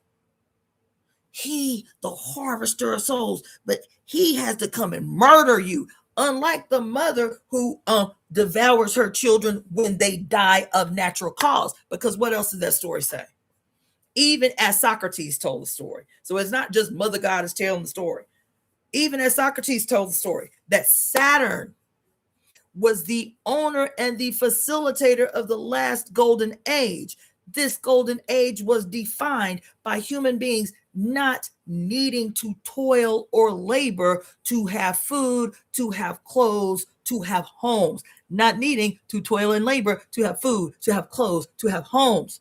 That they lived to ripe, long old ages and died of natural causes, that there was no conflict among humankind, that humans and animals lived side by side, that food was abundant for all to consume. This was the last golden age. Does this sound like something that Father Time with his wicked seeds coming to get you? And every single picture that you see of Father Time, of Kronos, is holding the foot of some baby, is baby, not teenager babies, holding the foot of some naked baby while he's naked, holding the body of a baby in his hand like this, and eating the baby's chest. Having every picture that you see of Kronos is one of this horrible devastation, and time is supposed to be synonymous with the horrible devastation that time on earth causes to your flesh. And so Father Time as a metaphor eating his children, the one where Saturn as Father Time is holding the bodies of two of his god children, because his children were gods. His children were gods.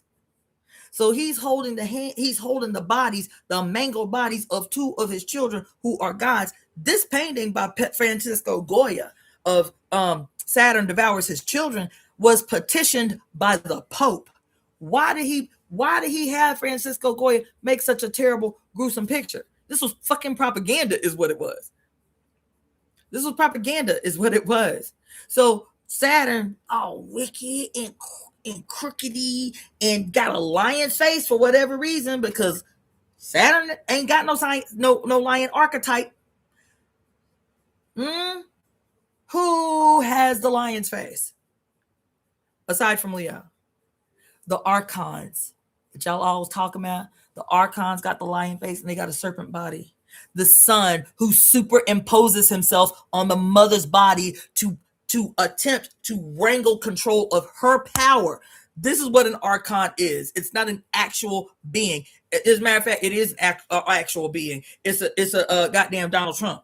It is the Pope. It is the King of England. It is whatever these men who present with the face of the lion, and Trump is like an absolute personification of it, because Trump is what? Trump is a Gemini sun, but he is a Leo rising. That's why he continues to call himself a fucking king. He is a Leo rising. He is the personification in real time of Saturn as diabolicized, he who eats his children. They're telling you a story right now today about what's his name? Epstein and Trump going on some yacht in Lake Michigan and throwing an unwanted baby overboard.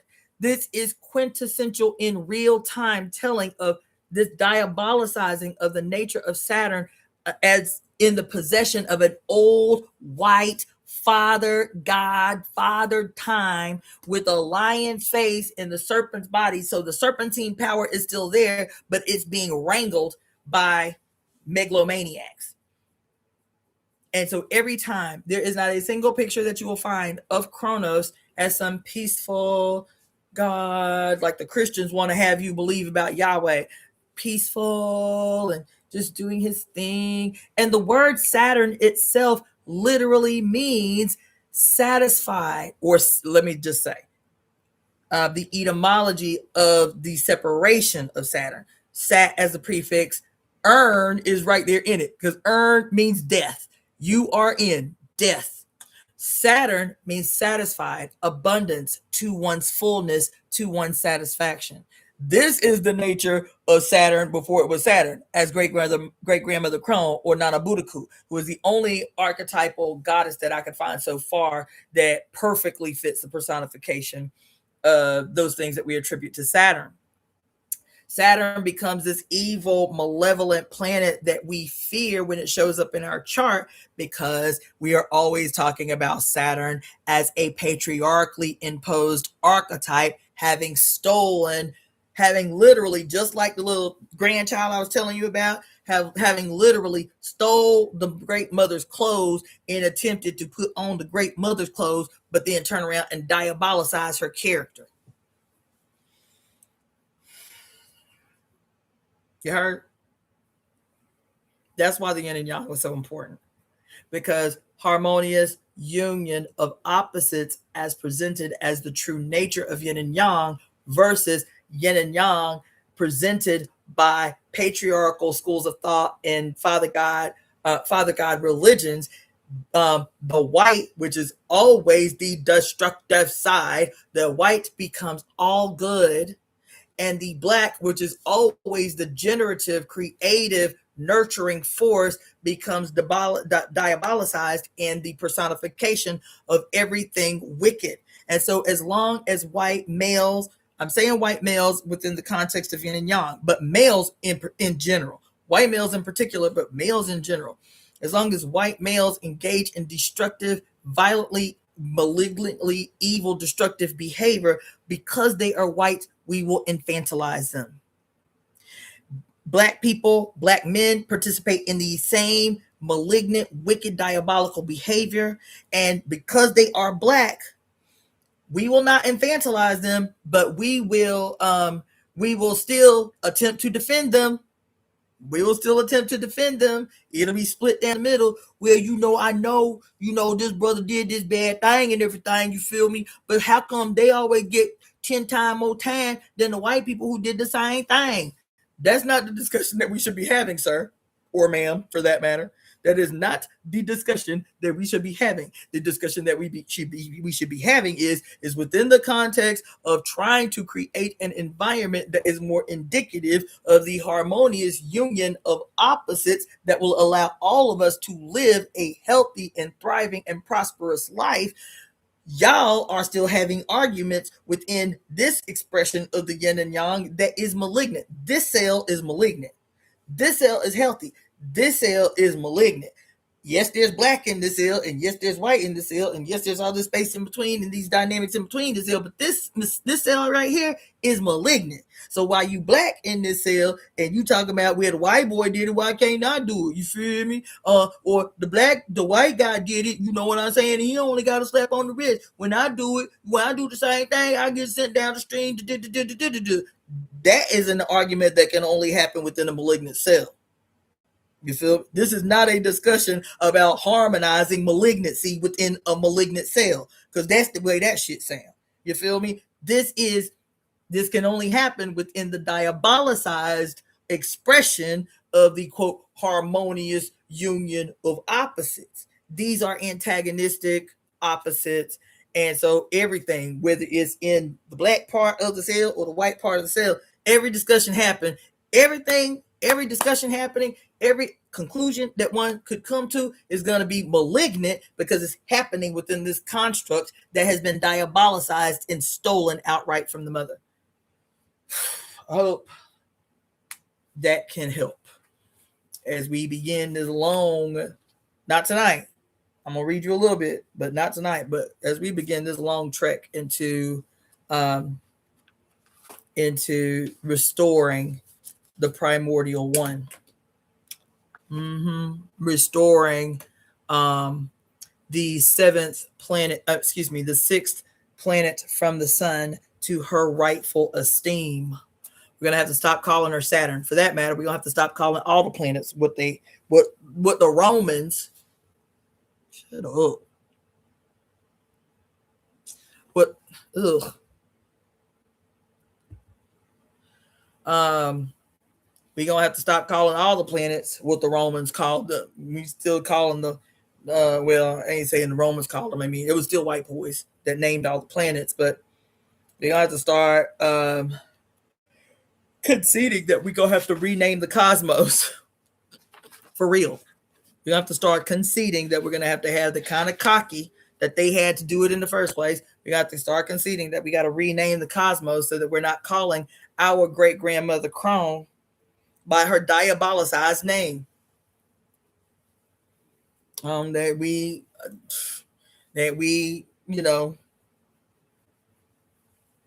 we start re-seizing our power of language and our power to name over those celestial bodies to something that more harmoniously resonates with our spirit and our ancestral self or something. So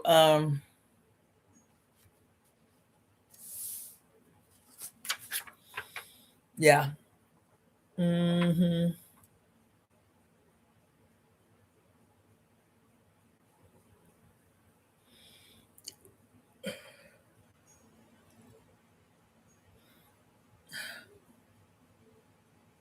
Yeah. I think I am done. I'm sorry. I mean, I'm not sorry. I gave y'all a lot. I feel like it's a really good foundation because if I'm going to teach this in the future, I do have to um I do have to develop a like a rhythm. So this is my trial by fire. This is my trial by fire because I'm going to teach this in the future, but I have to figure out what is going to be the most concise and effective way for this discussion to unfold. I feel like a much briefer introduction or refresher course in yin yang theory will be helpful. As a matter of fact, by a show of hands of those who have been on here any period of time, knowing that the start of this discussion was going to be about Saturn and the point that we are now having used yin yang theory as an introduction to help you understand what we're going to be going into in this discussion about Saturn. Did you find the discussion on yin yang theory as a metaphor for what's happening with Saturn? Did you find it helpful? Did you find that me starting with yin yang, like the understanding of the nature of yin and yang, did you find that that discussion was helpful when I started talking about Janus as the two-faced or Elegba as the two-faced, so on and so forth? Because the planet of Saturn has two natures, that this is how we're going to see the scientific understanding of yin and yang when I talk about E equals MC squared, and the philosophical origin of yin and yang and its understanding of the universe and our relationship to it. Did you find that this was helpful or would be helpful in the continuing discussion as a foundation in this discussion about Saturn, about the nature of Saturn, and about the extraordinarily misunderstood presentation of Saturn as we know it right now? Okay, cool. I see some heart emojis on IG. All right, I'm assuming that's an affirmative. All right, cool. Awesome. Thank you, Goddess Abundance. Royal gets it. Okay, cool. Yes, very helpful opening discussion. Cool. Yes. Yes, clear with the yin and yang. Awesome. Great. Awesome. Cool. Yes, because this is gonna be something I'm gonna be teaching for a while. I can feel that coming. Yeah. Yes. Mm-hmm. Yeah. Thank you, spiritually Flexi. All right. Yes. So it's today, Sunday. So I got to make some magic moves tomorrow. I got to be up bright and early to ensure that I still have a place to live by the end of the week. So I'm more than likely not going to do another live until about Wednesday. Because the next 48 hours, I'm really going to be hustling. I'm going to be hustling in a multiplicity of ways. And yeah, so what I will say is for those of you who've tuned in through YouTube, make sure you check out the description box below. Copy and paste the GoFundMe and share that with people. Share the videos with people. Check out the Etsy store, which is DaughterOfTheFates.etsy.com. There are books, there are ceremonial pieces and tools, and tons of dope ass jewelry on the Daughter of the Fates Etsy store, which is DaughterOfTheFates.etsy.com. Also, I was thinking, if you, yeah, so if you want to make contributions, donations to the Temple of Evolutionary Emergence, EvoEmeTemp at gmail.com, EvoEmeTemp at gmail.com. That is the email address for the Temple of Evolutionary Emergence. You can use that email address to send donations to Zelle and to PayPal. You You can also use that email address to book divination and consultations, wellness consultations. And then you can send Cashapp $ Daughter of the Fates, FATES, or Venmo Cassandra, CASSANDRA -Floyd, FLOYD. Again, there is an active GoFundMe, and you can also become a paid member of the Daughter of the Fates YouTube channel. Those are the ways that you can support the Temple of Evolutionary Emergence. And with that, I'm going to go ahead and log off. I still have, oh shit, it's not 2 a.m. Oh my God. How in the hell have I been on here this long? Shit. Yeah, so I ain't even fake like I'm gonna stay up and do some shit. God damn it. Anyway, yeah, so I'm gonna go to sleep. Fuck it. So yeah, those are the ways that you can support the Temple of Evolutionary Emergence. And like I said, it'll more than likely be like Wednesday or Thursday, I think, when I will know. Well, I will know if I have a place to live or not. And y'all will know when I know. And that'll be me attempting to go deeper straight into this discussion that is most necessary, so necessary in this moment. And I feel like that's why I'm really frustrated, is because I know how important this discussion is, because it's so ever present. And I'm really just, if I can be honest, I'm really just frustrated. This brother called me today, early this morning, and he's in Chicago. He has been a supporter of my channel for a couple of years now. And I felt I felt seen, because he just he verbalized feelings that I have, but sometimes, because we're trained that way, I believe we're trained that way, but he just verbalized things that I have been feeling but have been hesitant to say, for this hesitation that it will be perceived in some kind of like arrogant way. And I hate that, because even in this discussion about yin and yang and presentation and the hostile patriarchal takeover of certain presentations and iconography and how we move in the world, I'd always been very hesitant about articulating big ideas or grand ideas, shit I could see clearly in my mind's eye, man. I should one day show you pictures I've drawn in my journals when I was 18, 19, 20 years old, of things that I wanted to do. Like I wanted to own a coffee shop, and I drew it out to the letter, everything, every table, every detail. And what had grown accustomed with people telling me my ideas were too big. You need to make that smaller. You need to condense that. You need to make that more concise. And I've never heard anybody tell anybody with white skin that shit. Never in my existence heard anybody tell white people that shit. That as big as they can dream is what they can have.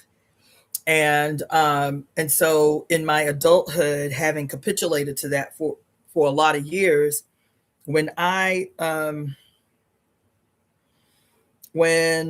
received this vision for the Temple of Evolutionary Emergence, I still sat on it for a very long time before going down to the office and doing the paperwork and making it official. I sat on it for a long time.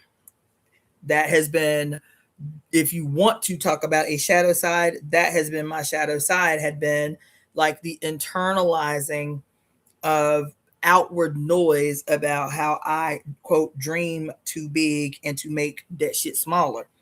So this walk that I've been doing with Saturn over the last couple of weeks in particular,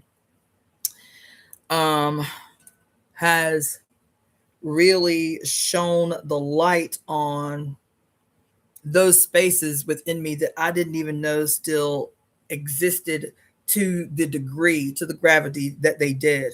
And so that is where my frustration is coming from. It is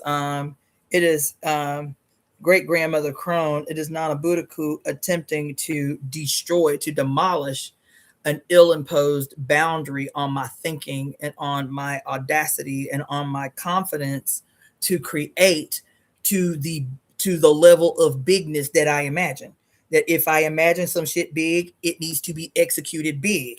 And so I can feel as the frustration within me, this deconstruction, this fucking demolition, this demolition job that Nana Buddhaku, aka Saturn, aka great grandmother crone, is putting down on my ass as we speak.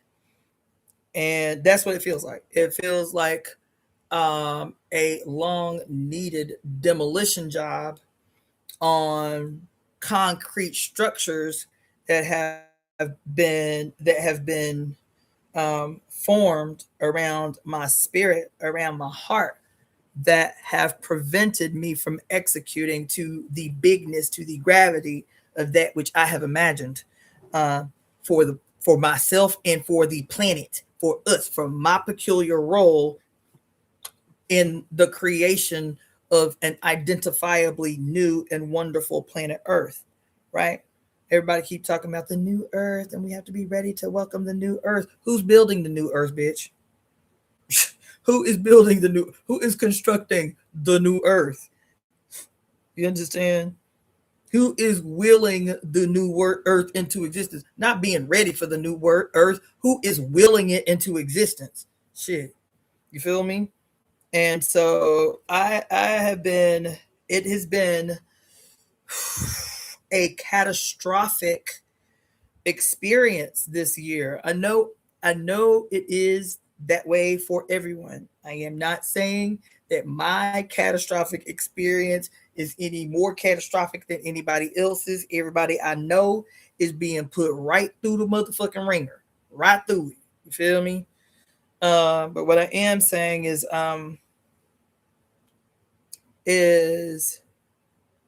even this dark, if you will, not dark, that's not the word I want to use, this dualistic, antagonistic, diabolicized presentation of a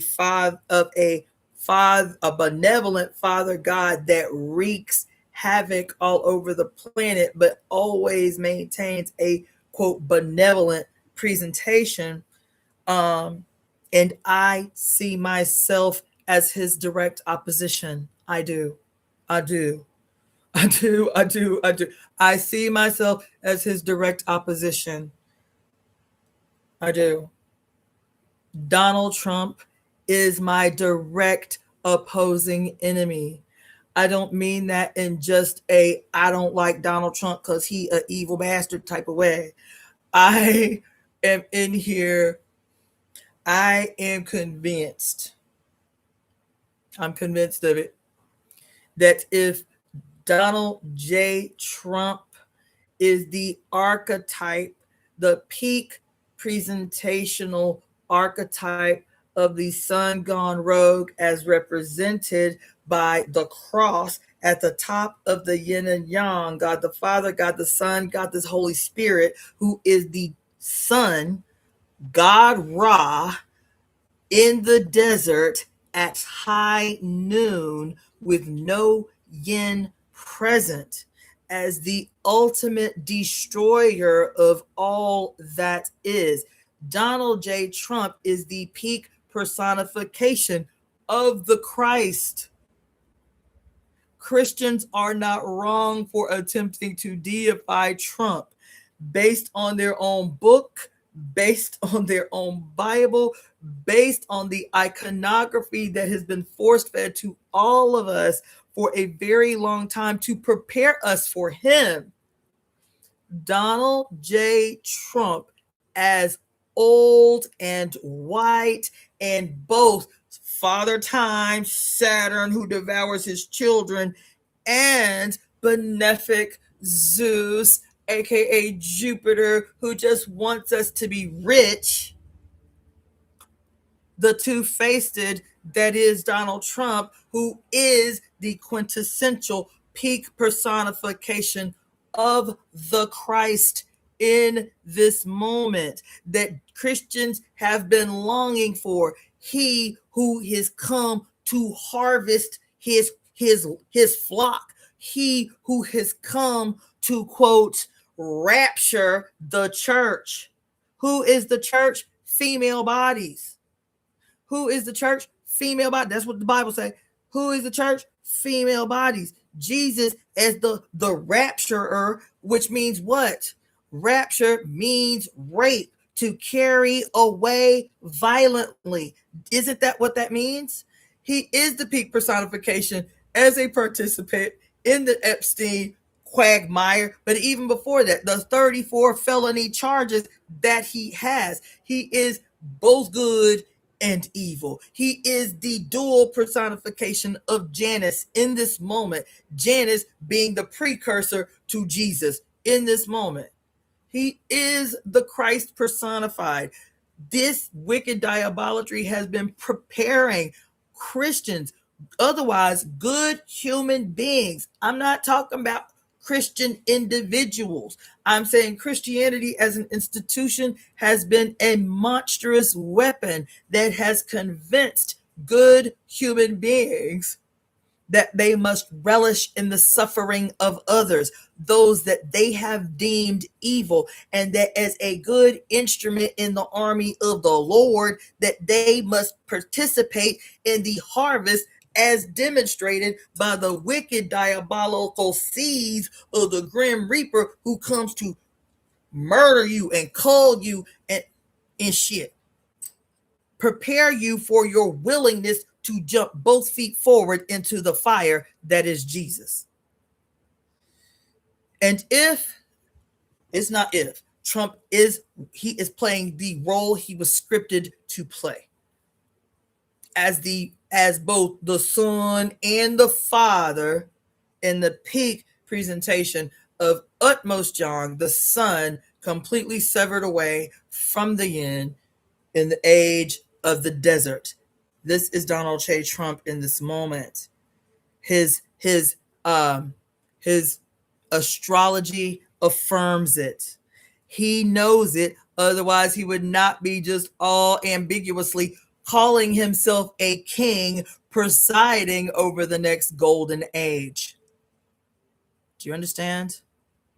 The next golden age under the personification of the Father God, who has hijacked all the iconography of the true owner of the first golden age.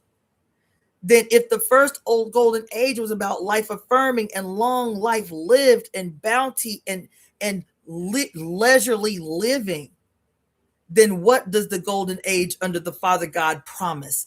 Death and destruction beyond that which we can imagine, because that is what the Father God, in his hijacking of the iconography of every single female deity ever, is to do the exact opposing of what she had done. And so if she gives water overflowing, he is going to destroy water. If she is about the secrets that are held in the majestic deep forest, he is going to cut down forest everywhere that he can see them. He is going to do, because again, what does Lao Tzu say?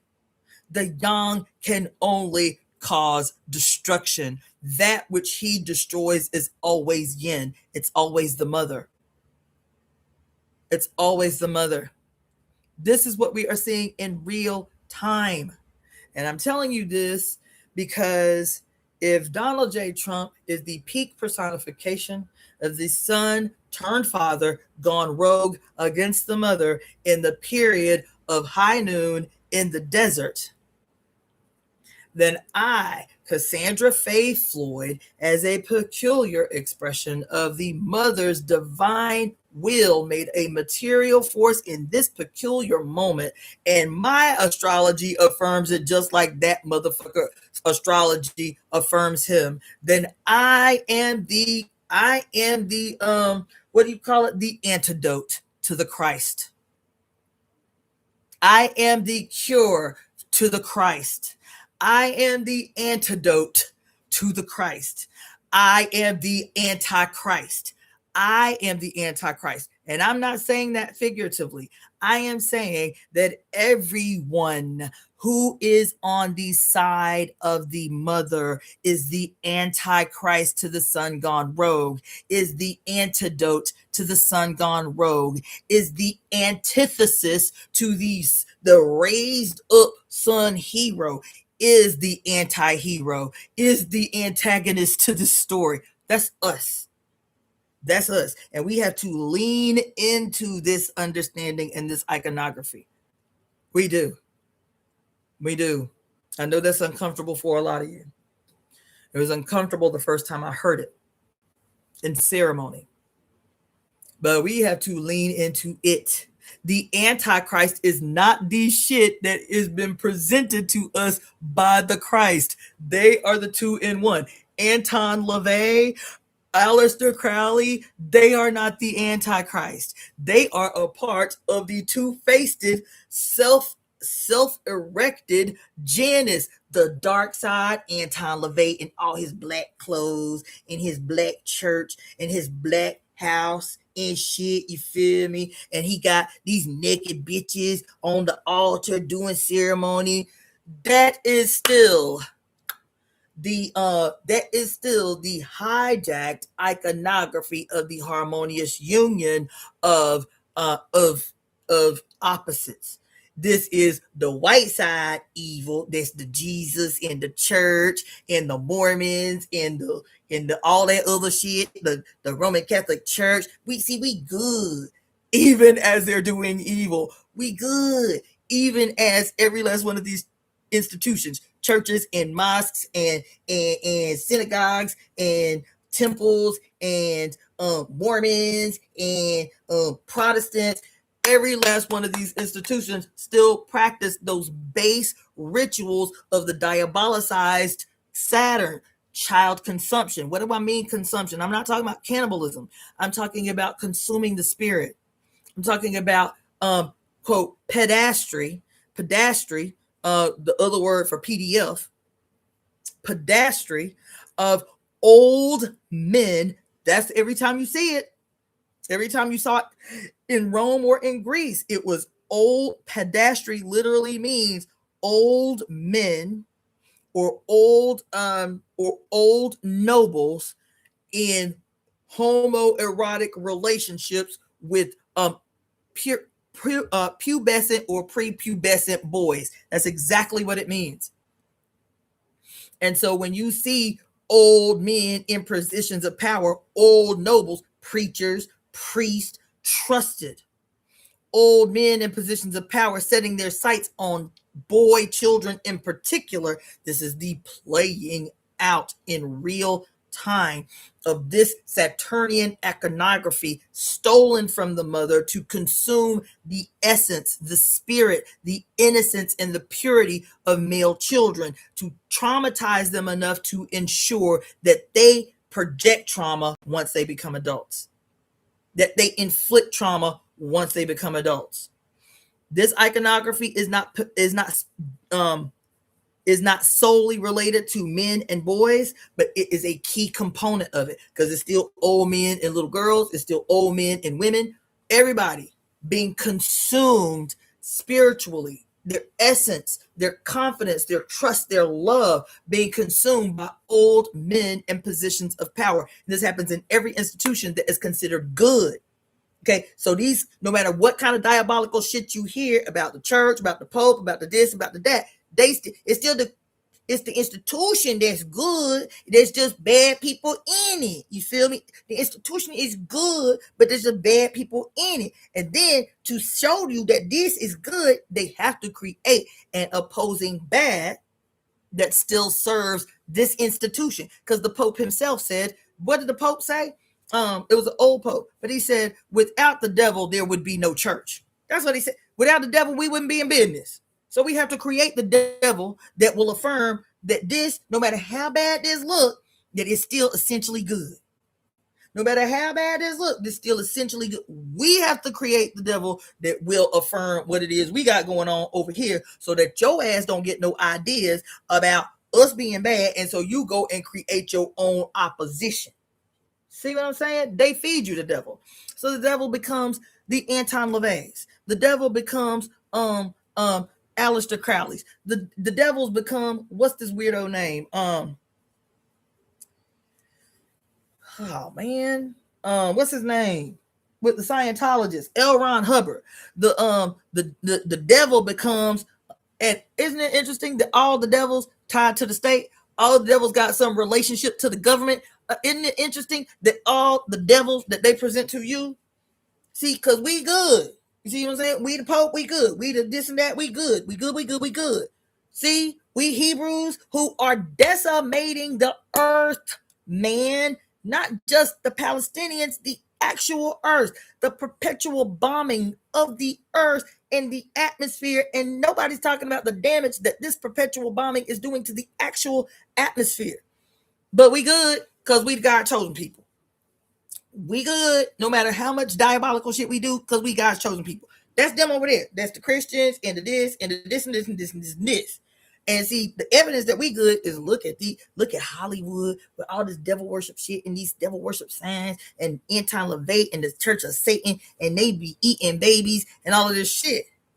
This back and forth between these two who are connected at the body, Anton LaVey and the Pope, Aleister Crowley and the church, or whatever, the Mormons and whatever. Feel me? This becomes the duality of black and white that has been hijacked from the mother's original philosophy of the duality, the harmonious union of the black and white.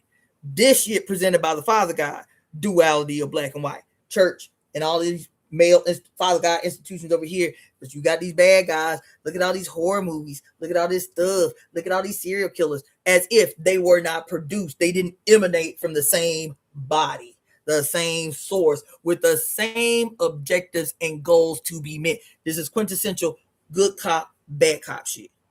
They got the same goals and alternatives, and however it's going to take them to get to that goal, they'll do what they got. They got to play the Pope, cool. They got to play the Anton LaVey, cool.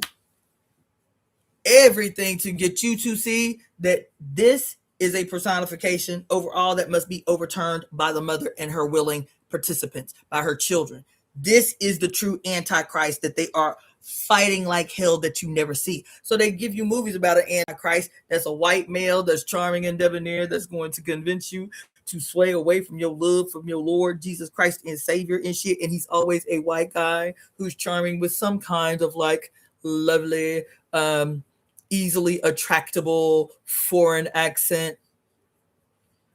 Watch every movie with an Antichrist. It's always some charming, middle-aged, debonair white guy. This is your black and white duality put forward by your Father God that's playing you for punk. It is this bullshit that you engage in every 4 years, choosing the less of two evils that are joined at the hip. Same goals, same object. That's why you ain't got nobody that supposedly represents your energy staging the all right outraged filled opposition to the machinations of this lunatic in office. There ain't a Democrat yet that said, look, we gonna shut this motherfucker down until this bitch do right. They ain't gonna do that, because it doesn't matter. It doesn't matter what he does. Them Democrats that's occupying all of them spaces, all your senators, all your representatives, they are being fed by his megalomaniacal behavior. Their pockets are filled with every move that he makes. And all they got to do is stage a little, it's so wrong what he's doing, and we don't agree. And this is to pacify you. This is to ensure. This is the moment that I was telling you 4 hours ago, 5 hours ago. that everywhere you see the so-called illusion of opposition, the illusion of opposition between red and blue, whether it's politically, whether it's in these movies, whether it's the red pill or the blue pill, that I have been having a moment over these last 2 weeks that this is not just some cultural phenomenon. I am convinced it is a prophecy. Whenever you see the duality of red and blue, the Old Testament said it. 144, what did they say? 144 entrances in the Bible about the quote duality between the red and the blue. The Bible, we know, was an outright theft of prophetic utterances of the Sibyls. So why so many duality? Not from the Hebrew perspective. Why so many mentions of the duality of the red and blue in the Bible, if we can accept that the Bible and the Torah and the Quran are stolen, you know, manipulated utterances from the divine Sibyls, and they are prophets, then what does the appearance of the duality of red and blue symbolize, even according to the Bible? The Bible says in the Old Testament that anytime you see the duality of the red and blue, right, which represented the pillars of Jacob and Boaz, that this was a quote prophecy, a foretelling of the arrival of who? Of the Messiah, of the Messiah, of the who? Of the Savior, of the who? Of the one who would come and usher in 1,000 years of peace on earth. Do that sound like your Jesus? And what did this prophecy say? That the red and blue represented a coming together, a harmonious union of this red and blue, which does what? Becomes purple. Now, who did they liken this to in the hostile takeover of your mother's iconography? They likened the purple to Jupiter. They likened the purple to Zeus. They likened the purple to who else? Um, Zeus and Jupiter were the big ones. And Osiris. But who is the purple according to their own book, which we know is stolen prophecy from the Sibyls? The whore of Babylon, the harlot of Babylon. That's who it is. That's who it is. Remember I was telling you? I'm not going to do that. I'm not going to do that. Yes, goddess essence energy. We talked about that at length at night about how all your superheroes are attempting to steal the iconography of the mother. Whatever, y'all filthy bitches. So because they can't they ended my TikTok talking about it was false information. Me talking about the duality of the purple, the red and blue. Um,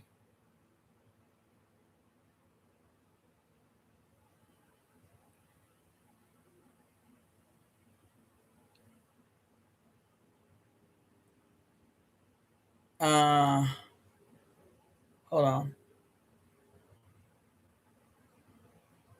Yeah, for sure. Filthy fucks.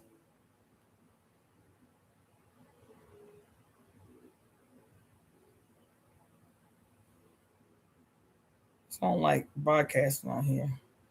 That's one of the things we got to do. We got to create our own shit.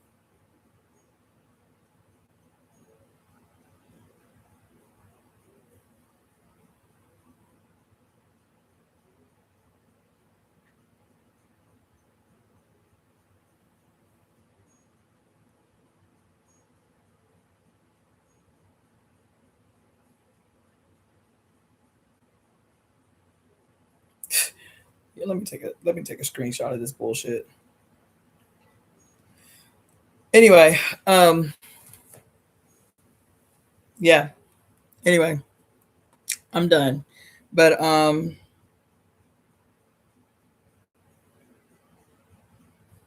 we have a lot to discuss. I don't know how we're gonna do it, but we have a lot to discuss. And I know that this issue of Saturn, I know that more than anything. I know it's hard to reconcile it or like piece it together as a functional thing that may have an impact on our actual lives, on our actual lives. But this issue with Saturn in the possession of a father god iconography, which allows for the few to be wealthy at the expense of the many, when the iconography within the possession of the mother was about the bounty of the many, and there being no few, there being no people who are poor, people who are starving. That this iconography is in direct opposition to what we've been told all these years about Saturn and its iconography, Capricorn, and what it means in your placement. What does that mean on the real world when we're looking at these quote mythologies played out in the actual real world, where there is a tiny few who owns and possesses everything, which is why I talked about the E equals MC squared and your value as mass on Earth that is quantifiable, and the opposing idea that like even these pyramids and everything, like the pyramid, the 1% at the top and everybody else that produces everything is down at the bottom. But we know enough now to know that the iconography of this planet that is being put in our face to consolidate our energy as it being diabolical and evil and staying away from it, and ooh, the wicked Saturn, and ooh, the wicked mother, and all of that shit, as a way to spell cast, to bind the mother and still benefit from the archetype of the mother through a campaign of fear. And how your current president is a really a real world, real time personification of this program, and that if we can accept that these images that have been misinterpreted deliberately and fed to us are attempting to prevent the fulfillment of prophecy, the coming together of the red and blue to usher in the age of the one who will be draped in purple garments.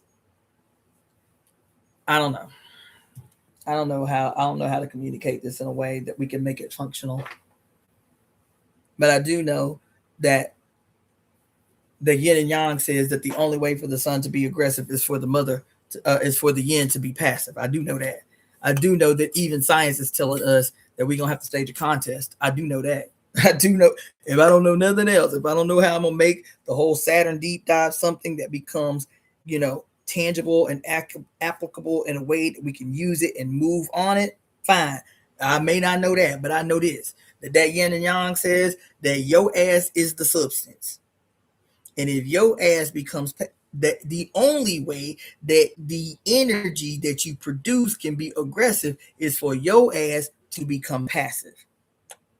I do know that. I do know that everything about science and physics is teaching us that we're going to have to stage a contest. That we're going to have to stage a contest. That every action, there has to be an equal and opposing reaction. And we haven't given this monster that yet. I do know that. So I'm going to go to sleep. And y'all, we're still in the energy of the full moon from yesterday. So y'all just keep me in your conspiracies, keep me in your conspiracies. You say my name affirmatively in your prayers, in your meditations, in your conspiracies, because I have a contest that I must make. And I will be honest, I do not know how. I cannot see in this moment how this contest that I'm set to make soon, like this week, I do not know. Like I'm talking about these 2 workshops that I have to take to solidify my bid to run for mayor. I do not know how I'm going to stage a contest when I cannot when I am unsteady in my own goddamn foundation. So y'all, I have been meditating, praying, lighting candles, and doing all the things to see the clarity. I know I'm meeting the moment, but I do not remember. I do not recall how the decision that I made, the moment of clarity that came to me. I'm just needing that to come through so that this can happen in a way that is indicative of what great grandmother Crone has promised: ease and certainty and clarity and bounty. That's what she promised. This other shit, this uncertainty and fear and unsteadiness and whether I'm gonna have a place to live in a week and all of this bullshit, that's his shit. So I am calling in that, and y'all call it in for me too, to be able to see clearly the decision that I made as I met this moment that was going to open up the flow that allows me to stage this contest with this bitch. This campaign is going to change everything, whether I sit in the mayor's mansion or not. Me, us, waging this campaign in this city at this time under this administration has the potential to change everything, to literally radiate out like a goddamn whirlwind. Even if I don't take the mayor's mansion, the campaign itself will change everything. I hope that I can win that with y'all. It will change everything. It will. The campaign itself has me excited. The uncertainty of the present moment is what is terrifying. So anyway, I'll leave y'all with that. And if anybody has any suggestions, any ideas, something I'm not thinking about because I'm thinking about everything, email me at EvoEmeTemp EvoEmeTemp@gmail.com. If you have ideas, you know how it gets when you get stressed out. You cannot think clearly. Things that might be right in front of you is like, oh yeah, I didn't even think about that. As common sense eludes you when the walls are fucking closing in on you. So that's the invitation that I would make to you, is to help me make this contest. This one little thing that I have going on is not little, it's massive. But if I can move past this week, I feel like everything else will just open up the way that it's supposed to. But this week is pressing. It's urgent. It's pressing. It's fucking dire. So let's take this city. That's what I got to say about that. Let's take this city. Let's take this city. Let's take this city. Help me, help us take this city. All right. That's all I got to say about it. Good night. Mommy and I are one. Chant down the raging sun. I got to come up with a new conspiracy for us. But in the meantime, check out the playlist with all the songs, with all the conspiracies in it. It's the playlist in my folders is called Sacred Conspiracies. Sacred Conspiracies. So now I will tell you all good night. Good night, kid, us, rock, Kitus, Ra, stuff. Oh, I know I massacred that. My bad, bro. Spiritually Flexy, Peta says, everybody that was up in here got us its energy, Phoenix Rising, everybody. Thank y'all so much. The comments were jamming. The comment section was lit tonight. Zahara, Vision of the Phoenix, Destiny McDonald, yeah. No Name, Y4X8W, The Alchemist Poet. Yeah, the comment section was turned the fuck up tonight. I appreciate that. It had me hype. Earth to Virgo, Devlin, Miss Melanie 2220, Royal Gets It. Yes. Vioni, KK, Who else was Miss Chris 848, Chloe Dior 7373, Busy B D Marie Sage Page. What? Who else was up in here? Man, y'all was all up in here jolly on the spot. No wonder 5 hours went by like water. Who else was up in here? Brand B 5789.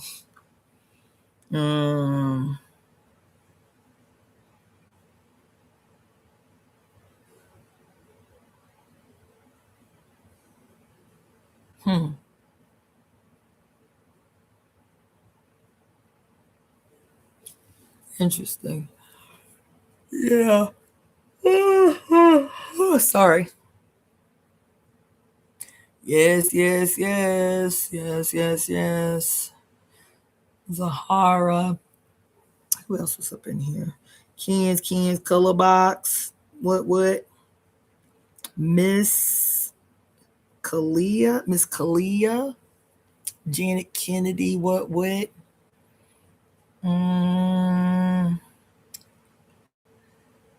Claire 5399.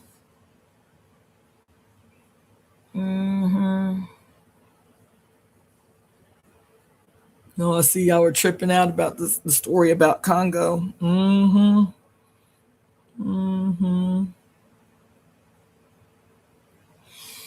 Yeah. Excuse me. All right, I think I shouted out everybody that was up in here. Ugh. Fred Sona. Power Kismet. What? Spiritually Flexy. What? I think I saw Yolanda on here earlier. Yeah, I think that's everybody. All right. Good night. This was fun. And I'll see y'all next go round. I'll keep y'all posted. Peace.